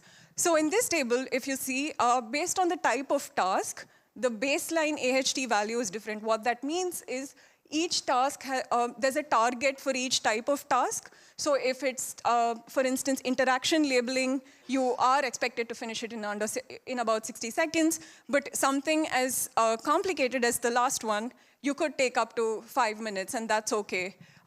But the way this is tracked is at the end of every day, the managers and team leads would collect the data on how their annotators did that day. And the next day, there's a tallying up, and you see such a table where if you met that baseline value, you are in green, and otherwise you're in red. And red is not a good sign for you. You're going to be pulled up by your manager. You're going to be put in programs where there's even more monitoring so that you pick up your pace.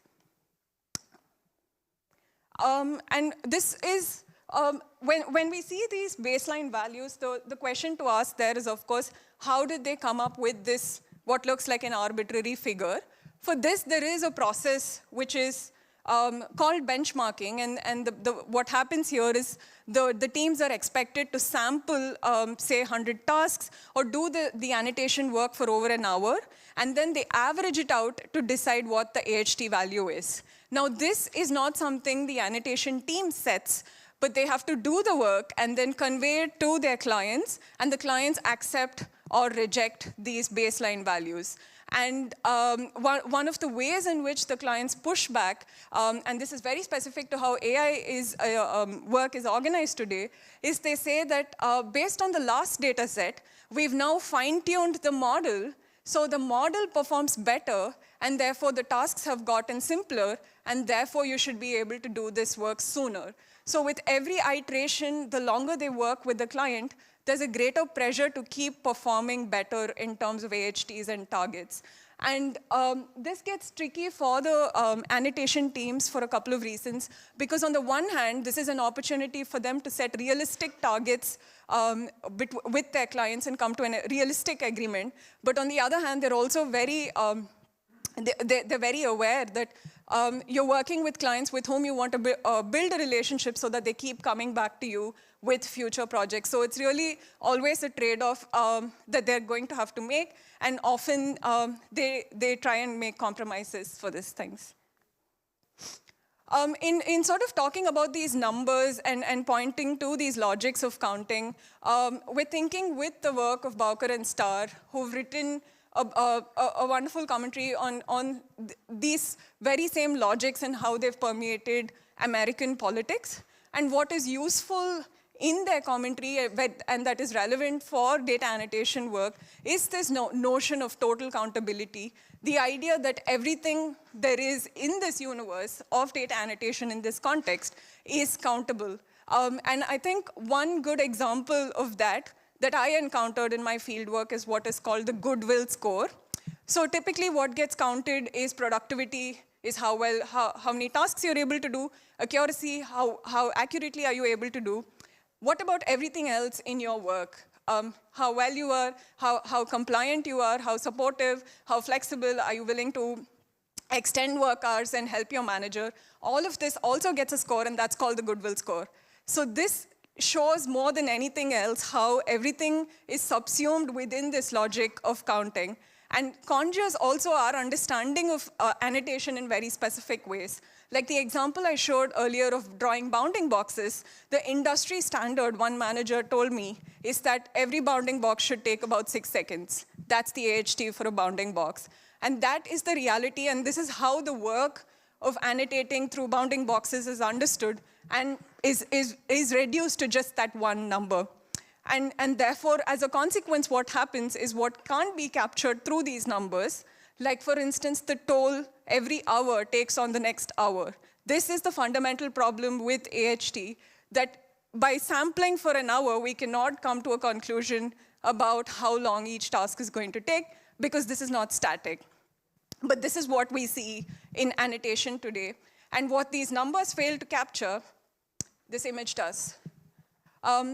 This is a keyboard of the in one of the annotation centers. And what I want to highlight here is the letters that are missing.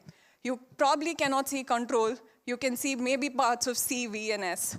And the reason this is the case is because these are the only keys they used, to the extent that these keys are now not even visible on the keyboard. And I think this is a haunting image to stay with as we think about how annotation can be reimagined, not only to challenge the pervasive practices of counting, but also to rethink these logics of total countability that is very central to how annotation is understood today. Thank you.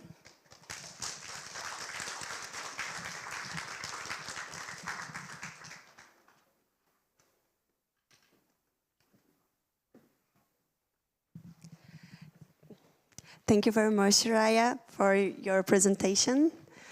And now we are going to listen to Fabrício.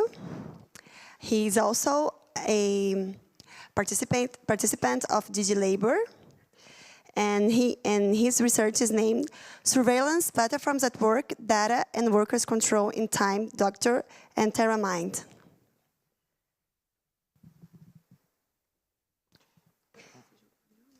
Oi? Só vou abrir aqui o PowerPoint. E aí eu provavelmente vou ter que compartilhar a segunda.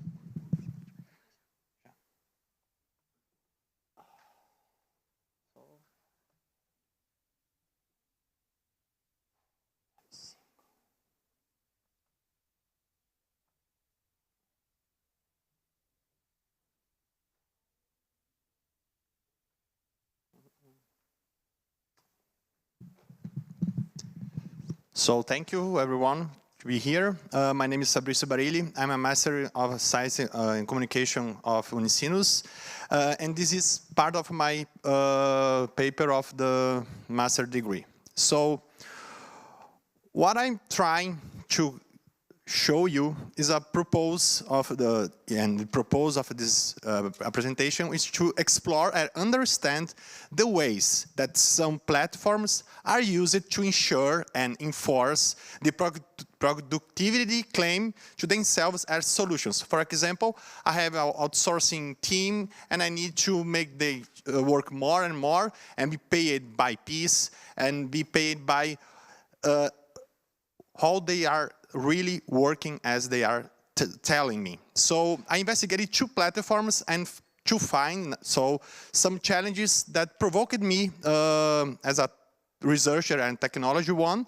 How kinds of algorithms are used to ensure that you are working, and how are you working, and are you working on the platforms or websites that are useful for the work? So, all the four axes that I used. I couldn't find a lot of information about the employees.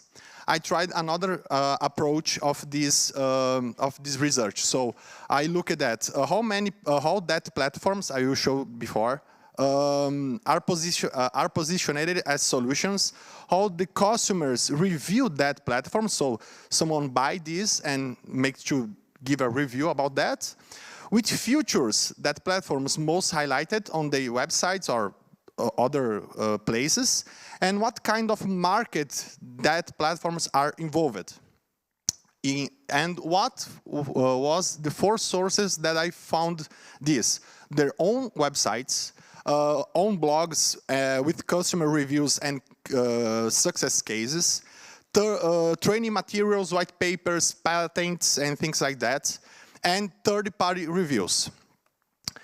Which platforms I investigated? So, Time Doctor and TerraMind. I chose two platforms to investigate about the time, but Time Doctor, why Time Doctor and why TerraMind? We'll see later, but the difference between, but Time Doctor increased 300% on the beginning of the pandemic situation. And TerraMind choose the most complete surveillance tool by a CV standout as a consultant about CV and by the PC Mag magazine. So are two platforms who has a big and huge importance on that scenario. So let's talk about Time Doctor, a company located in Las Vegas, US, founded in 2012 with 120 120 employees and more than 83,000 customers around the world. So what Time Doctors do?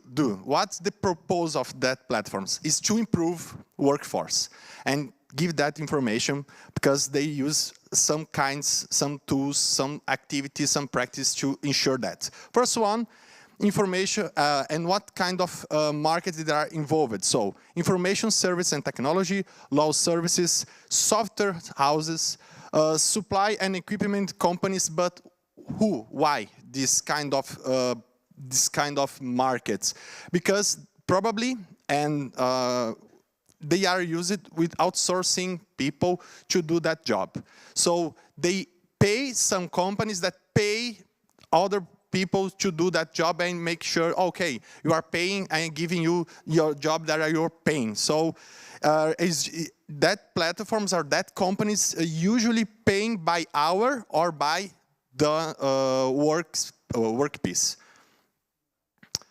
So how Time Doctors ensure that? How kinds of practice they use? First one is time tracker. We know we sell time. Capitalism, as capitalism capture the work, they use that metric to know if I'm working or not and how long I'm working. Screenshots to ensure that. There's a materiality of the work. So time after time, the platform is capturing the screenshot and it is used to prove that you are working or not. It's a big problem about that. And the employees didn't know how long, which period, and they can review that, but you will not be paid about the time of that screenshot who were deleted, okay? Inactivity alerts. So if you are not working and you are with the time tracker activity, they will show you an alert. Oh, are you working? I will stop that. Okay, is it? When are you, while are you working, they are capturing everything that you're doing. For example, the keyboard activity, the platforms, the websites, and we will split between productive or non-productive. And you'll be paid for only the productive time that you are, that the platform will show you, will qualify you. And the last but not less important, that platform could be integrated with more than 60 services for payment, for invoices, for workforce, workflow and workforce clear review, and platforms, for example, help desk and things like that. How Time Doctor is reviewed by the customers. We can see here how the productivity is one of these highlights. For example, increased our agents by 20%. I can see how many hours our members are spending with some specific projects and softwares and websites, so we can manage our workforce. So now we are looking if they are doing what they are telling me. One point that they increase this is the competitivity between the employees. So that third example added a game element to our Teams Workday. Is an example that a guy who put in this screen the dashboard for everyone knows who is working more, and they put on the website. They are trying to beat the records of the workmates. So it's a problem that they are using this to ensure the competitivity between workmates and is increasing problems with high hours working. And the third parties classifies Time Doctor as robust employee monitoring functionality. It's able to create invoices, so I will not pay you as you need to earn, but I will pay you as the platforms will tell me how much do you need to receive, how you deserve, or you will be paid for this. An ample integration with the services is platform. So the classification of platforms integrate with other platforms. So you can see here what is not a software, but what is a platform, not a software. So I can integrate this, I can sell, I can send and retrieve data across the platforms, across the web infrastructure, and we can create another realities with other platforms that are specialized in other things. So Time Doctor is not a surveillance for work, it's a work collected data to anything that other service want. And for example, for freelancers, is operation to they know by their own services how long they are working and how time they are spending for each company that they offer their services. And now TerraMind is not just only another platform who know about the job, the productivity or not. It's a different. That platform, based in the US, which less customer, just 4,000, but specific segments that attends like law, financial, energy, health, government, software, and banks. So it's classified by standout CV with 9 out of 10 surveillance resources that make that platform the most invasive platform. But why? What kind of market they attends? So, based on reviews posted on getapp.com, website specialized in platforms, the most recurring companies that use Time Doctor are these, but not only these, real estate, information services technology, advertising, marketing, software house, and construction. But this platform not show the clients on the website because they have non-disclosure agreements with the clients. But why? I'm gonna show you now.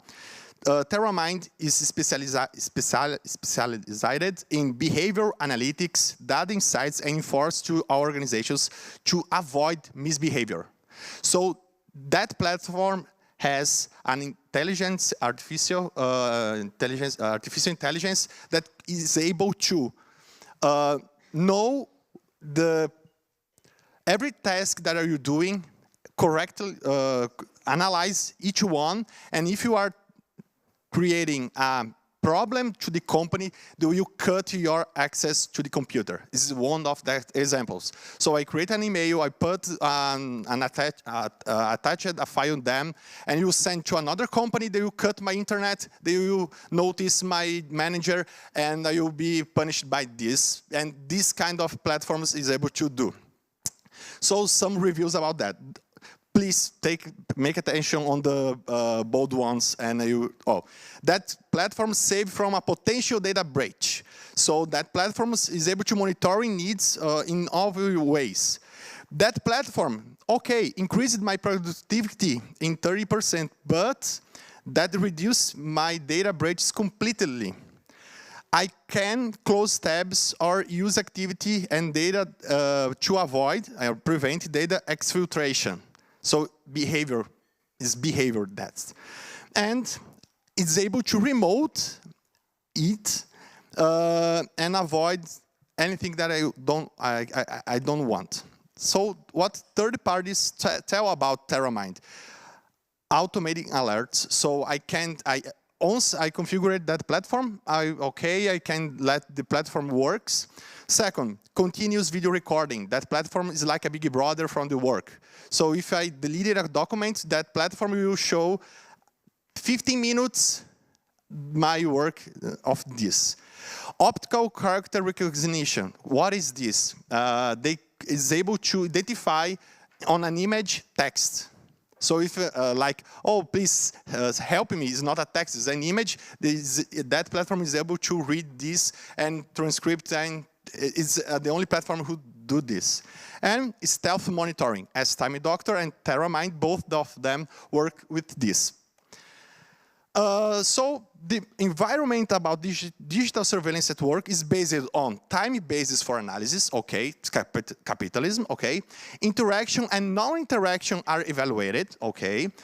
Use the AI for behavior analysis and predictive action. And at the dimension of power, both the search of increased productivity and the digital fencing. But there's some challenges of the work surveillance that I found on my research. On a movement, how can we say if you are being on a surveillance mode or not? It's difficult. Okay? It's difficult to people who know if they are on that situation. They are fear about that. And I tried on my master degree to found this, and I making a movement that is making me able to find some points of surveillance at work, and that's it. I would like to show you my project is the digital surveillance at work in Brazil. I scrapped one platform called Glassdoor. I don't know if you know that platform. It's a platform that retrieves employees' reviews of how is work on that companies. And I started to flag some some reviews that there is a little pieces of surveillance. And when I started to reorganize that kind of data, I could find some companies in Brazil, some specific sectors in Brazil that are making that surveillance is a modus operandi that we can find and start to another research about from this kind of data. So it's my presentation. Thank you so much, and he's here.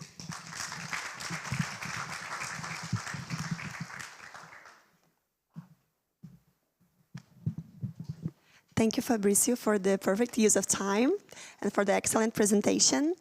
So now I invite the speakers to sit here so we can have some questions. Yes.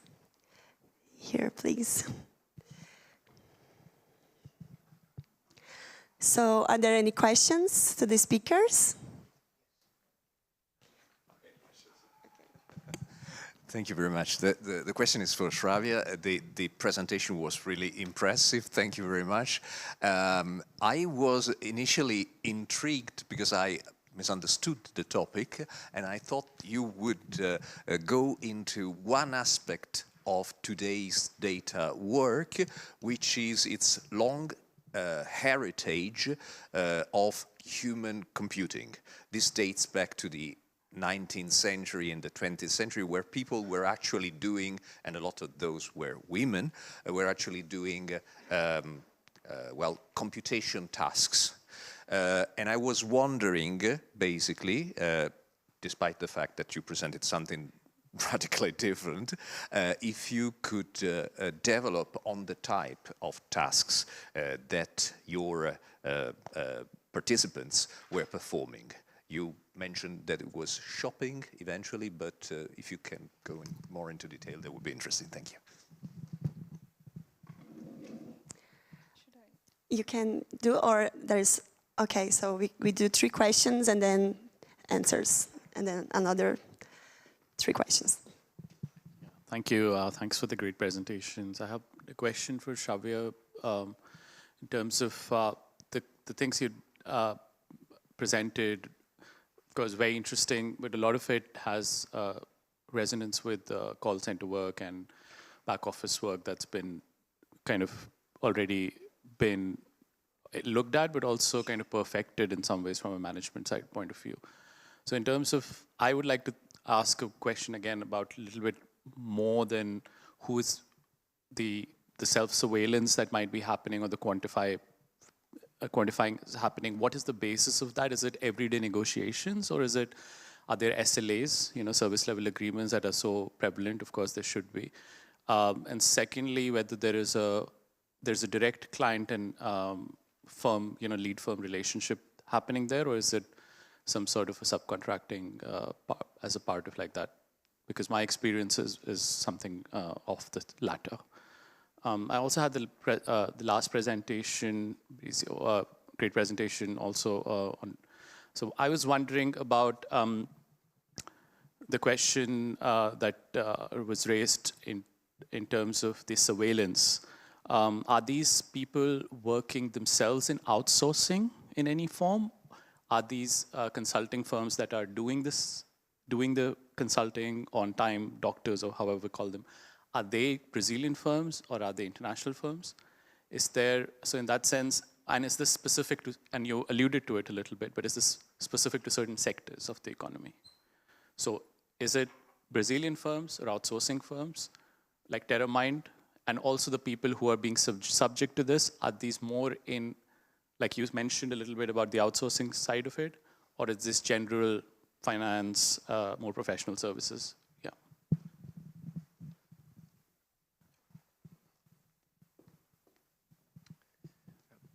Thanks. Yeah, I was wondering about the turnover rates, Shravya, because when you see that kind of control over workers, you said yourself that there were some numbers that when they turn red, well, managers would come in and start administering workers. So does that mean that there's a higher turnover level? What is the workers' relation to that? Do they take this as a temporary gig, or do they want to stay because maybe, I don't know, they earn better money when they stay in that job instead of, going somewhere else? So I was wondering about their attitude, the workers' attitude towards this kind of accountability methods. And yeah, for Fabrizio, pretty much the same question. I understand that you were looking at the way these platforms present themselves, but were you able to identify people who were being monitored through those platforms? And if you did, or if you have any idea perhaps about that, like the workers who are subject to that surveillance, maybe they find ways to obfuscate it, or maybe they just find it unacceptable and leave, or maybe they just simply comply with it. Maybe they think they have nothing to hide. Because you mentioned that TerraMind customer reviews say, well, thanks to TerraMind, we no longer have data breaches or data exfiltration. So I think that's an important point to develop, because it would mean that workers do exfiltrate data. Maybe they do find ways to obfuscate, right, this control. So I suggest you answer those 3 questions, and then if you had enough time, we do another 3 questions, okay? Okay. Sure, yeah. Thank you so much for the questions. I'll keep it brief and I'll follow up with all of you to chat more about them. In terms of types of tasks, absolutely. I think shopping was just one of the projects, and even within that there was different types of tasks. That's one way to slice it, and I think the other is also cutting across all these types of tasks. What are the different ways in which the annotator's input is feeding into these systems, and what it takes for these annotators. What kinds of things are they doing when they're doing annotation work is something I've been thinking about as a second slice from this work. As a very small example, one of the tasks that annotators do is verifying which product a customer is picking, and they're looking at the images. And one image was somebody is picking up a bottle with a red cap and brown liquid in it. And the task came to them because the AI couldn't figure out whether it's a Dr. Pepper or Coke. And that day, both the annotator and I learned what is Dr. Pepper, because that's not a product that's available in India. And even though that is the case, the annotator could ask one of their peers who said, it's the one with the darker shade of red cap, because that's Dr. Pepper. This is the level of insight they need to have in order to be able to do annotation work, which raises a whole other set of questions, but I won't go into them now. To the point about how this is organized in terms of SLAs and everyday negotiations, I think there's a bit of both. SLAs for sure. There's, for instance, if the accuracy sort of that is told to the team is 98%. In reality, it's actually 97 or 96% that's expected, but you don't want to not meet that, so you set a higher target for the team, and this was common practice across projects. There is a bit of back and forth. If some AHTs, for instance, were unrealistic, then they would go back to the client and try and negotiate. This is not so much on an everyday basis, but they do it whenever there's a new type of task that comes in. And lots of subcontracting, you're absolutely right. In one case, annotators were working for what was an Indian company located in India, but really they were annotating UK roads. So there's a longer chain of how AI work itself is sort of happening in different places. It's not, what I found is it wasn't as simple as model development happens in the West and annotation happens in places like India. There was more to it. Again, happy to chat more about it later. Lastly, about worker attitudes and response. Yeah, they're definitely not a fan of this. They don't enjoy this. Very specifically, there are ways in which they push back. Not so much in this project, where because it's in an outsourced setting, there's also more direct forms of monitoring and tracking and enforcement of these targets. But I've also seen this similarly in an in-house context where the work is happening within an AI team, within an AI company, and there are some ways in which annotators push back. For instance, when they get easier tasks, they do lots of them so that the count goes up. So that when there are tougher tasks, even if they took their time, the target won't drop. Similarly, even within hourly targets, if they're able to finish their work within a certain period, they stretch out the last few tasks so that in between there's a break. So these are really coping mechanisms more than anything else. But yeah, again, I can chat more about it perhaps later. Yeah, thank you so much. So thank you for your question. The reviews that I showed for you is not about the employees, but the employers who bought this kind of platforms. I made another approach on the first movement. The second that I put on my website is another approach from the people who is working. So probably I'm not so clear about these methods, so I'm sorry. But what I can do say for you is TerraMind and TimeDoctor has different approaches. As Time Doctor is used to ensure the workforce, is the most common the presence on the outsourcing companies like telemarketing ones, help desk, insurance help desk, and sales. And they used to make sure that the time that you are spending on each activity is the less possible and increase profit and productivity. But TerraMind, on the other hand, is used to mainly in places that the organization is more regulated, and the most value of that company is the security of the intellectual property, okay, like documents, all kind of data, credit card numbers, and the process of the company. So I have a situation, and that is on the website of TerraMind, a bank that use it to avoid some kinds of sensible data we spread, okay, but not the name of the bank. So you can see two kinds of markets, one of looking for the productivity and another for the security. And this kind of platforms are used mainly on these two market to give a solution for a problem, or outsourcing that you are working for your home, or selling your job for outsourced, okay? And the other, you could be the employer, the employee of the company, not a third party, okay? But you can make any mistake. It will be a problem for the company. I don't know if you could respond, okay? Okay, so I think we have time to more 3 questions. Okay.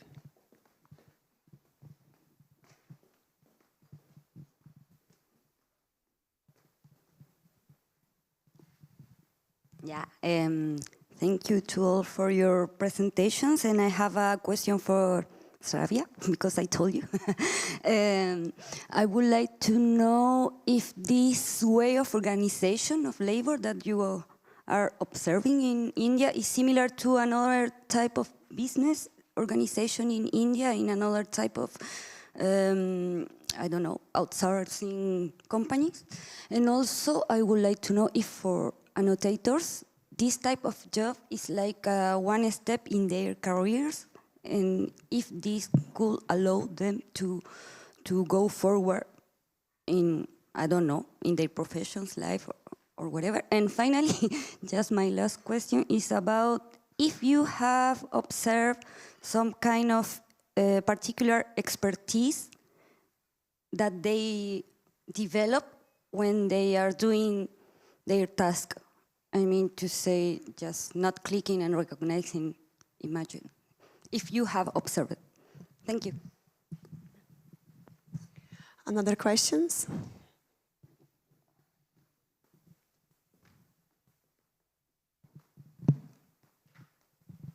Thank you. In fact, I have two questions. One for Cristiano about surveillance. In the end, you say you had a very strong claims like LinkedIn operates as a surveillance tool, but on the other hand, people realize that it is a surveillance tool. That's what you said. So if surveillance is, let's say, unveiled, discovered in a way, it doesn't really operate, because then they go and it's not a total surveillance in some sense. They can still go to another place. And to what extent is this really shared?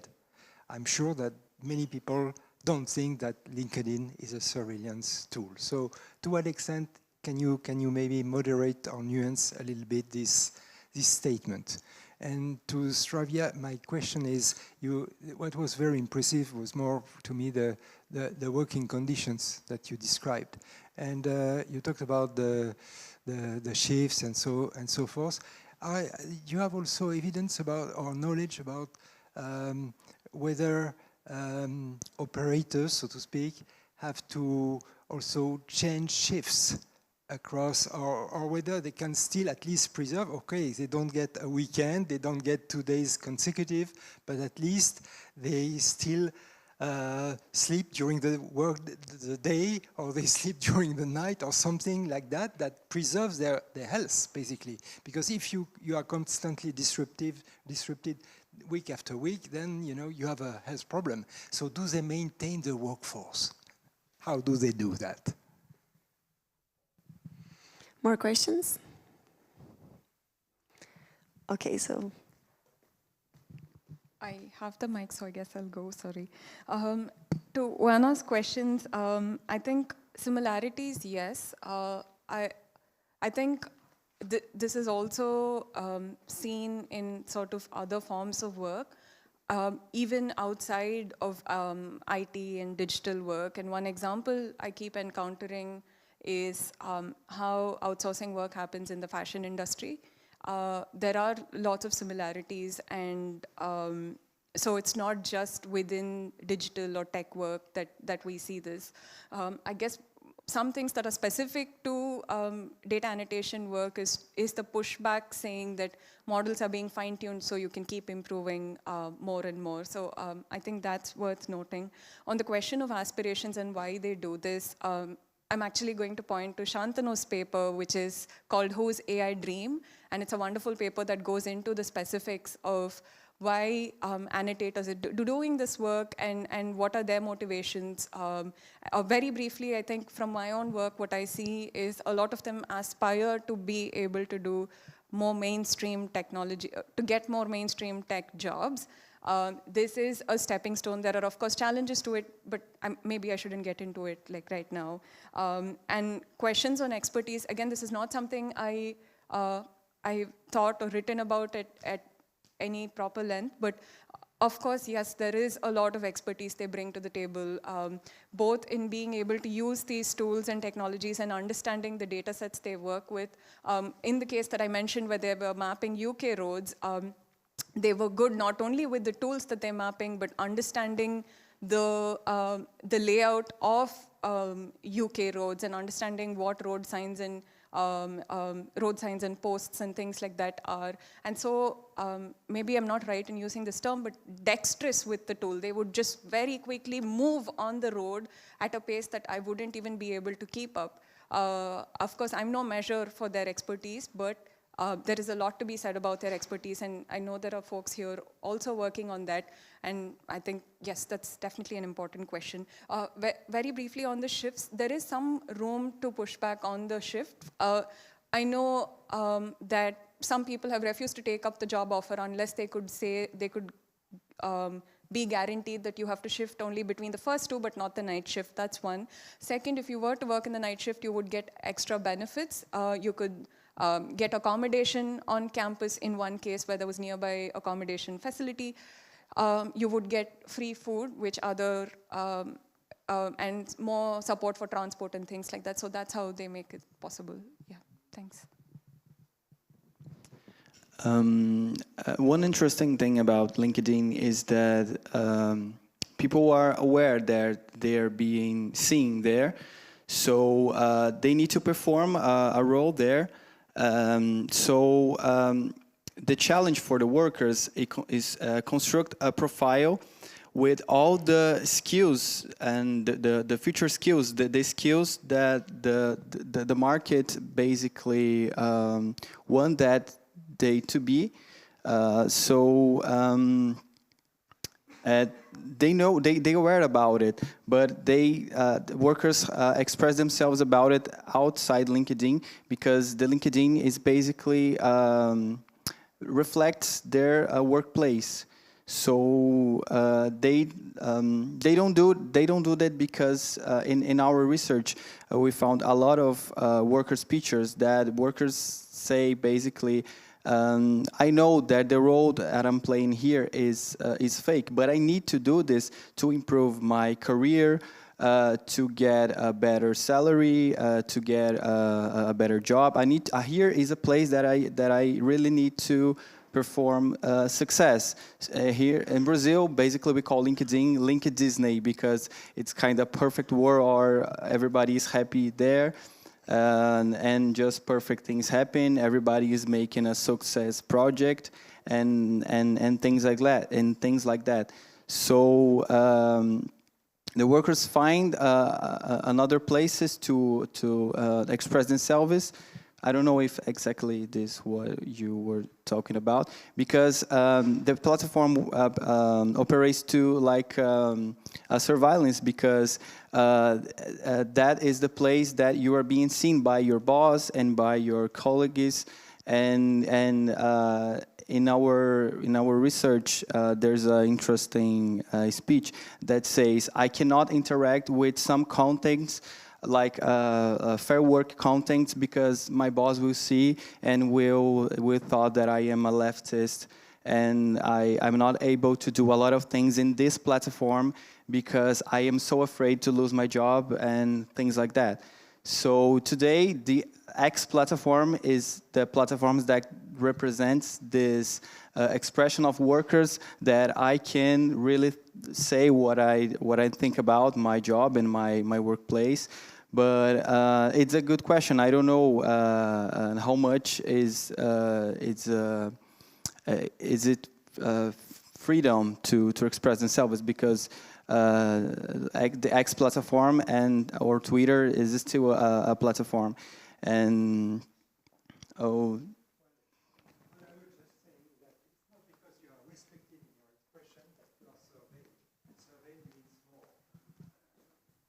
okay. Okay, so I think that we don't have enough time, and because we have the coffee break now, but we can continue the discussion in the coffee break. So thank you for your attention.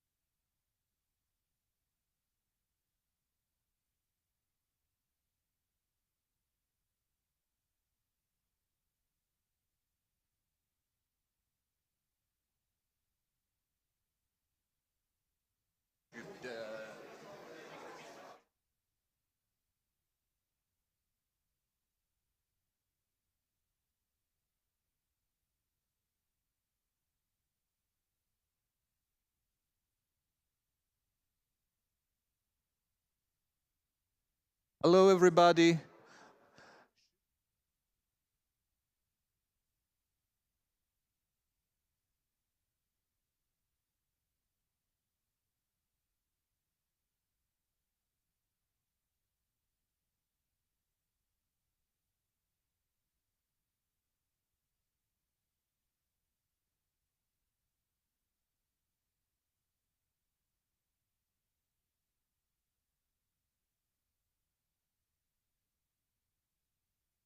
It's no introduction, as they say.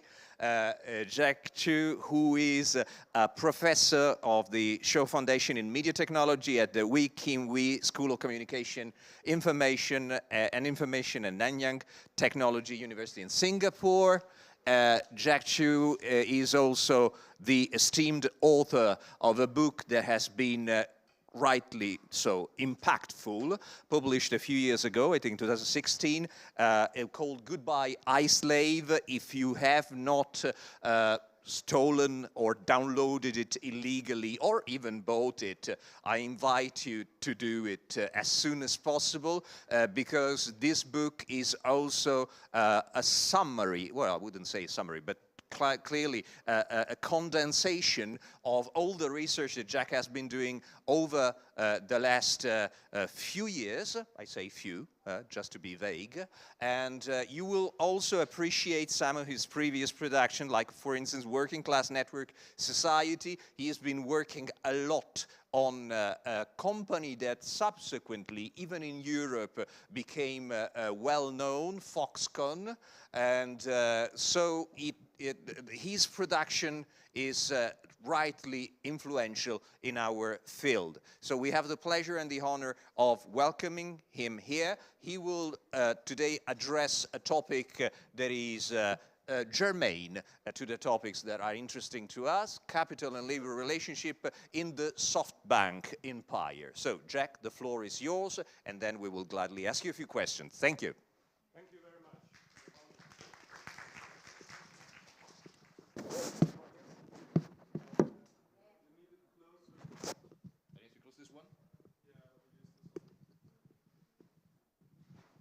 Yeah, thank you for a really kind introduction, Antonio.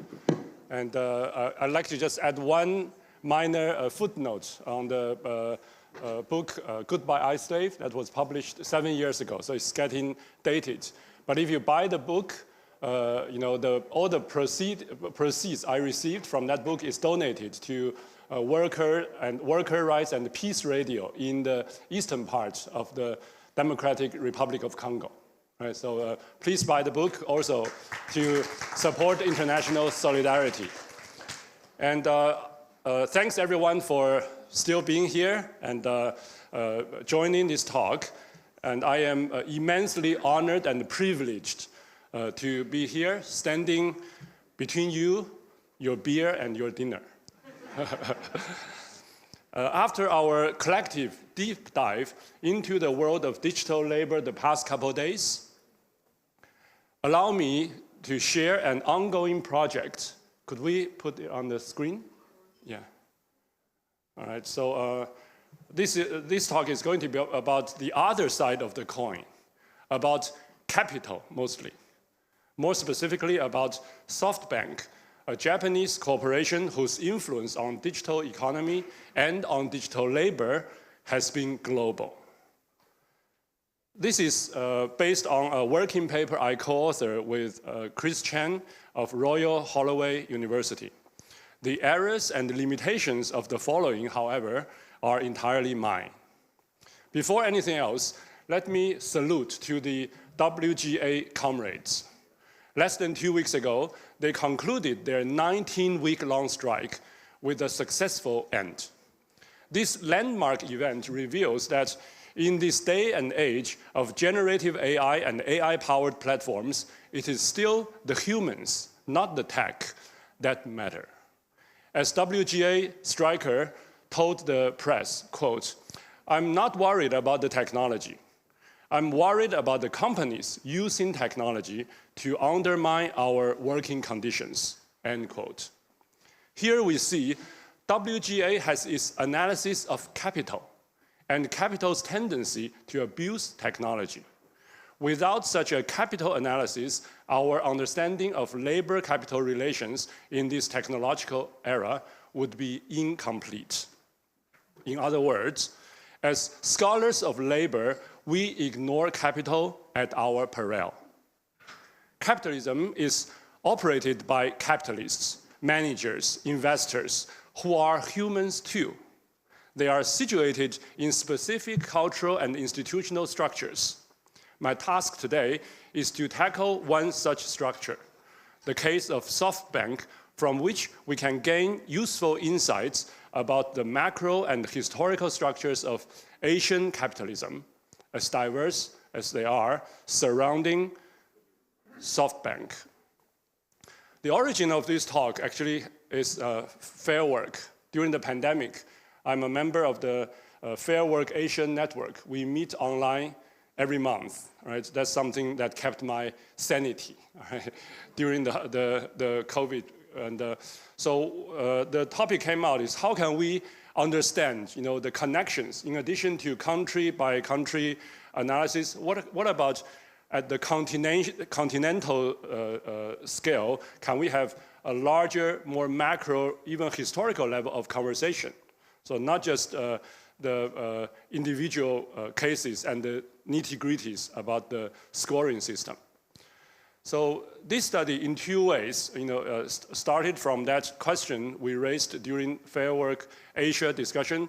It departs from, you know, existing literature on platform studies. Okay, so these are the two unique things about this SoftBank study. One is, I heard this earlier today in one of the discussions upstairs, is to say, our study about digital labor is too contemporary. Okay, I call this symptom presentism. Okay, everything happened after, okay, AI, okay, or after the Silicon Valley boom of American-style digital capitalism. Another limitation of existing literature is that they tend to be very rigid with the unit of analysis. You know, between either macro, global, okay, Silicon Valley, GAFAM, okay, type of observations in the West on the one hand, and then the rest of the world is just the rest, right? Or when they look into non-Western world, including Asia, there's a tendency to examine the nation states as insulate entities rather than as a connected whole. So as a result, allow me to, you know, test this historical materialist approach. You know, Chris and I would like to do in this working paper beyond the confinement of the global-local binary. Here, historical materialist means we must analyze institutional legacies and the past cultural formation in order to understand what is going on today, including in AI-powered digital economy. Our approach echoes what Cernisek contends in his 2017 book about the continuity between platform capitalism and industrial capitalism.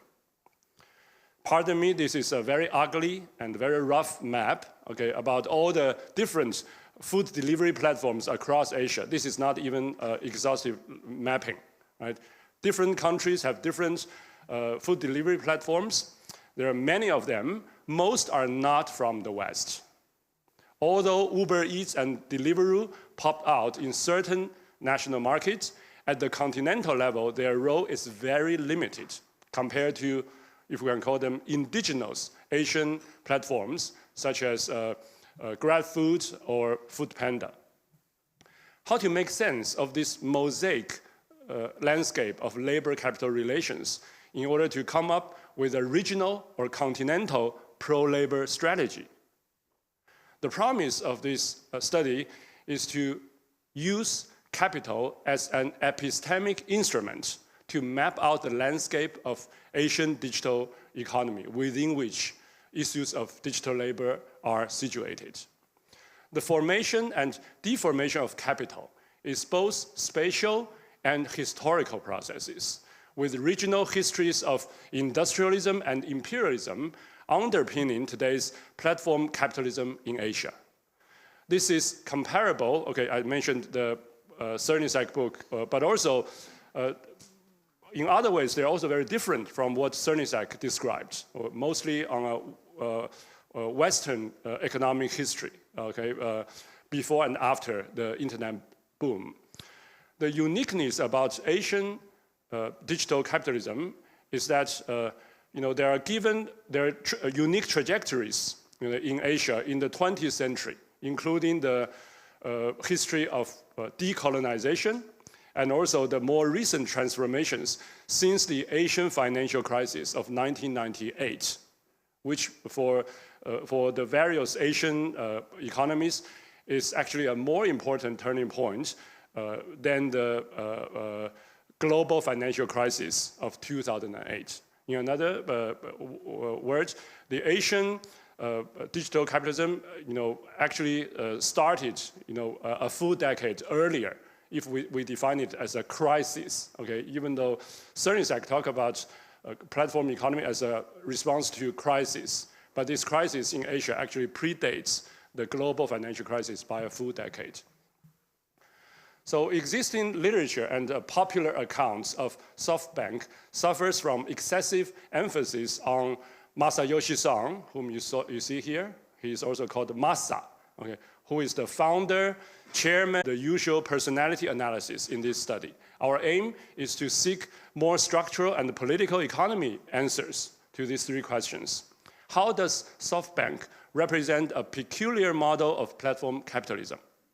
Why is SoftBank empire possible? And what lessons can we learn about Asian digital capitalism and the labor capital relationships therein? There are already numerous SoftBank case studies from business school publications, plus one pioneering paper in 2020 by critical digital labor scholars, Niels van Doorn and Adam Badger, who are sitting there, okay, whose footsteps we are following, okay, in this study.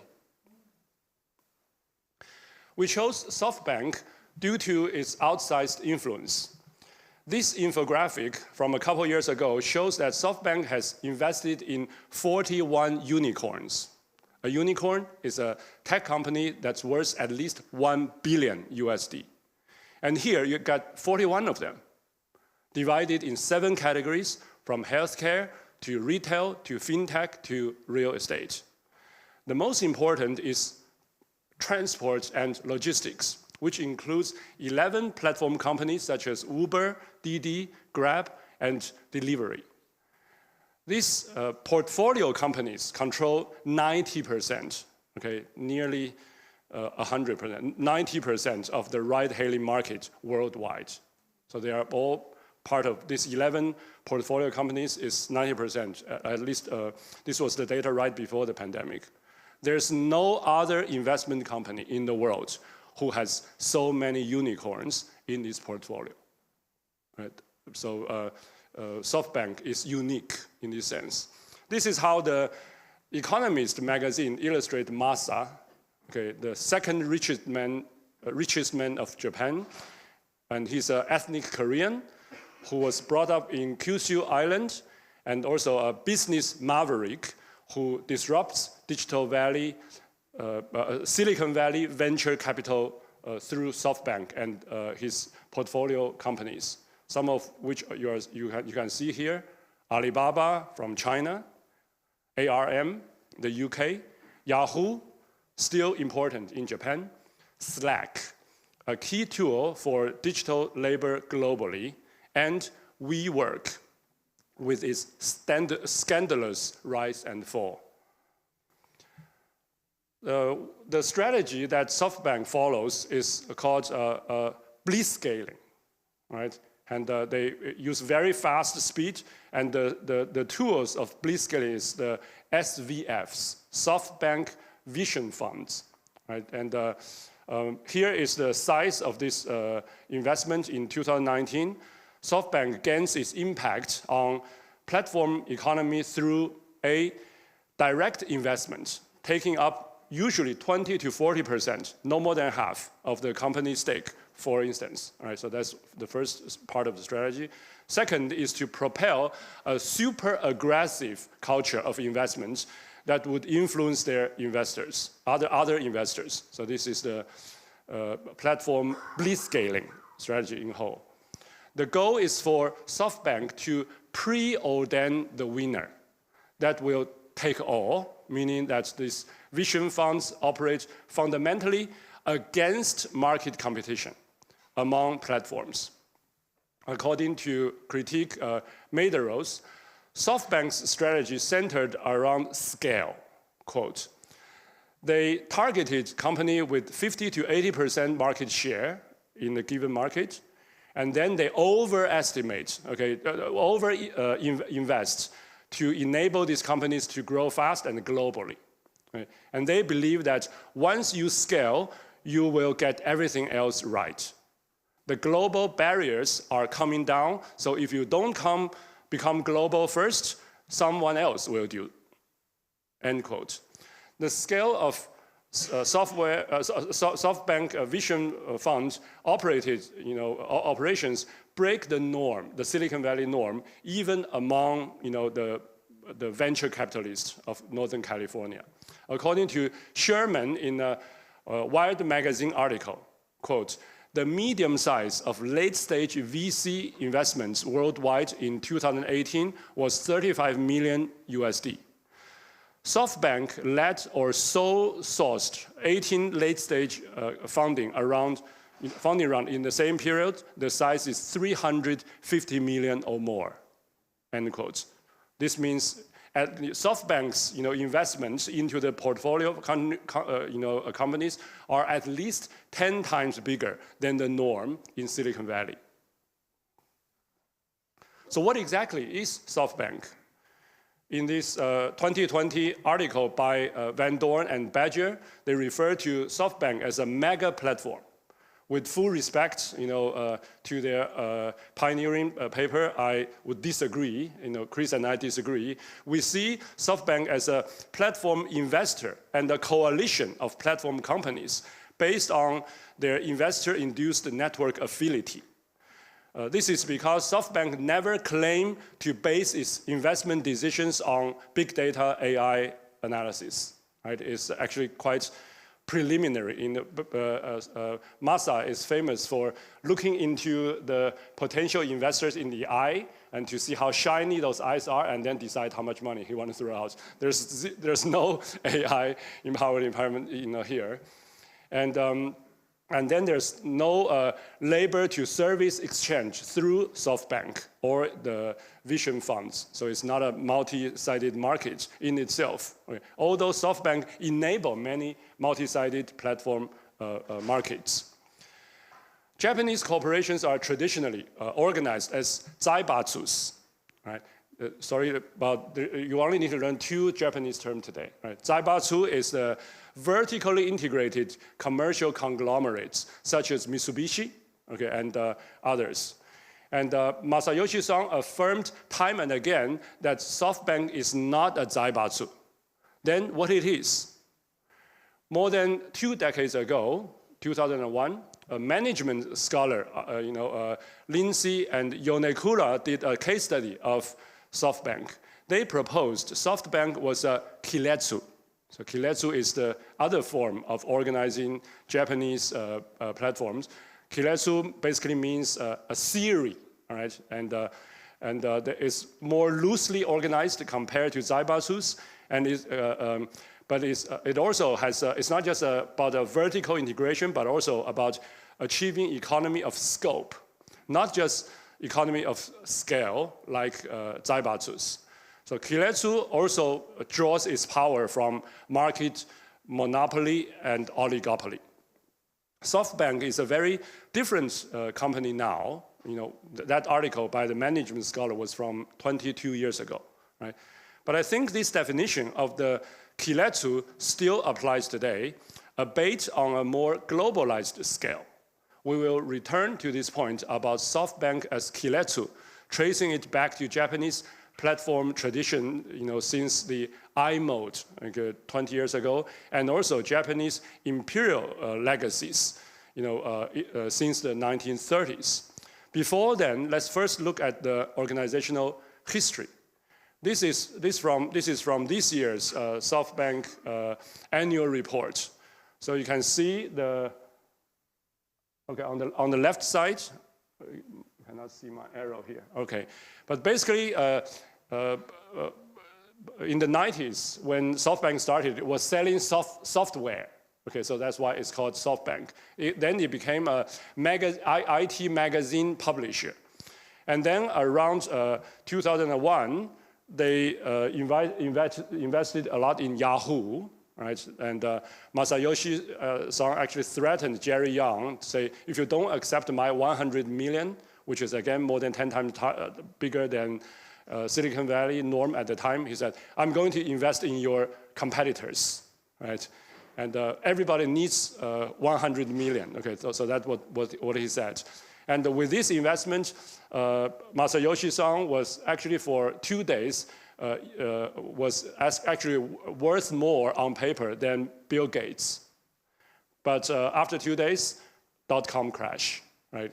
He lost nearly 99% of his wealth because he put so many things into the .coms. But this was also the period where he invested in Alibaba, okay, before Alibaba became the giant of today.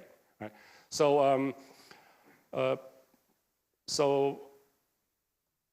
and then in the around 2007 and 2008, SoftBank started to collaborate with Apple. Okay, it became the sole iPhone distributor, in Japan, and from that stage, SoftBank transformed into also a telecom provider in Japan in the early 2000s. And 2017 was the beginning of the SoftBank Vision Funds. So this is the period that we see the most active, going up and coming down. Okay, until 2021, SoftBank's all the portfolio companies are going, the value is going up. But then since 2 years ago, like most tech companies, has dropped.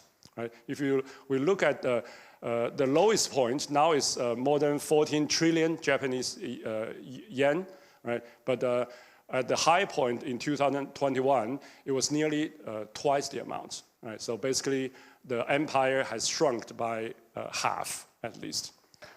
And this is the point where he lost, and after the .com crash, Masayoshi-san almost died, okay, because of, he's quite greedy, right, when he lost so much, and understandably, he had some health issues, right. So this is SoftBank's self-claimed investment strategy for the vision funds, namely the cluster of number ones. They want to get the different segment of market, they want to handpick one that is most likely to be, the winner that takes all. And then they say we have this as a 300-year plan. Right? We are planning not for the next year or 3 months. We have a grand plan for all these companies to come together to rule the world for the next 3 centuries. Right? That's exactly what they called it. And this is quite similar in a way if we know Mark Sternberg's work, okay? His 2019 book about Japanese platform economy, analyzing the super apps. Right? Super apps is also not just Eastern Japanese, Eastern Asia, but also Southeast Asia. In this book, Sternberg quoted from Japanese management literature and referred to this strategy as the palm of the Buddha. Right, so he's a Buddhist. No matter where you go, which sector you go, you can never escape from the umbrella platform, control, or control by one of the members of the SoftBank Vision Fund portfolio companies. Notably, only a fraction of Sternberg's book deals with SoftBank. Meaning that this is not something unique to SoftBank. Okay, many other Japanese platforms, okay, used this kind of strategy, right, from the turn of the century.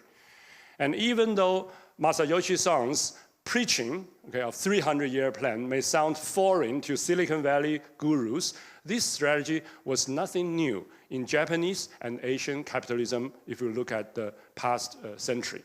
Now we go backwards in chronological time. So this is Sternberg's important book in which he demonstrates the continuity between Toyota, right, and Japanese platform economy as exemplified by NTT Docomo's iMode, the world's first commercially viable mobile internet. For the Japanese, platforms were also understood as, quote, car platforms, standardized chassis that are the basis for multiple different car models, end quote. Right? So it's like you use the same base for the car to make different models. Right? A website, in this sense, is equivalent to an automobile chassis, conceptually speaking. This was the years of the dot-com crash and the years of Asian financial crisis. However, Sternberg shows that Japanese IT companies continued to enjoy a prolonged honeymoon of IPOs from year 2000 to 2007, shortly before the global financial crisis of 2008. During this period, Japanese capitalists also went on a shopping spree, purchasing many IT companies from Asia to North America, using quote-unquote over-investment as their strategy, predating what Masa has done through the vision funds. A key part of this Japanese expansion was about mentorship, teaching startups to succeed in terms of content creation, management, or financial operation, etc. Sternberg shows this has a more benign system. This is a more benign system compared to the Silicon Valley model of Google or Apple, simply ripping off startups and letting them compete through the survival of the fittest. By reading this book, if you read this book, you will also start to wonder, for what extent is such a so-called mentorship program can contribute to the huge influence of SoftBank empire, by teaching Jack Ma, okay, Jack Ma reportedly learned about the aggressive blitzscaling strategy from Masayoshi Son, and Jack Ma acted as a mentor to other Asian platform capitalists. We can further broaden the historical context to post-war Japanese industrial policy, now that Sternberg talked about Toyotism. Right? But also other scholars, one important article is by Bell and McNeil in the 1999 article when they analyzed Sonyism, right? And also, of course, the important book by Chalmers Johnson, about the Japanese developmental state. Both the article and this book contend that the institutional formation was reactive. The Japanese did not really plan 300 years and then preempt the crisis, but they were in response to deep-seated crisis in Japanese industrialism and also post-war political economy structure. The solutions, can be multimedia, IT industry like Sony, or could also be organizational form, such as especially the Kiletsu form of capitalism. Johnson also explicated that the roots of Kiletsu, were military. Some of these original experimentations about Kiletsu were actually carried out in Manchukuo, outside today's Japan proper. So this is Manchukuo, it's now called the northeastern part of China, or Dongbei. But in the 1930s, the Japanese empire colonized this whole region after they colonized after colonized Korea, right? And then they used the iron fist of the Guangdong army, the famous, notorious for their brutality, right? But then these Guangdong army soldiers, as we learned, they very much hated the Zaibatsus. Because Zaibatsu were dominating the mainland of Japan. So when they were controlling, the Manchurian area, Kiletsu emerged, to spur oligopolistic and heavy industry growth that suppressed competition in order to meet the needs of the Japanese military in a rapid way. A key player, perhaps the first influential Kiletsu in history, was Nissan. Yes, it's the same Nissan that make cars today. Okay. They owned half of Manchurian Industrial Development Company. Okay, the company is also called Manyo. So this is the first Kiletsu that has a large impact in Japanese or Asian capitalism. Ayukawa, okay, was the boss for both Nissan and Manyo. And he always talked about longer scale of time when he went back to Tokyo to recruit young men from Japan to Manchukuo. And when he was speaking to the Japanese youth, college graduates, guess what he was telling them? 300 years plan. Exactly. So this is what we can learn from this Duke University press book by Driscoll. Looking into Manyo's investment portfolio, you can see semblance with today's SoftBank. These are strategic sectors of the war economy. In each sector, there's only one hand-picked winner that received outsized investments. The key person behind this larger scale is Kishi. Okay, he is also the maternal grandfather of Shinzo Abe. Right, so you can see the personal connection coming out as well. And in Driscoll's book, he mentioned, the control mechanism during this period, suppressing labor, was through three means: biopolitics, so Foucauldian, right? This is a control over society through migration, colonization, and the general discipline of the population as subjects of the Japanese empire. You cannot speak Korean or Chinese. You have to speak Japanese. Right? The second means is neuropolitics. This is especially about the controlling of women, mostly Japanese women, who gained autonomy and upward social mobility through their labor and social capital. But then the Japanese, the neuropolitics system actually throw them into mental institutions. Okay. So that today, if you look at OECD economies, Japan still has the worst gender equality in terms of participation of female in the workforce. And after biopolitics and neuropolitics, we have necropolitics. So here is when the colonialism, the sexism, the racism, culminated in the use and also disposal of coolies, okay, from northern China, right? And they are indeed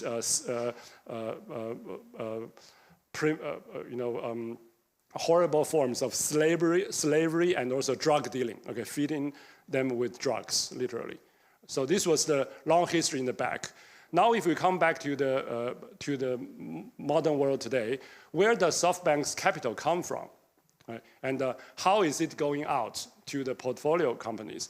On the left-hand side, you can see the capital, when they raised the money, came from, okay, Saudi Arabia, right? Where, with the human rights records of MBS, right? Their money, even Wall Street, we criticize Wall Street in this conference, right? But even Wall Street was not ready to accept the bloody money.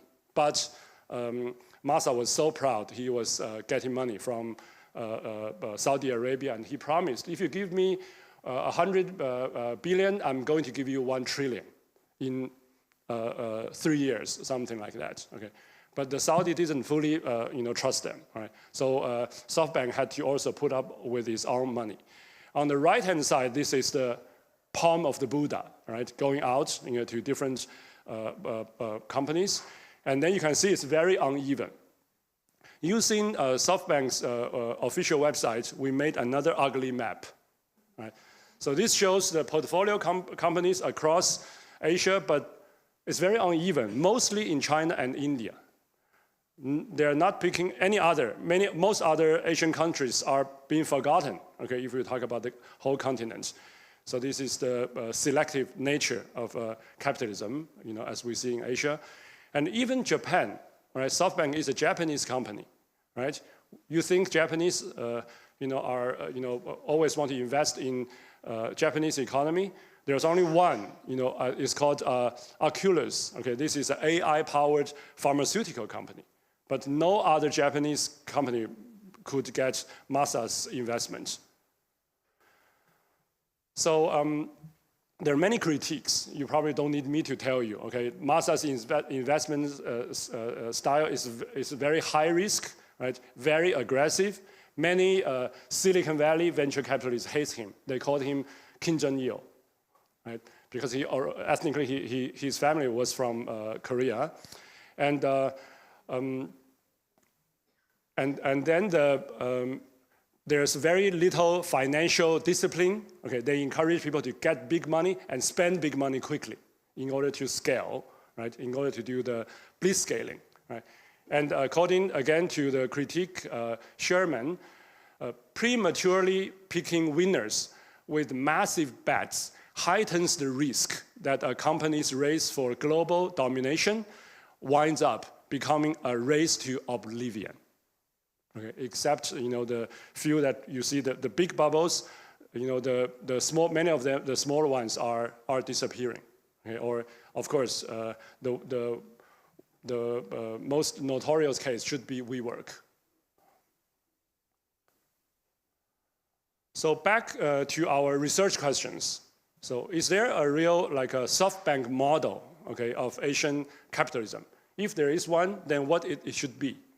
So despite its claim to technological novelty, SoftBank's capital operation still stands in the long shadow of Japanese wartime economy that spans across today's national boundaries from the 1930s into the 21st century.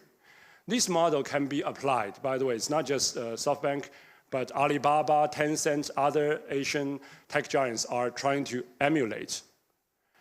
And for the capital formation we mentioned, it actually tried to gather all these unconventional source of income. But another side is this unconventional income, especially when you have other kinds of high risk, high return opportunities, cryptocurrency. Okay, they can go there as easily and leaving SoftBank in the dust. And so this strategy of, there's nothing new in this strategy of cluster of number ones or 300-year plan. It is possible, not because Masa the person, this is our structural argument, or because of the magic of new technology. It is due to the continuation of an Asian/Japanese model of capitalism that has been around for nearly a century. So what does this mean for platform labor researchers, people sitting here today?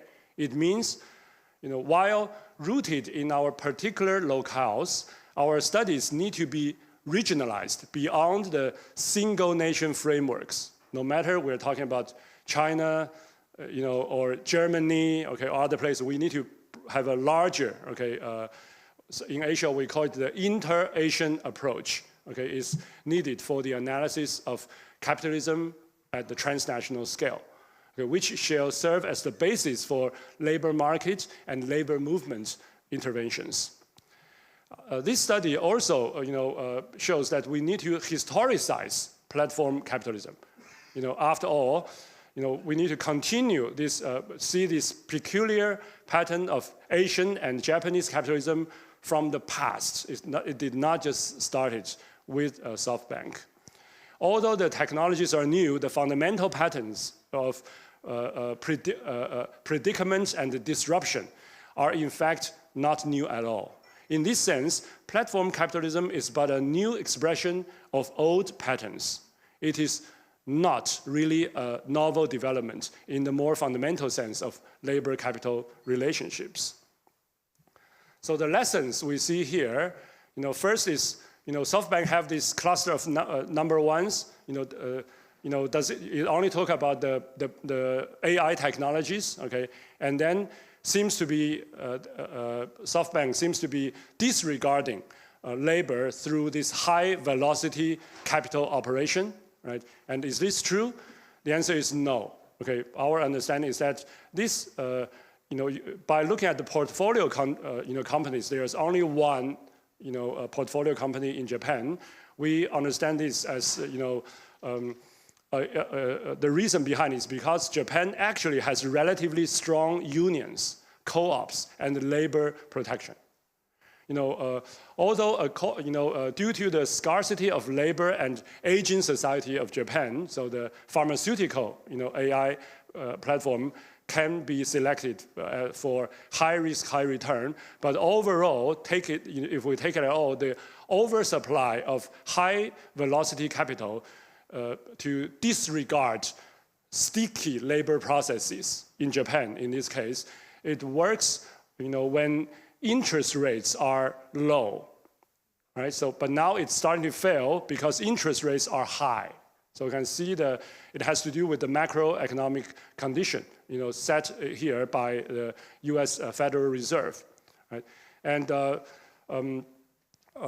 another failure of the SoftBank case is that it fails to get rooted in substantive economy to achieve business sustainability, even though rhetorically you talk about 300 years, but it's so easy for them to become a house of cards, right? And a second lesson is that the sustainable labor helps stabilize Asian capitalism and increase its commercial viability. As we have learned, again, from Stenberg's book, during the first decade of Japanese platform economy in the early 2000s, telecom companies like NTT, Docomo, right, fostered the world's first ever platform centered on contents, content in the plural, that's how Japanese call it. And this was institutional arrangements where the telecos actually give more revenues and training, mentorship for startups, fostering sticky labor within the platform of Japanese industrial capitalism and national identity. When most of Japanese working class, this was still towards the end of the period, when most of Japanese working class saw themselves as the middle class. The role of developmental states in post-war economic miracle, as Johnson documented in his book, is also can be seen as the beginning of the information society. The word was actually invented by Japanese anthropologists, and also the flexible accumulation Toyotism. Right? So there's an institutional Toyotism, like Fordism, actually has a welfare capitalism element within it. And the Kiletsu model of inter-capitalist cooperation can only function when there's strong state support and also the commitment from the individuals that see themselves as the Japanese equivalents of organizational men. Again, men, women excluded. So it is erroneous, okay, to either focus on the Silicon Valley or consider the Beijing paternal internet as the only non-Western model for digital capitalism. Right? I would say that the Kiletsu model, SoftBank model, is actually very different from the Beijing paternal internet model that O'Hara and Hall talked about. So we need to remember, as labor researchers and unionists, strategists in the room, that it's actually quite common for the capitalist giants to shoot themselves in the foot. Precisely because they have so much resources, and precisely because they control the most powerful technology. Therefore, they are so arrogant and full of hubris. Right? So there are moments of self-inflicted vulnerability when the greed, the speed, and the disregard for norms. How we talk about how the Silicon Valley venture capitalist hates Masayoshi Son, okay, or other Asian venture capitalists. Okay, and then this actually, rather than inter-capitalist cooperation, we see inter-capitalist struggle, cutting throat struggle. in these moments of self-inflicted vulnerability that create openings for labor movement. Right? So don't just throw a stone at the Google bus. Okay? There are moments when there's lots of distrust within the Google bus. So so this is we need to consider the moments of labor intervention, collective intervention. So that's the first thing I'd like to conclude with. Second is traditional cultural images. Masayoshi-san used Buddhism and other ways of traditional Asian culture to articulate his ideas. Asian labor organizers, maybe organizers in other parts of the world, we also need to articulate pro-labor conceptions better, using traditional forms of expression. Can we imagine a palm of the Buddha for Pan-Asian solidarity? Last but not least, Kiletsu model does not fit peaceful times. Kiletsu model, the origin was from the beginning of Japanese colonialism and imperialism. It's a wartime, it's a baby of wartime economy. So this is an essential message that needs to be communicated to unionists, public policy makers, and the general public.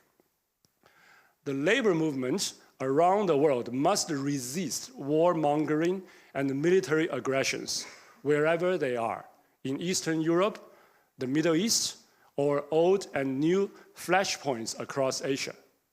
Rosa Luxemburg's perennial question, socialism or barbarism, still haunts us today. Thank you.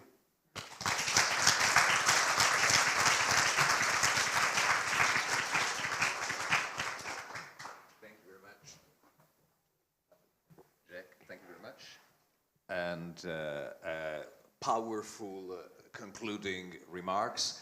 I think that we can open the floor for a few questions, and then, as Jack said, he doesn't want to stand between us and our beers, so, but I suspect that there's a lot to ask, and it was such a compelling presentation. So, raise your hands. One hand is Sana in the back. Cheers. Thank you.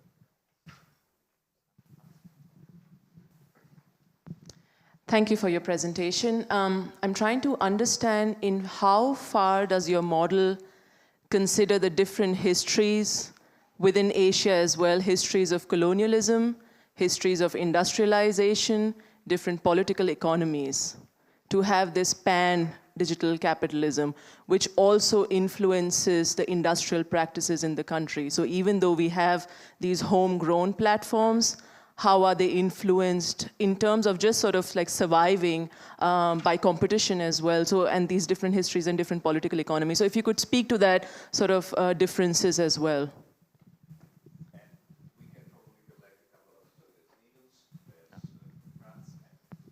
Thanks for that fascinating talk, Jack. My question follows up from the previous one, but I would start somewhere else. To what extent do you think that you can derive a model of Asian digital capitalism from such a relatively unique case study that is SoftBank? Because as you beautifully shown through a lot of research, there's definitely historical precedence, right? And it draws it from a longer history. But at the same time, in our current situation, our current environment, SoftBank, the scale of which its practices is quite unique. So I was wondering, like, how do you get from the case study of SoftBank or what it does in its history to a kind of a model, as you said, of Asian digital capitalism? And then to really follow up on the previous question is where that then intersects is if you're in India, as people like Adrian Atik or Rahul Mukherjee have shown, Asian digital capitalism looks quite different, perhaps, right? And so I would argue, I have to be careful here, but I would argue China. And I think the key term here is, and what I kind of lacked in your presentation is the role of the state. All right, and the role of the state's relation to legacy industrial conglomerates, like Reliance Jio in India, for instance. So that's kind of the question. Okay. This seems to be big questions, so let's stick to these two, and then we can. Okay, Francis, what? Just to continue following up. the example that came to my mind is Singapore as a nation state. Yes, one person I want to thank, I did not mention, in the room is Uma. Uma actually worked with me on this paper too. At one point, we actually were talking about should we use Asian capitalisms? I don't know whether Uma remember that discussion, but we decided to talk about in this working paper to just talk about Asian capitalism in the singular, right? But as a general, I think again, I mentioned as one of the, I would say as a first attempt to use capital as an epistemic instrument, right? And that instrument does not mean, I'm using a hammer. Does not mean there's only one hammer in the toolkit. You can have other hammers. Right? So between Japan and China, or Korea and India, or Indonesia and Singapore, there are different forms of capital, actually, forming capitalisms. Many of these, Singapore's digital capitalism actually expand the whole region. I won't go into, but so again, so it's the same lesson we're saying. If we only look at Singapore by itself, you miss the body, okay, of the capitalist structure. But then they have their own, each type of, I would say, India is a subcontinent, or is a real continent, right? And there could be internal multiple models for Indian, digital capitalisms, right? And even in Japan, I think in the talk I mentioned, the early 2000s, NTT Docomo type of platform capitalism is much more benign, right? I think it's for every if you sell content, okay, through the Docomo platform, they charge you, they take over 7%, right? So the content creator actually get to keep 93% of the revenue, rather than Google and Apple is taking 30%, and with no service to you. You're just using their platform. But the Japanese telecos used to not only take less cuts of the transaction, but also they provide you with more training and services, right? So within the Japanese digital capitalism, there could be, differences, right? So from the Docomo model compared to the SoftBank model, the SoftBank model is much more aggressive, and also because it has gone out of Japan. Right? So the reason that we use it as singular, okay, to talk about Asian capitalism is not to say there's only one SoftBank model there. There's actually one of the attempts to tease out multiple forms of Asian platforms, Asian capitalism, right?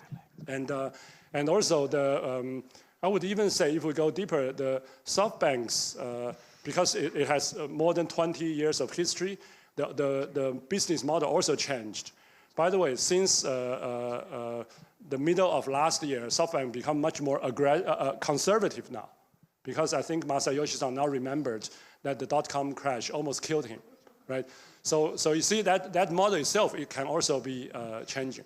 So we picked the SoftBank as our beginning point. Not to say this is the end for the understanding of Asian capitalism, it's because of its outsized global impact. 41 unicorns, okay, in its portfolio. There's no other holding company, all right, in anywhere in the world has so many portfolios, right?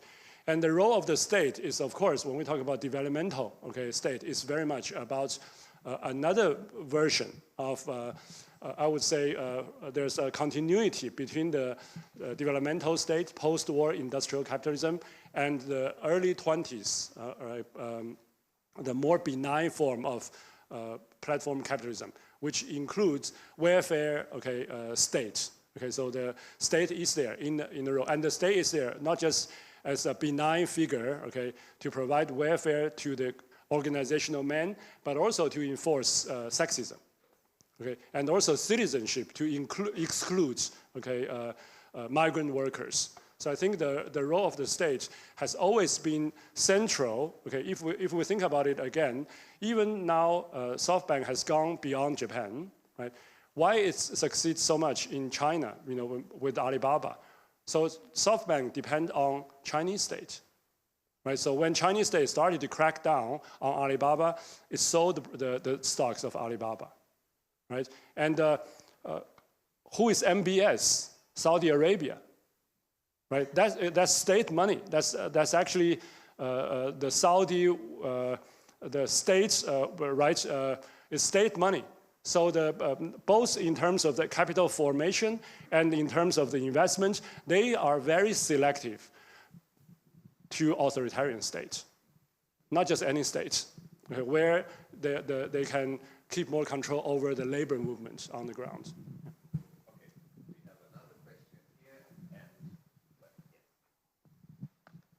Thanks for the really fascinating talk. I was a little curious about the industrial policy, the parallel that you were drawing there. So I could see two parallels that you mentioned about the investment, overinvestment, where industrial policy also recommends high savings, high investments. And then the other parallel between a winner-takes-all approach and the national champions that states also champion. But there was one divergence that I was curious about is usually industrial policies have disciplinarian stick through, let's say, export-led approach that you'll get these kind of supports only if you meet these export targets. But the SoftBank empire has exuberance, as you mentioned, and fiscal indiscipline. So what are the roots for this? Is this just because of a shift from industrial capitalism of the 20th century to financial capitalism of this century, or is there like something else there, if I'm missing? Yeah.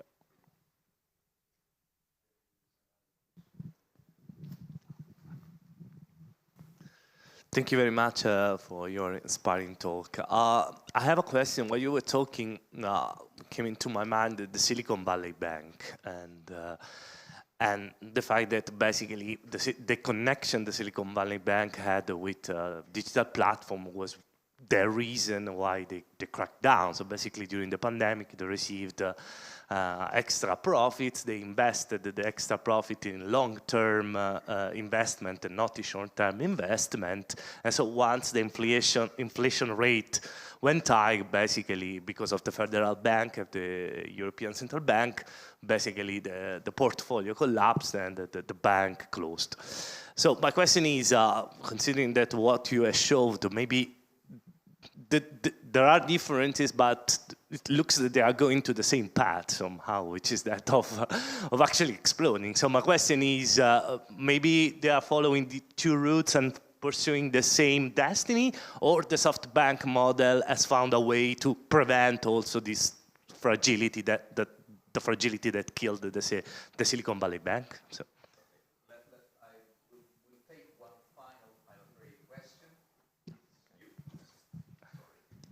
Yes, thank you. Once again, about the role of government. How did the Japanese government and industrial policy, and I assume the MITI, how did they fare the globalization storm? Because between the WTO and the European Union, you know, a mad rush and attack against any government intervention, any industrial policy. Countries like France that had such a strong industrial policy in the name of globalization, open markets, etc., had to stop all government subsidies or whatever. So during this whole ideological time, during globalization, how did Japan escape? I mean, apparently there's continuity of Japanese industrial policy. So how did they escape? Yeah, to answer that, I think several, these are really wonderful questions that pushed our study into areas where I haven't thought enough. So thank you so much for the wonderful questions. I think Japan has a different strategy, okay, compared to Europe, okay, in WTO, in part because the Japanese, I'm not Japanese, okay, I don't pretend I understand fully the political struggles, but the liberal Democratic Party, so it's basically the one party, okay, it's democratically elected, it's like the People's Action Party in Singapore. It actually keeps winning, right, these elections, for many decades. And then The Japanese version also, it maintains, I think you cannot really explain the Japanese model by itself. So this is the biggest difference between Japan and the European Union, because most of the productions in European Union are done in the European Union, right? But much of Japan's, if you look at the corporate income, look at SoftBank, it's an extreme case. Out of hundreds of portfolio countries, only one in Japan. So it has long transnationalized, into other East Asian and especially Southeast Asian countries, where workers, do not own. So it's a transnational model that enabled at the continental scale that enabled the state's interventionist approach, right?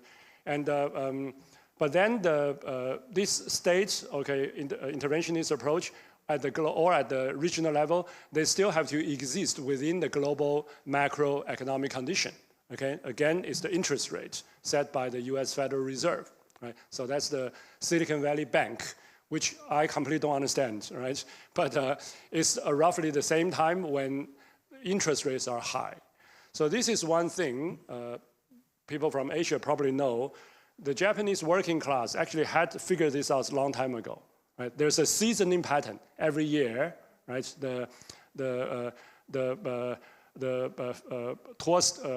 When winter comes, when domestic migrant workers from the rural countryside of Japan want to return to the city, if you start a strike or collective negotiation, when winter arrives, it's too late because it will take time, right?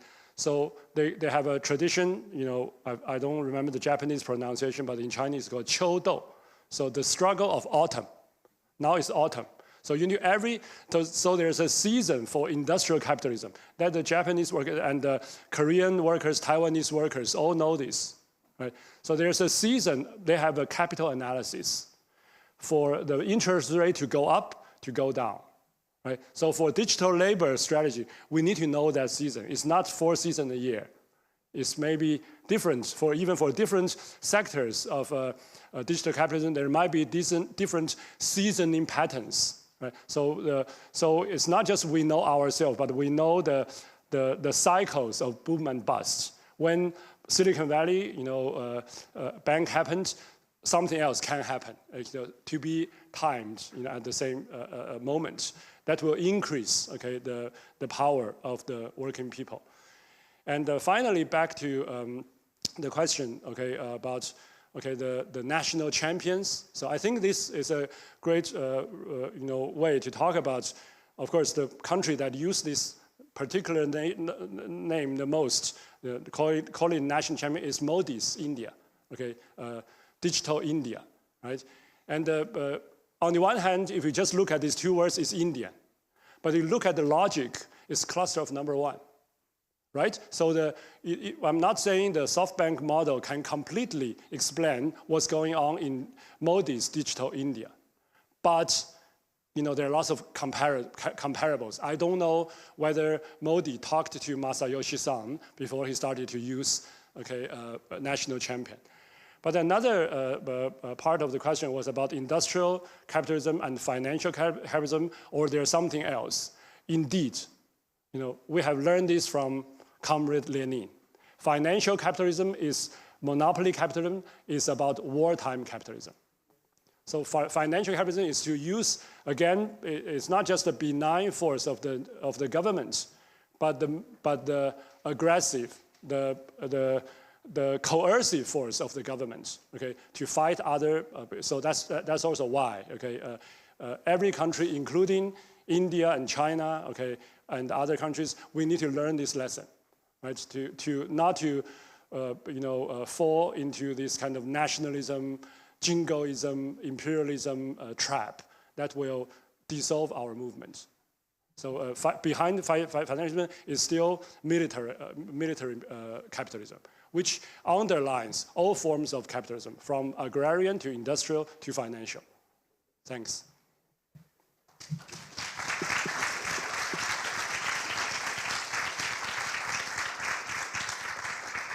And this concludes this second very exciting second day of our INDL-6. Again, I want to thank you. I want to thank you, Jack Chu, for this remarkable presentation and for all the things that he has taught us. And personally, I also discovered that Italy too belongs to the Asian capitalism model, at least insofar as even in Italy there is an expression to describe what you just said about Chinese and Japanese strategy of starting a strike in the autumn. It's called the autunno caldo, which means a hot fall, which is exactly what we are living now. By the way, can I just add one more thing? There's not just Italy, there's a German roots. Okay. Kishi, Kishi, before he became the economic designer for Manchu Corps, okay, in the first version, he visited Soviet Union and he visited Nazi Germany. All right, so there is a connection. And then they decided to learn from Nazi Germany, right? And also because there was a war across the border with the Soviets, where they were defeated.